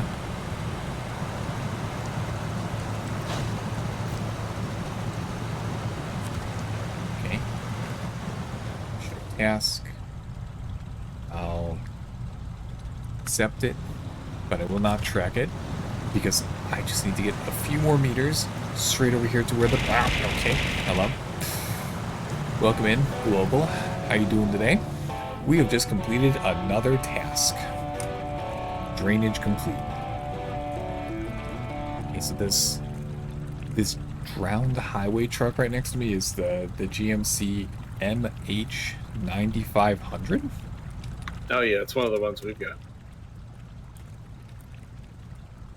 That was the first hauler truck that we got, like at the very, very beginning. Pretty much in the tutorial, actually. It was off stream. Oh, I gotcha. It's the one you have parked in the way, right outside the garage. Ha. Global's brain is dead. They can't sleep. Oh no. The insomnia sounds like it's hitting pretty hard right now. Do you have any tricks for that, Arkos? Getting to sleep? Not if it's real. Like, I used to have insomnia really bad, and there was nothing I could really do for it. If it's like that, no. If it's just something where I wake up in the middle of the night or something, I've kind of learned to not, like, stress about it and not try to get back to sleep. I usually just get up and, maybe just flip on the TV or do something where my brain can zone out, and then pretty quickly I naturally start to get tired again, then I go back to bed. That works for me. Gotcha. That sounds like a pretty good trick, actually. Oh, I'm gonna have to recover. I am all the way stuck in the water over here. Okay. Recover. Done. Now, do you have enough to do the crane and the sideboard bed or not? Let's find out. I mean, I have almost 7,000 monies. It's pretty good. Customize, add-ons, loading crane. Okay, yeah, I can afford it. Okay, so I think this is for missing machinery, right? Is that correct? The drill part, yeah. Yeah, okay, so we do have to do all 4 of those. So if you take the sideboard bed and crane up, I can bring my Fleet Star, which doesn't have a crane but just has the 2-slot sideboard. We've got 4 slots, so we can do the whole thing at once if we go together. Let's do it. All right. So, purchase. Global, I'm taking a break from my meds for sleep, and I've been sleeping on my sofa for days because of the heat wave. Oh, I can only imagine how difficult this kind of heat makes trying to sleep properly. I completely forgot about that part. Now you can, if you had you can put the raised suspension on the Fleet Star now. Hold on. I don't know if it's going to make it more tippy. And so there's a downside. And I don't think we're going through really nasty stuff, so it may not be needed for this, but I will skip it for now then. If there's a chance I can get by without it, I'm gonna at least try for it first. Okay, I'll do the same. All right. The mission that we were working on was not that one. Missing machinery. It's a task, not a contract. Ah, yes. Oh, geez, they want us to deliver all 4 pieces. What was the mission where it was only deliver a single piece? Was that a thing? I think I may have misread what the quest was saying. I don't think we have one of those. Okay. Unless it was something else, like, oh, lost container. Yeah, the lost. We could do the lost container one. That one's actually a contract for the Steel River Township. Oh, gotcha. We could do that one on the way up there. Let's do that one so I can learn the basics of the arm, and then we can go for the 4.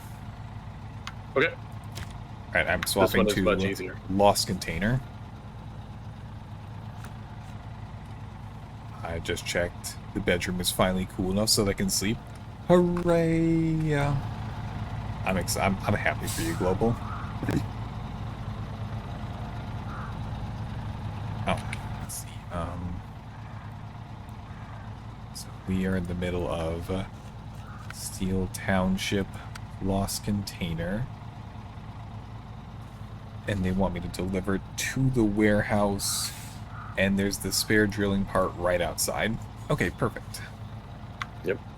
That'll give me the perfect opportunity to learn the basics. So let's just chart a path over there.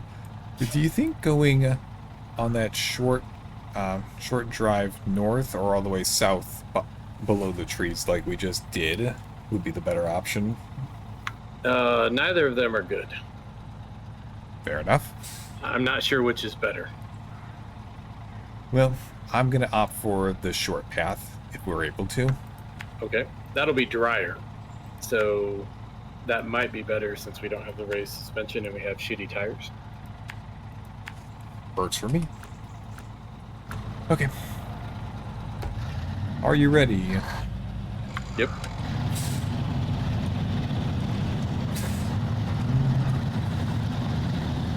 You guys just got fucked up and ready or not?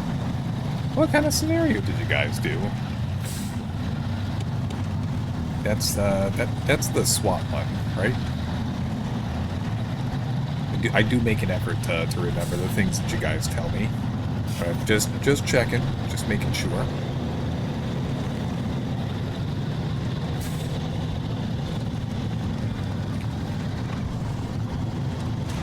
Whoa, okay.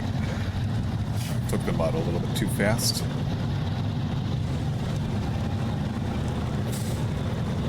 Trying to be smarter about it this time. 2 people against the cartels, EMCs, and human traffickers. Oh. So, that sounds especially difficult. And yes, that's the SWAT one that I still want to drag you into.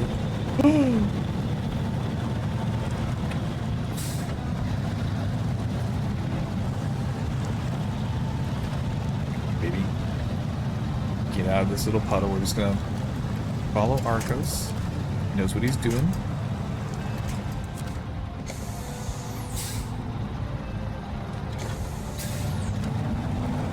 Okay, little trick. You've made a powerful enemy. I will knock you down even harder than I already have. All right? Are you trying to go backwards? Yes. Go forward.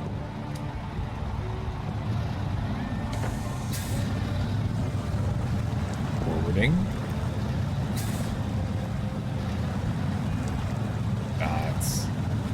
That's no good.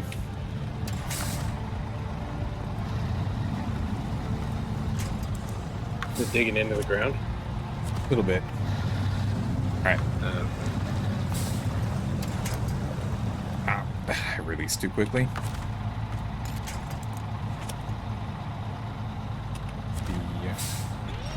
Alright, pulling myself out using you. There we go. Okay. No, disconnect the winch. Goes up to 5 players. We played with 3 yesterday, and it was way easier. Okay, hello. Are you expecting more people? Hey, thank you for the follow, Nightfall. Very much appreciate that. How you guys? How you doing today? Now, are you asking about more people for Snowrunner or more people for Ready or Not? Just making sure I'm on the same page. Okay.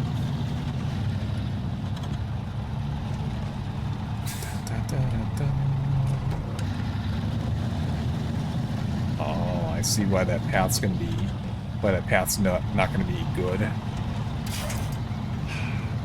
We're gonna give it a shot anyway. It's the rocks. The rocks are rough.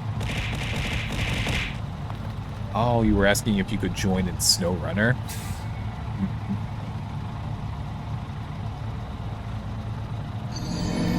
I'm gonna let you go first, by the way.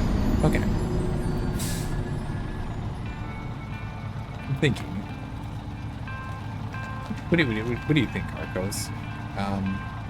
Nightfall, new to the chat, asking if they can jump in with us.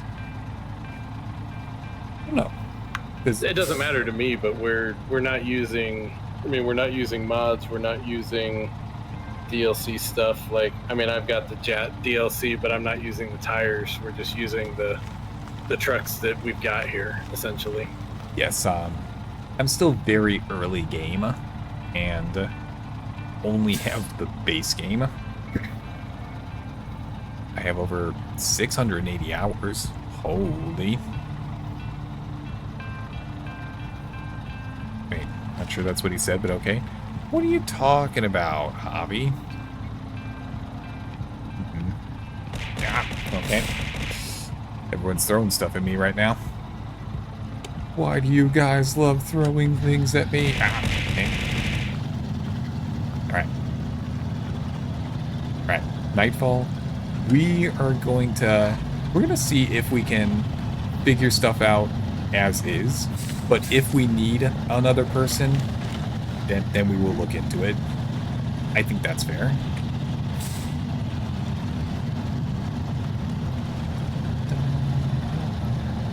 Okay, come on, truck. You've got this.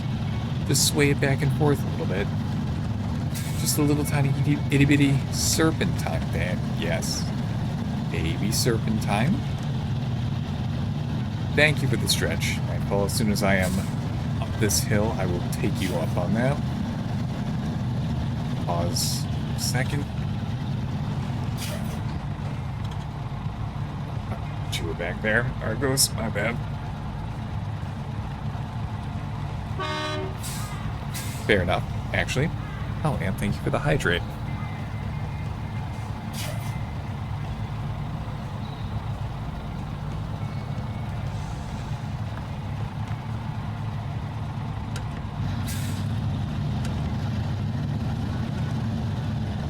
Come on, buddy. There we go. All right, this is my technique now, Arkos. I'm just gonna serpentine everything in this game. Yo, you good back there? Yeah. All right. Now it looks like the suspension that I have on this car does not allow low plus or low minus. The gearbox doesn't. Yeah, we don't have any of the other gearboxes with more options unlocked. Gotcha. We'd have to find the upgrade for that one, right? Yes. Yeah, hey Nightfall, I think that's what we're trying to avoid. Yes, I am. I am still new to the game, and I am trying to figure stuff out rather than just get what's the term for it? Carried. I was gonna say passenger princess, but yes. But the offer is very much appreciated. The Snowrunner community is awesome. Yes. Everybody is pretty fantastic. If we really get stuck, I would like to take you up on the offer. As a new baby player, I would like to try and figure it out first. But I do appreciate the offer. drop out of low at this point.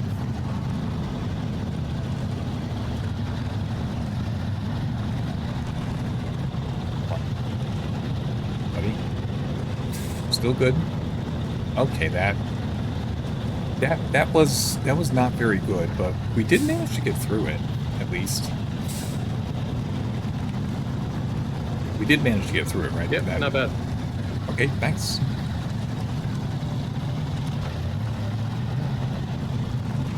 Not quite as rocky as I had remembered, but it has been a long time. I mean, depending on how long ago that was, they may have updated. What's that thing? Another objective right down there? Probably we're getting close. Yes, it is. Alright. Let me back up a little bit so that I can get the arm down there. Now, how do I use the arm? So once you get down there and get yourself, fairly close to it, you can put your parking brake on if you want. Keep the truck on. Don't turn it off. And hit V like Victor. And that brings up your menu. And you can activate anchor, which will put little side anchors down to help stabilize you. And then I think it's C will activate crane mode. And it'll bring up a bunch of other controls. You can control WASD and all that. I'm hugging the crate way too much for the anchors to be put down properly. Okay. Victor. Anchors. And then WASD. Hit C, like Charlie first. Okay, there we go. Alright, let's see. W A S. Raise and lower.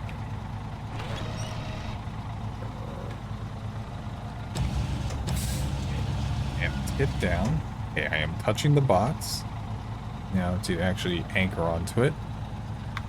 Use R to go back. No, use R to go back up, just so you're not right on top of it. And then left click with your mouse somewhere. And that should give you your attachment. Kind of like you're winching. You're essentially winching off the end of the crane is what you're doing. Okay, I gotcha. Okay. I'm not very stable at the moment. Double checking. No, that's not good. There it goes. Ouch. Is your engine still on? My engine is still on, yes. So hit spacebar. Okay. Now just hit W to extend your crane out, and it may be able to just push you back upright. Nope, may not be able to get there. Bring it back in a little and see if you can down angle it some. Try again. Okay. I'm all the way.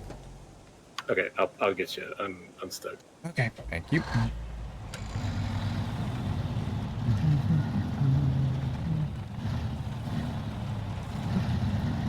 It's a very heavy crate.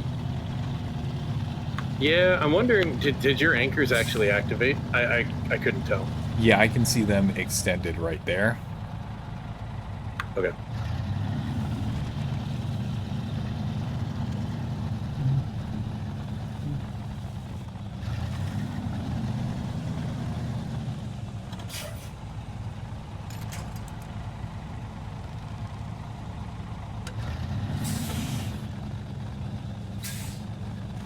Let's see if I can actually get you.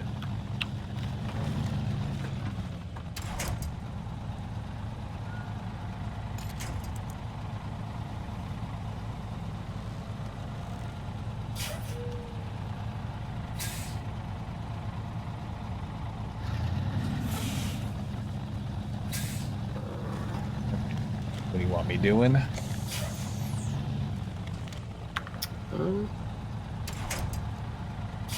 Let me see if I can. There's just not a lot of power or traction in these things. Um,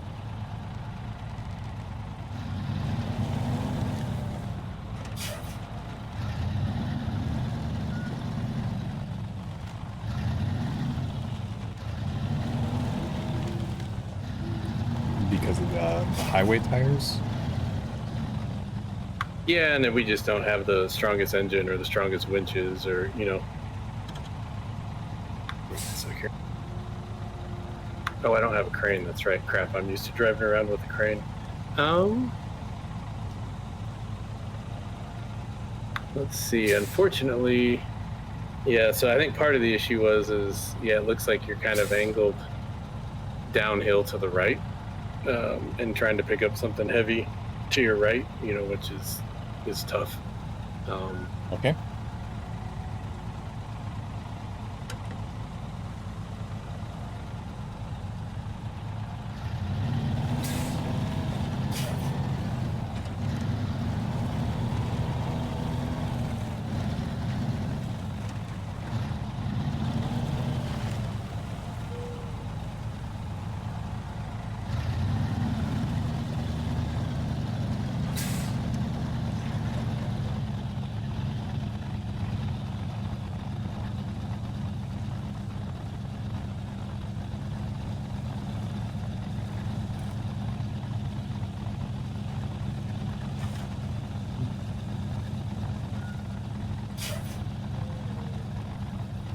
Okay, that's a more favorable position to get you rolled over. Okay. You want me to... I'm going to try and do something with my crane? You can't with your engine off. Okay. I guess that would have been a little bit too powerful for being able to do stuff like that with the engine off. That's the power of the autonomous winch for the Scout. Just does it. Oh, it's like on its own battery then. Yep. That sounds very useful. I would like that. You can restore the crane to reset it. Oh, it looks like I can. Hold on, let me try just resetting its position. Yeah, you can restore it. Okay. Thank you, Nightfall. I don't know if that's going to help, but... Nope, not tall enough to get the angle.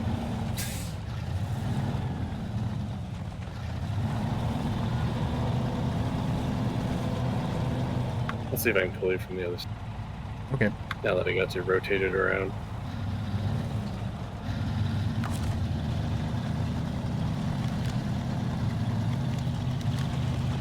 I assume that the winch is also a car needs to be on for it to work. Yep. Okay.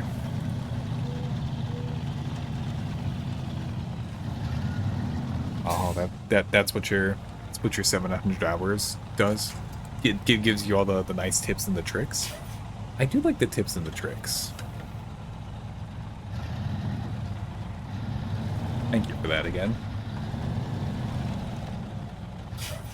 Ah, you big tree bully, Arkos. What are you doing?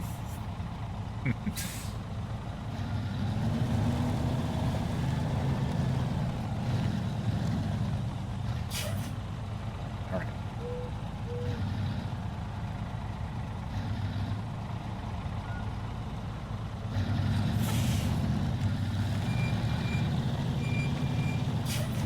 Holy. Thank you very much, Arkos. Yep. Alright. Give this another shot.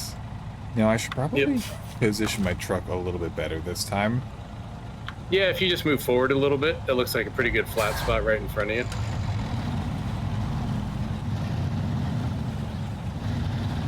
Back up over here.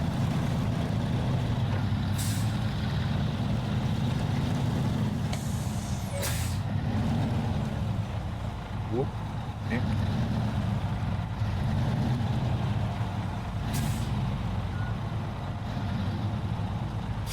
Okay.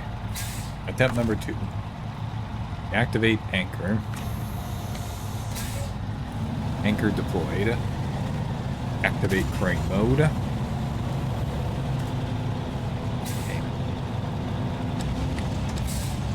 Rotate. Extend. Lower it a little bit. Okay. Connected. And beautiful. There we go.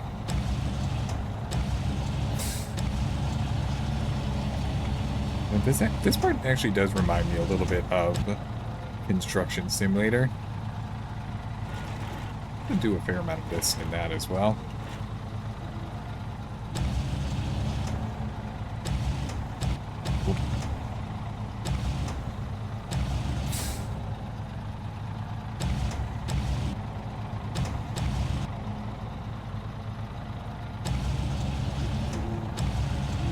That's good enough if you want.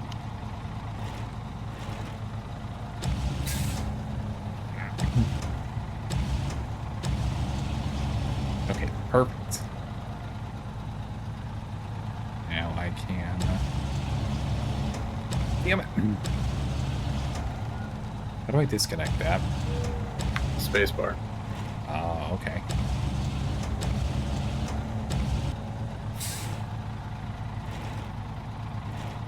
It also doesn't have to be perfect, so when you pack it, it'll put it at the back end of the bed here, which will be fine for this. See. But so, yep. The door crane. Does that? It pulls your anchors. Okay, good. Okay. Back up the cargo. Perfect. Now, we can go. Okay.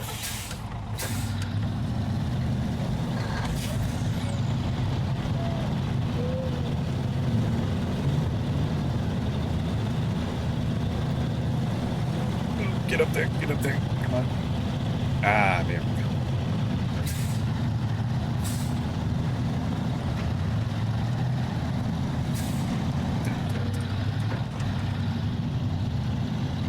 Want me to unload it as well? Just drive it in.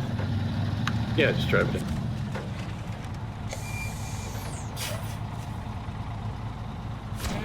Hooray! Alright, now let's just go do that 4 times in a row.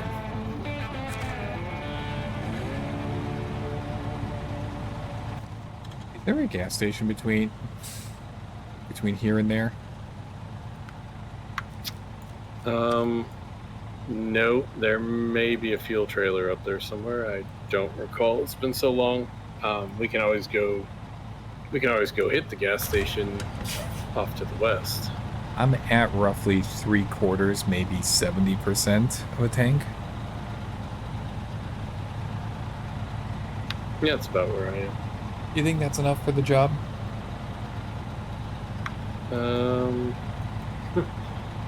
Hard to say. Depends on how many issues we run into. There are some of these are easier than others up here. So Let's gamble on just doing it perfectly. might as well. Another tip is that when you have mud covered by water, always stay on the edge with half of your tires on the dirt. That sounds like a very good tip. Thank you. I keep fighting the urge to just try and drive through it directly, as evidenced by tonight.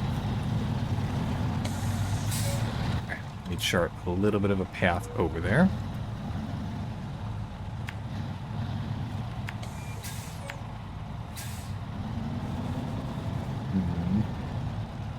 I wonder which one of these paths is going to be the least awful. Because from this point up here, we've got three main paths that we could take. The first one gets us to the main road, which would get us pretty close to the logging station. We could... I probably wouldn't cut through the middle road. That looks like it's just going to have a pretty steep uphill that takes over to a watchtower. Alright, ignore that. Or we could take the right path, go past the missing oil tank over there. Which, if we needed to fuel up, we could certainly do that. It eventually spits us out on the same road over to the logging station. That is not a good trail. That's a scout trail through there. It's through swampy stuff. I would recommend against going that way, considering what we're driving. Take the left, go to the main road early.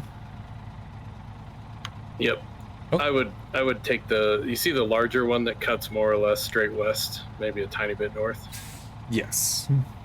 That's probably going to be the best one, more than likely. The one that spits us out over near this ramped flatbed trailer.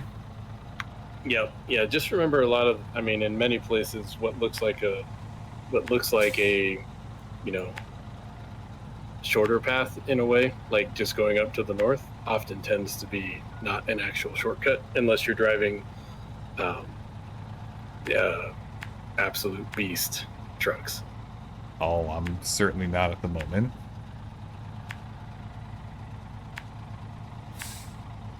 Alright, and when we get up here, we have the option to go on a dirt path over a little bit of a small bridge, or stick by the main road that has at least 2 or 3 muddy spots in it.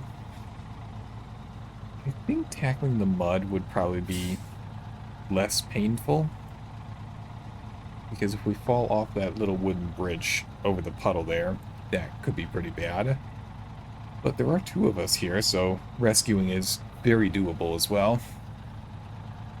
It is, but you also tend to burn more fuel per kilometer in the harder trails. Okay. Since I'm already kind of not at full, I'll stick to the main road then, and just deal with the mud.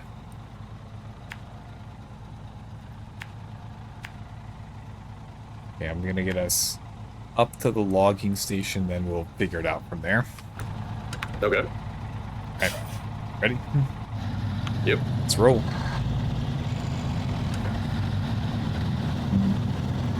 We can also send up a refueling mission if we need to. It's not a big deal. What now?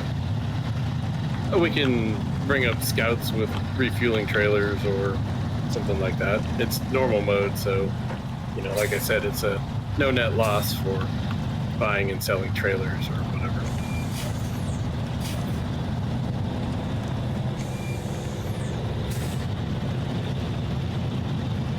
Could be interesting to do. Okay, yeah, we'll do a refueling mission as needed.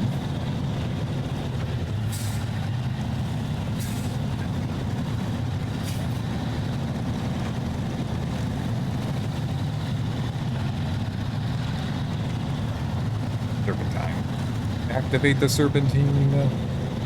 No, don't go off the grass. Focus on the serpentine. Could also do that. Just be a large fuel in a repair truck.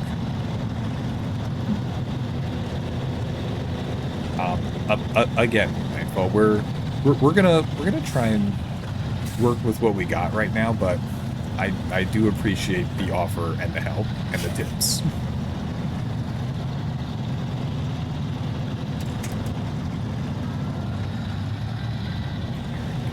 Okay. Alright. This path isn't nearly as bad as oh, that's a big hill. I should have kept my mouth shut. Oh boy.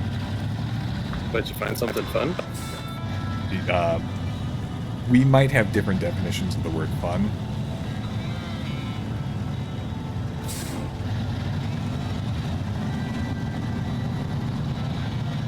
Come on, buddy. Activate the diff lock. Activate the all wheel. Got this. Got this. I'm a professional. Got this. Also, if you see a water crossing, I was looking at chat. Damn it. I'm sorry, little tree. If you see a water crossing, never send it across. You never know how deep it is. But what if I really wanted to gamble and find out if it's just a puddle or if it's an abyss? It hasn't really worked out for me so far, but I'm bound to get it right one of these times, right? Then have fun with your drowned truck. No, that's why Arkos is here to rescue me when my gambles don't pay off. Appreciate having you here, Arkos. It's pulling me out of the mud and the deep water. Yeah, we haven't really had to do deep water yet. I mean, we're recovering since we aren't playing hard mode anyway. True. Water can also flow, taking you with it. Oh, it could be sent down the river? Now that's how... You can go sailing. I'm gonna turn Snowrunner into a sailing simulator. It's gonna tether a whole bunch of trucks together and make a big old super yacht. That sounds like a reasonable thing to do.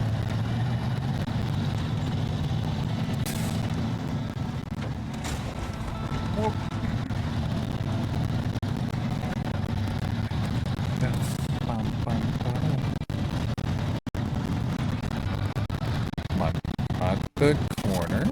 Okay, fine. I'm at about 50% fuel at the moment. I have to imagine that the flatbed in the back of this, plus the crane, is really kind of weighing me down and hurting my fuel consumption. Not really too much.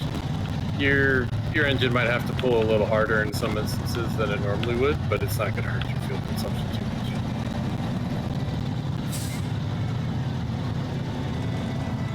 I was saying several trucks doing that because I didn't know how deep the water was. But it looks like I could definitely make it across. Water looks a little deep, but I could definitely make it across. Now we did choose. That's what they always say in the, the road sign warnings and stuff, right? Just drive through deep water when water's over the road. Mm-hmm. Whenever I'm watching the news and I see instances of, oh, there was flooding in this area and people had to abandon their cars because they tried to go across, my first thought is, why would you ever try and go across? And then I started playing this game and I thought, well, maybe it's kind of reasonable that they thought they could make it. Yeah, maybe they were Snowrunner players. Yep. Alright, you heard it here first. Everybody who gets stuck in real life in a flooded area is a Snowrunner player. There's a lot of you guys out there. The only reason I'm not referring to myself as one of you guys yet is because I am still baby Snowrunner. Okay. Because when I washed away into the deeper part of the lake. Oh, okay, now that's a little tiny bit of an issue. Just a little bit. Alright. Now, when I'm looking at the map over here, unfortunately it seems that... Oh. They're actually pretty clear about where everything is. Okay, let's just follow this path and hopefully it'll fly right past everything.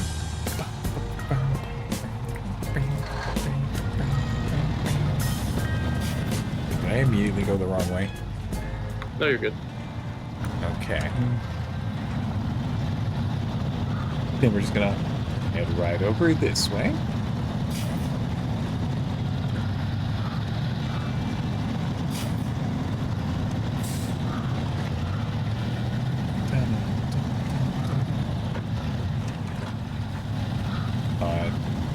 Just a little bit.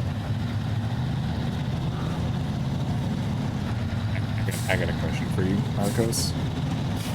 How long has it been since you played Roadcraft?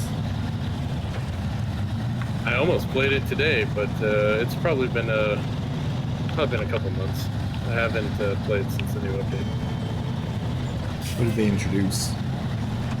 Well, it was a new map, I think. 1 or 2 new maps and a few new tracked vehicles, I think, if I remember right. Nice. I haven't completed the base game yet, although I'm getting there. Yeah, just make it up the hill, then I'm gonna put the brakes on so I can investigate what's on the map. Brakes. Oh. You know, if you hit B, you can turn your engine off, which won't leave you burning fuel while you check stuff out. Cool. Okay, cool. All right. Wait, did they put these on the cliff side over here? Yeah, these can be a problem. Okay. All right. This will test what you learned at the last one as far as how to position your vehicle for proper craning on slanted landscapes. Me? Learn? Yeah. What are you talking about? All right, well,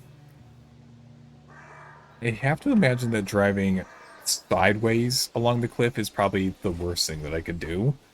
If, in a perfect world, I could just drive straight up the side of the cliff to be perpendicular with the angle of it, and so that my supports drive deep into the ground and I do not do anything dumb or stupid. Now, if I'm able to. So, let's see what I can do. So, car on. Parking brake off. Brake back on.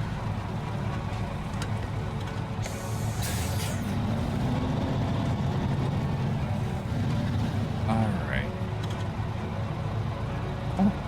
Oh, there's a nice little path. I thought I was actually going to have to go in the actual rock face there. No, that's not possible.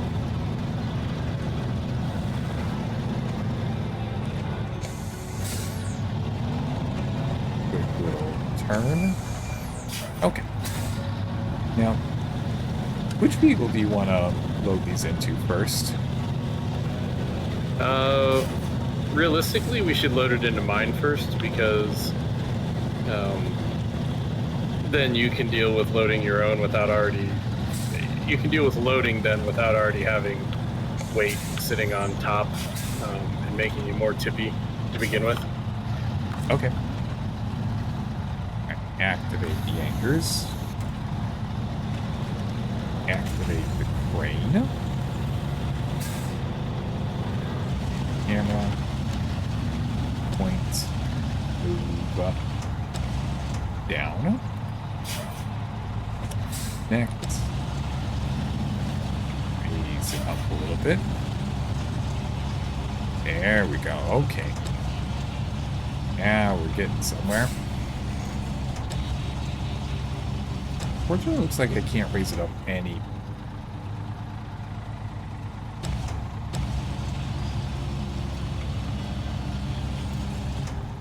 Oh. I extended it too much. Yep, try pulling it back. Pulled back. Raised up. Rotated over to you. Don't scratch the paint on my beautiful truck. I'll do what I can. I've got a pretty wide clearance here.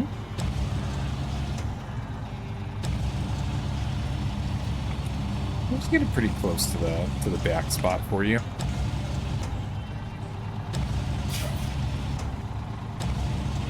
Good enough?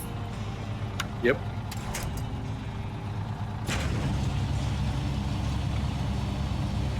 Now, the other thing you can do is you can take off all-wheel drive while you are idling and running your crane, and it will reduce your fuel consumption a little bit. That it does. Nice. Okay. Alright, we got another ad break in a moment. Okay. That'll be the last one. Turn off your engine. Huh? I was gonna say, if we're waiting on the ad break, turn off your engine. Good call. But that doesn't start yet.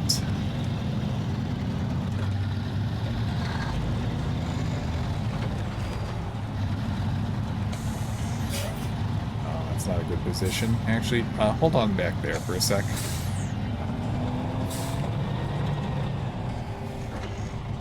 Let's just reverse it. All wheel.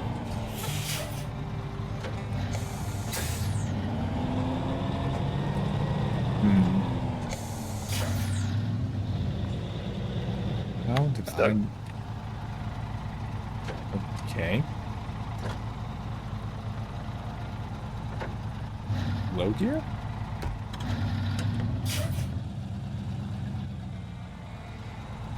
I can't brake. Okay. Vehicle off. Add brake message on. All right, I'll be back in a couple minutes. Okay.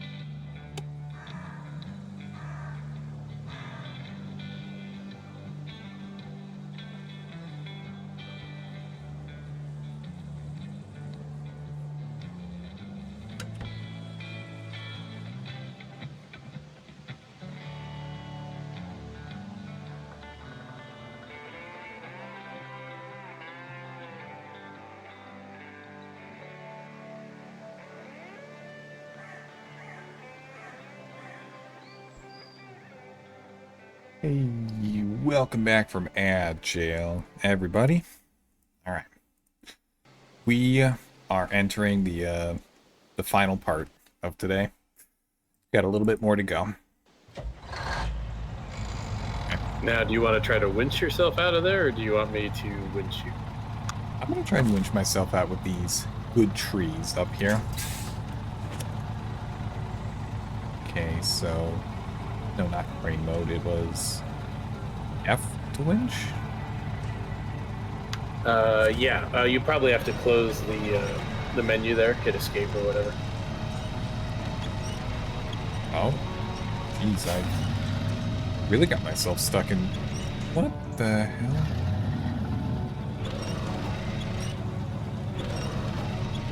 Yeah, that stuff's pretty bad. Wow. Okay. Let's try that again. Take a left or right approach this time.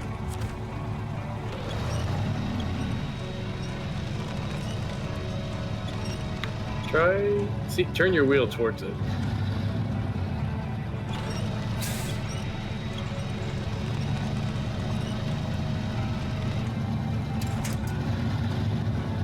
Okay. So I'm going to suggest you load this one into your vehicle, and then I help you get out. Okay. Rather than both of us get down there in that crap. Moabi sent a picture of a frozen dessert. Okay, hold on. Kill my car for a second. Food comes first. Sorry. I have my priorities. I will not apologize for them. While you're in the Discord, if that's where you're going, look in the general chat. I've got a twerking inflatable dude in there, which is pretty cool. I think. Now, that doesn't really look much like a cupcake, Moabi, but it does look very creamy and chocolatey and delicious. What might that be? Yeah, what is that?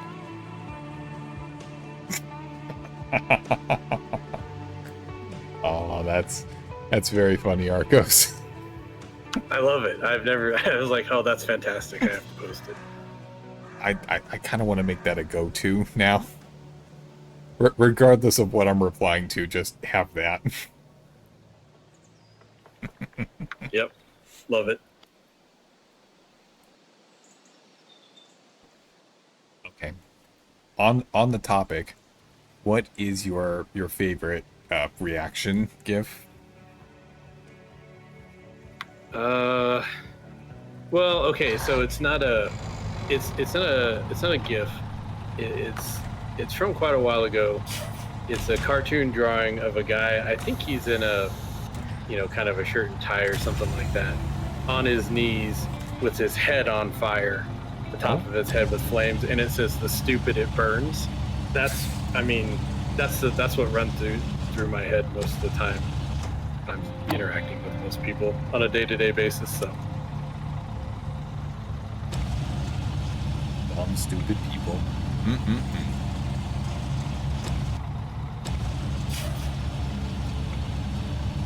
What is yours? Let me load this in. I'll just send it in a second.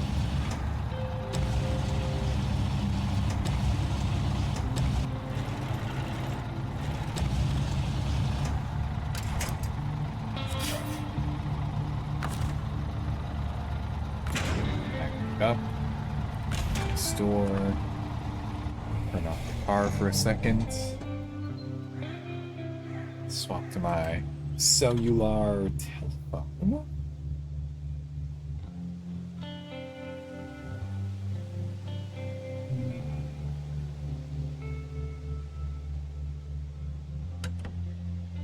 Oh, don't.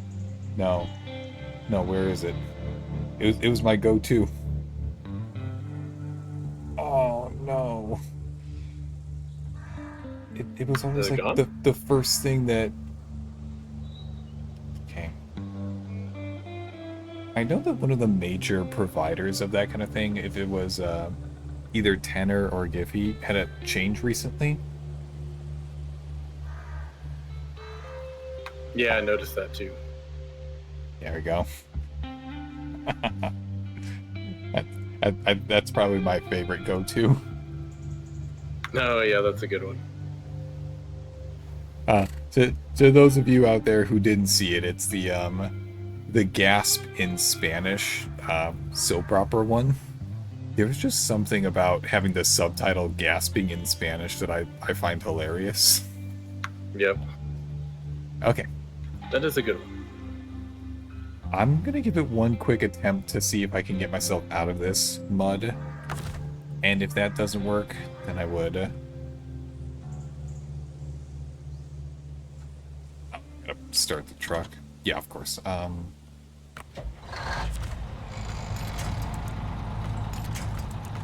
Okay, connect it up. Pull. Come on, buddy. All wheel. Diff lock. Pull me out. I'm basically there. Oh, it just turned me.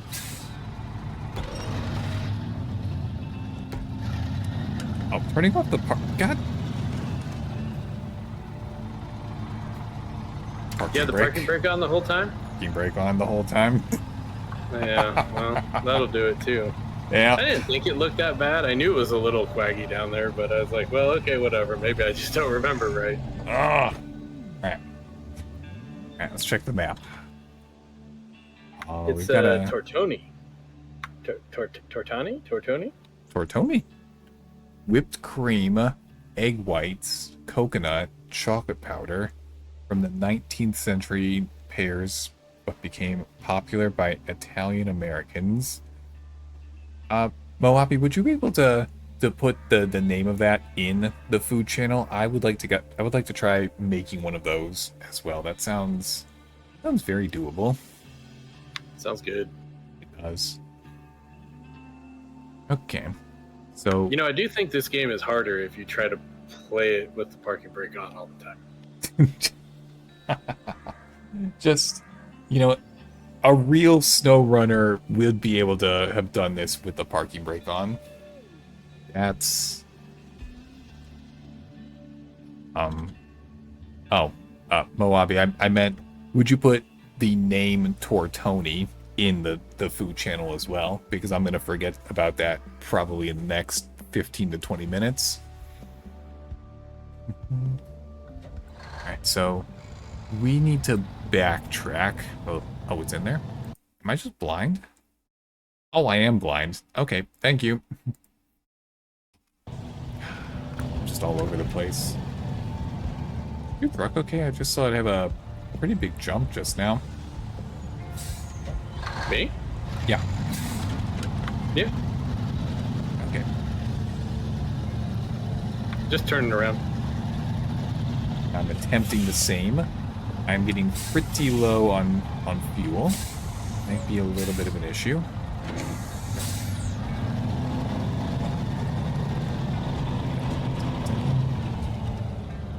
Okay, low gear. Give myself every advantage I can. We're just gonna... Now, I do... At the risk of breaking immersion for the game, why the hell is there a big, heavy crate that has a drill bit way out here in the middle of the mud?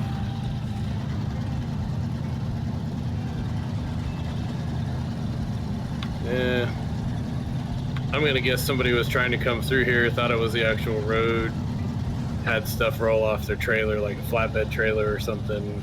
I don't know, something like that. Works for me.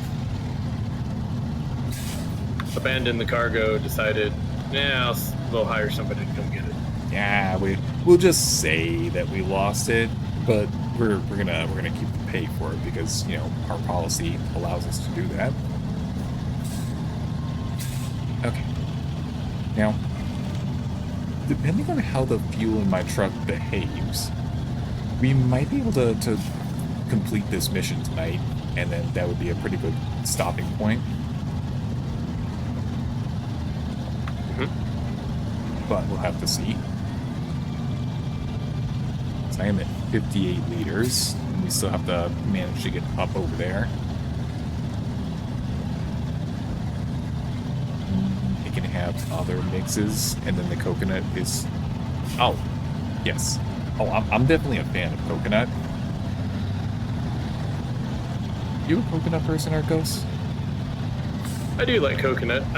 Not super crazy about it, but I do like it. What's the name of the... Is it a Mounds bar that has coconut? I'm not a huge candy bar person beyond like Butterfinger and Snickers, but I kind of think you're right.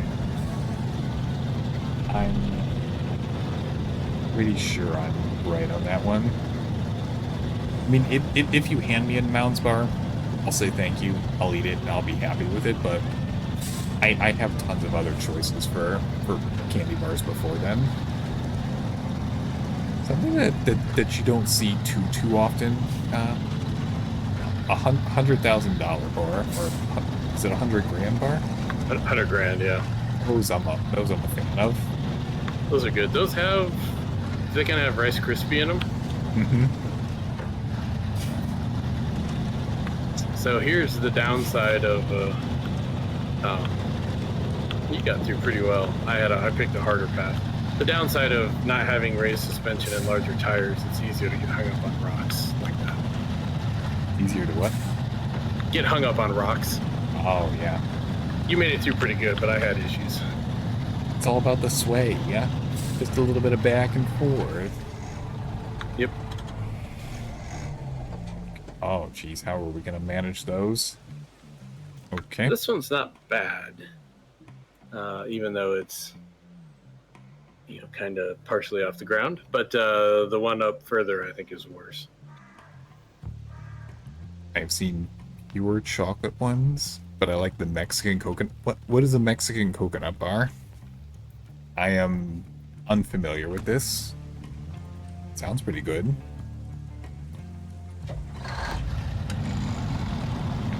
Yep. Gonna head right over here. Yeah, get yourself in position, and I'll pull up alongside you once you're set up. Oh no. Turn your parking brake off. It is off this time. Would you believe if I said that the car is just long enough that only a couple of my tires are touching? Yep, that happens. Okay, let me winch. Activate. Winch. Tree. I just need something. Low gear, diff lock. Moving.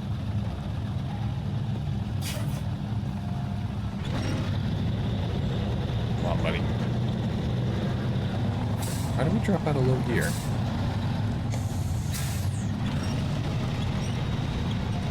Oh, it's because it didn't like that. I was trying to drive and use my gear at the same time.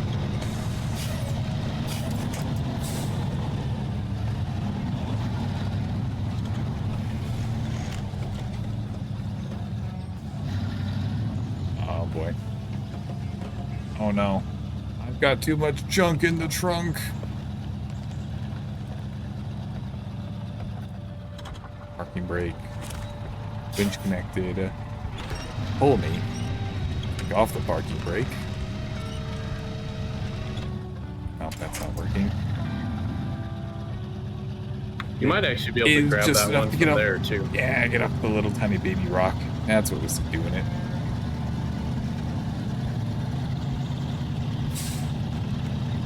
Let's see if I can just back into it.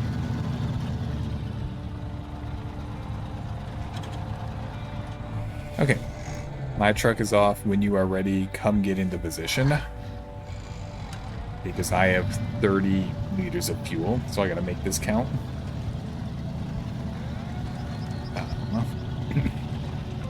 There are Bandera de Coco, coconut flags, compressed coconut bars featuring green, white, and red layers to mimic the Mexican flag, often mixed with corn syrup and artificial coloring.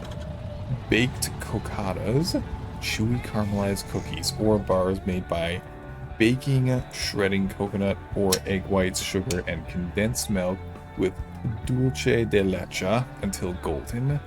There are others, but these are the ones that I have tried. Those sound pretty fantastic, actually. I don't know what it is about Mexican desserts, but they're just so tasty. Icarus, have you seen The Good, the Bad, and the Ugly? I'm trying to remember.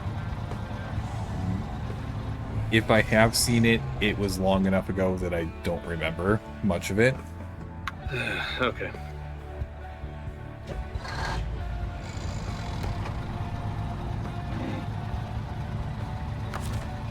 Alright. Activate anchors. Activate crane. We are on the clock with this one. Is your all-wheel drive off? Yes.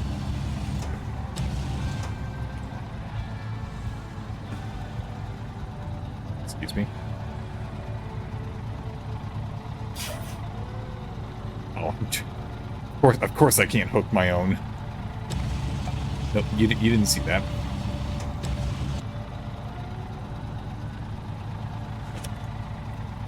So I think you're going to have to drag this like closer and then off to the left side of your... Oh, wow. Nice. Good stuff. Oh, Impressive. this is what the gains at the gym will do for you. Yeah, do you even lift, bro? Obviously, yes. Yes.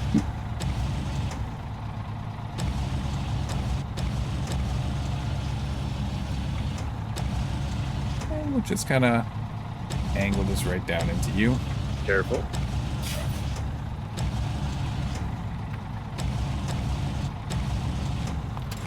Nailed it. Should be good. Yep. Okay. Store crane. I have 30 fuel left. Perfect. Car off. I said turn the car off, damn it. Alright. Do you think I have enough fuel to get that last one? I would not be able to drive it back, but I might be able to load it up.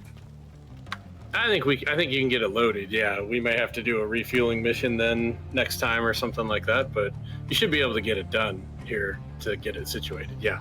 Okay. Hold on. I can brake. refuel you too. I can add you some fuel, so.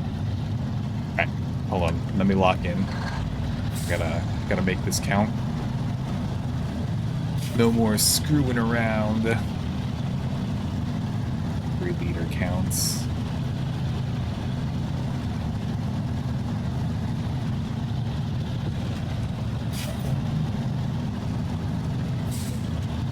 Well, at least they put it in a nice flat spot up here. Park and brake. Yeah. Anchor. Brain. Spin it around. Okay, yeah, I'm easily gonna be able to get this part done.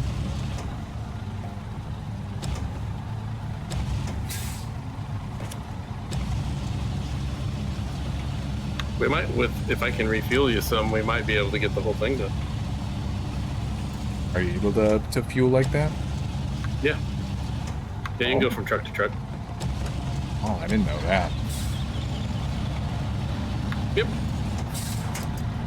You can do it with your own vehicles, or I assume you can do it in co-op. I wouldn't think it's an issue.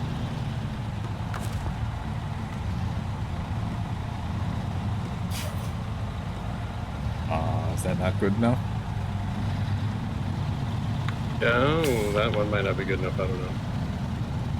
Okay. Crane. You have to unpack the cargo first before you can pack both of them? Oh, is that how that works? Yeah, so you try it again, see if you can unpack and then repack if it'll work. Okay.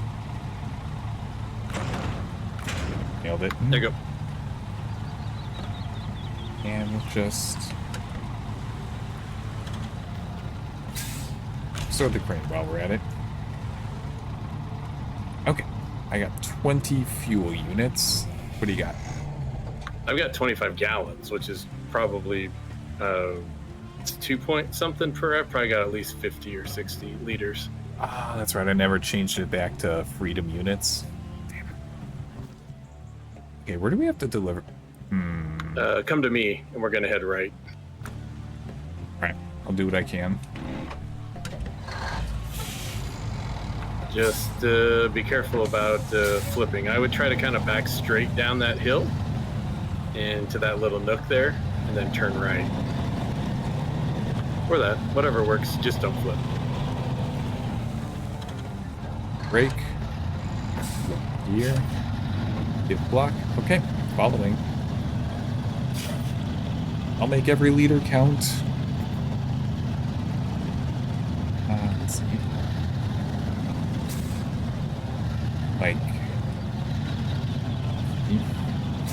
Like Canadian candies are good. Mexican candies are good. These candies are good. But most candy from the US is just too sweet. You know what? I have a very similar experience with this Mojave. There is a Indian grocery store that I like to go to get ingredients for cooking every once in a while, and they have sweets and such from all the way over there that they bring in. Now, those are very tasty because they're not obnoxiously sweet like what you get over here in the US. I like them. And I don't really feel too bad after eating a few too many of them. If I have a weakness when it comes to food, it's definitely sweet food. So tasty. I like it. You don't need all-wheel drive right now. Turn it off if it's on. It's off. Okay. All right.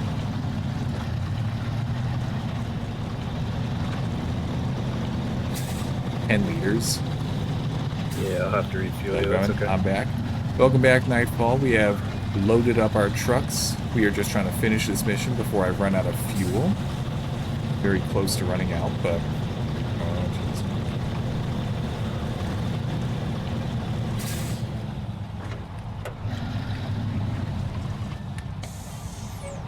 Rock, no.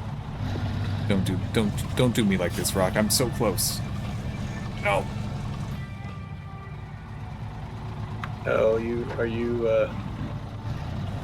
may actually be running out of fuel.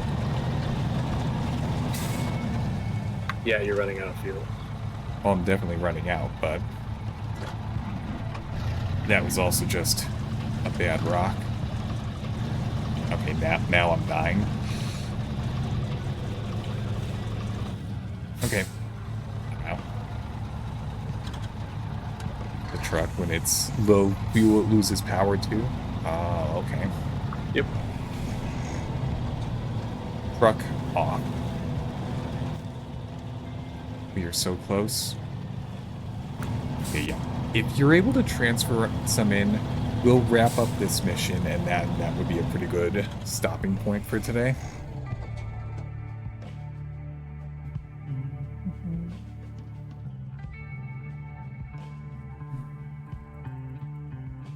Let's see. I'm not sure how much it's gonna. Oh, there we go. Hey, 63. Yeah, the problem is I've got I couldn't it gave you a whole bunch. Oh, it Try transferring some back to me. okay. How So do it's I V do for that? Victor, refuel. Okay. Target up to 60. I'll give 21 back. No, that's what I've got. I'm not sure if there's a nope. You don't want to hold F because it'll just do the whole thing. Oh, I tapped it. Yeah. Well, let me see if I can tow you. Okay. How about that? All right. When you're ready, I'll turn my parking brake off.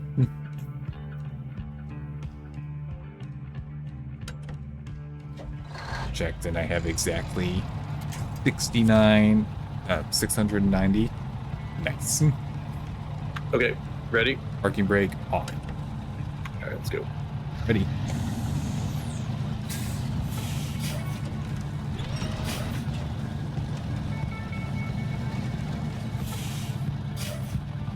Okay, yep. No, this is the bad rock that I got stuck on before I completely ran out of fuel. Really? Yep.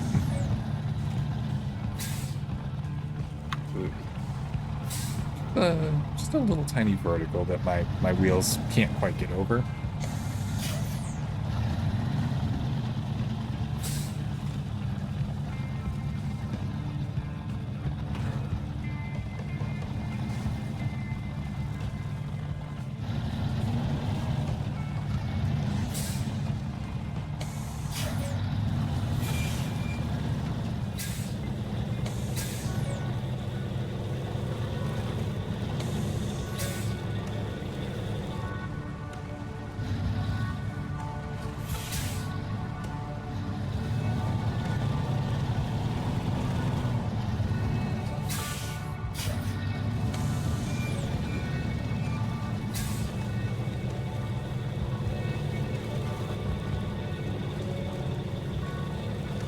Nope, doesn't look like that's gonna work.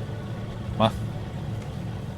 Well, if you're able to transfer enough fuel to me, I should be able to get myself over the rock, at least, and then we can try dragging again.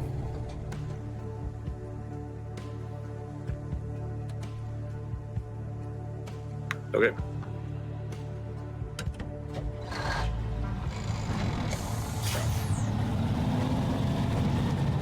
Gonna dumb, stupid part. Load gear.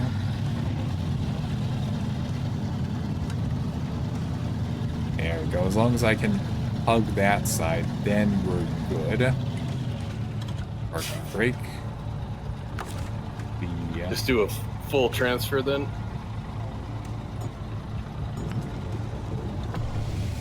Okay, that is 100% of my fuel to you. All right, park and brake off. Park and brake off.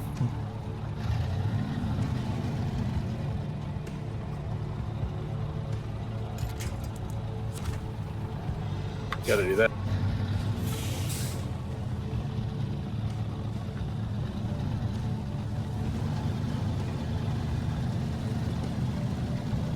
Try to keep you from going. Don't go to the right. I have no fuel. Is that anything I can do anything about? Steer. Oh. I think the line died.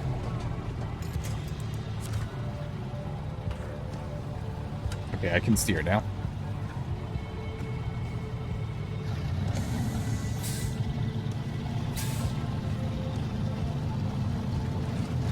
Whoop.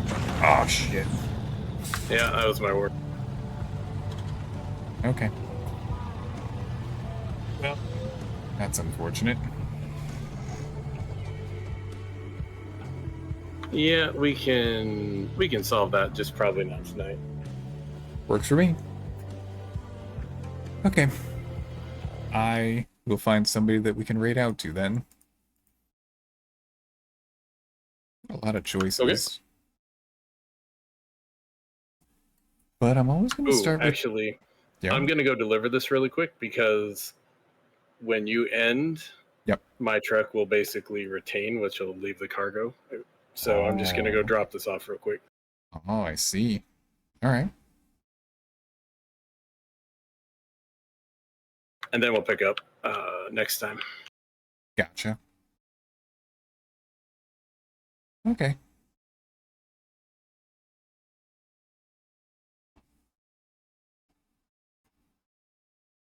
Just looking at who we can raid.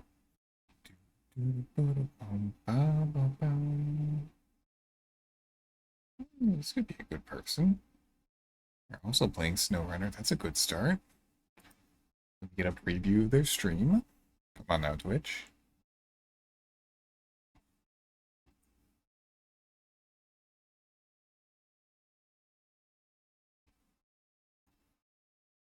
Okay, yeah, works for me.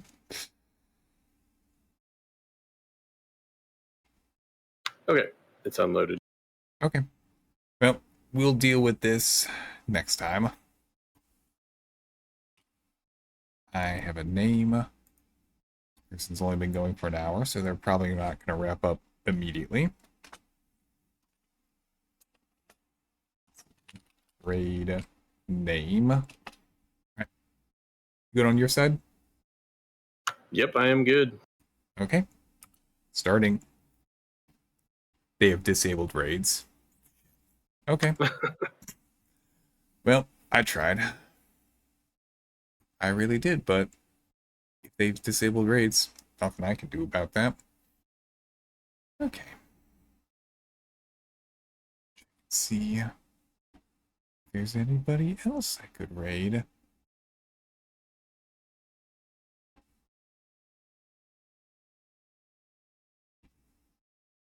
I'm just gonna go find oh, here's somebody that I followed a long time ago, but they were never on at the same time as me. Okay. This person.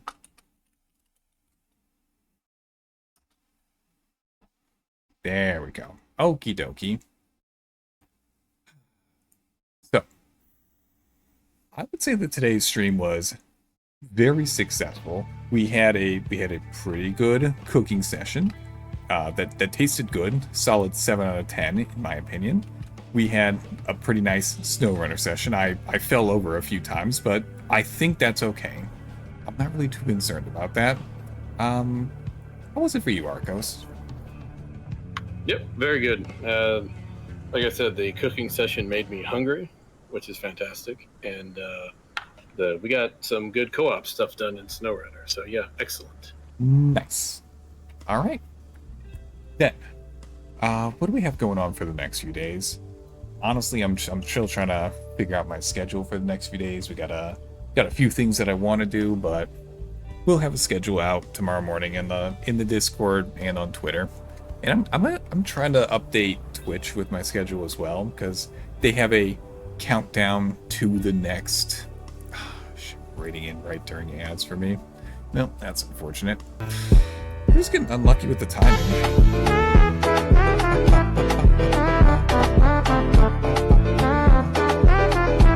Thank you very much.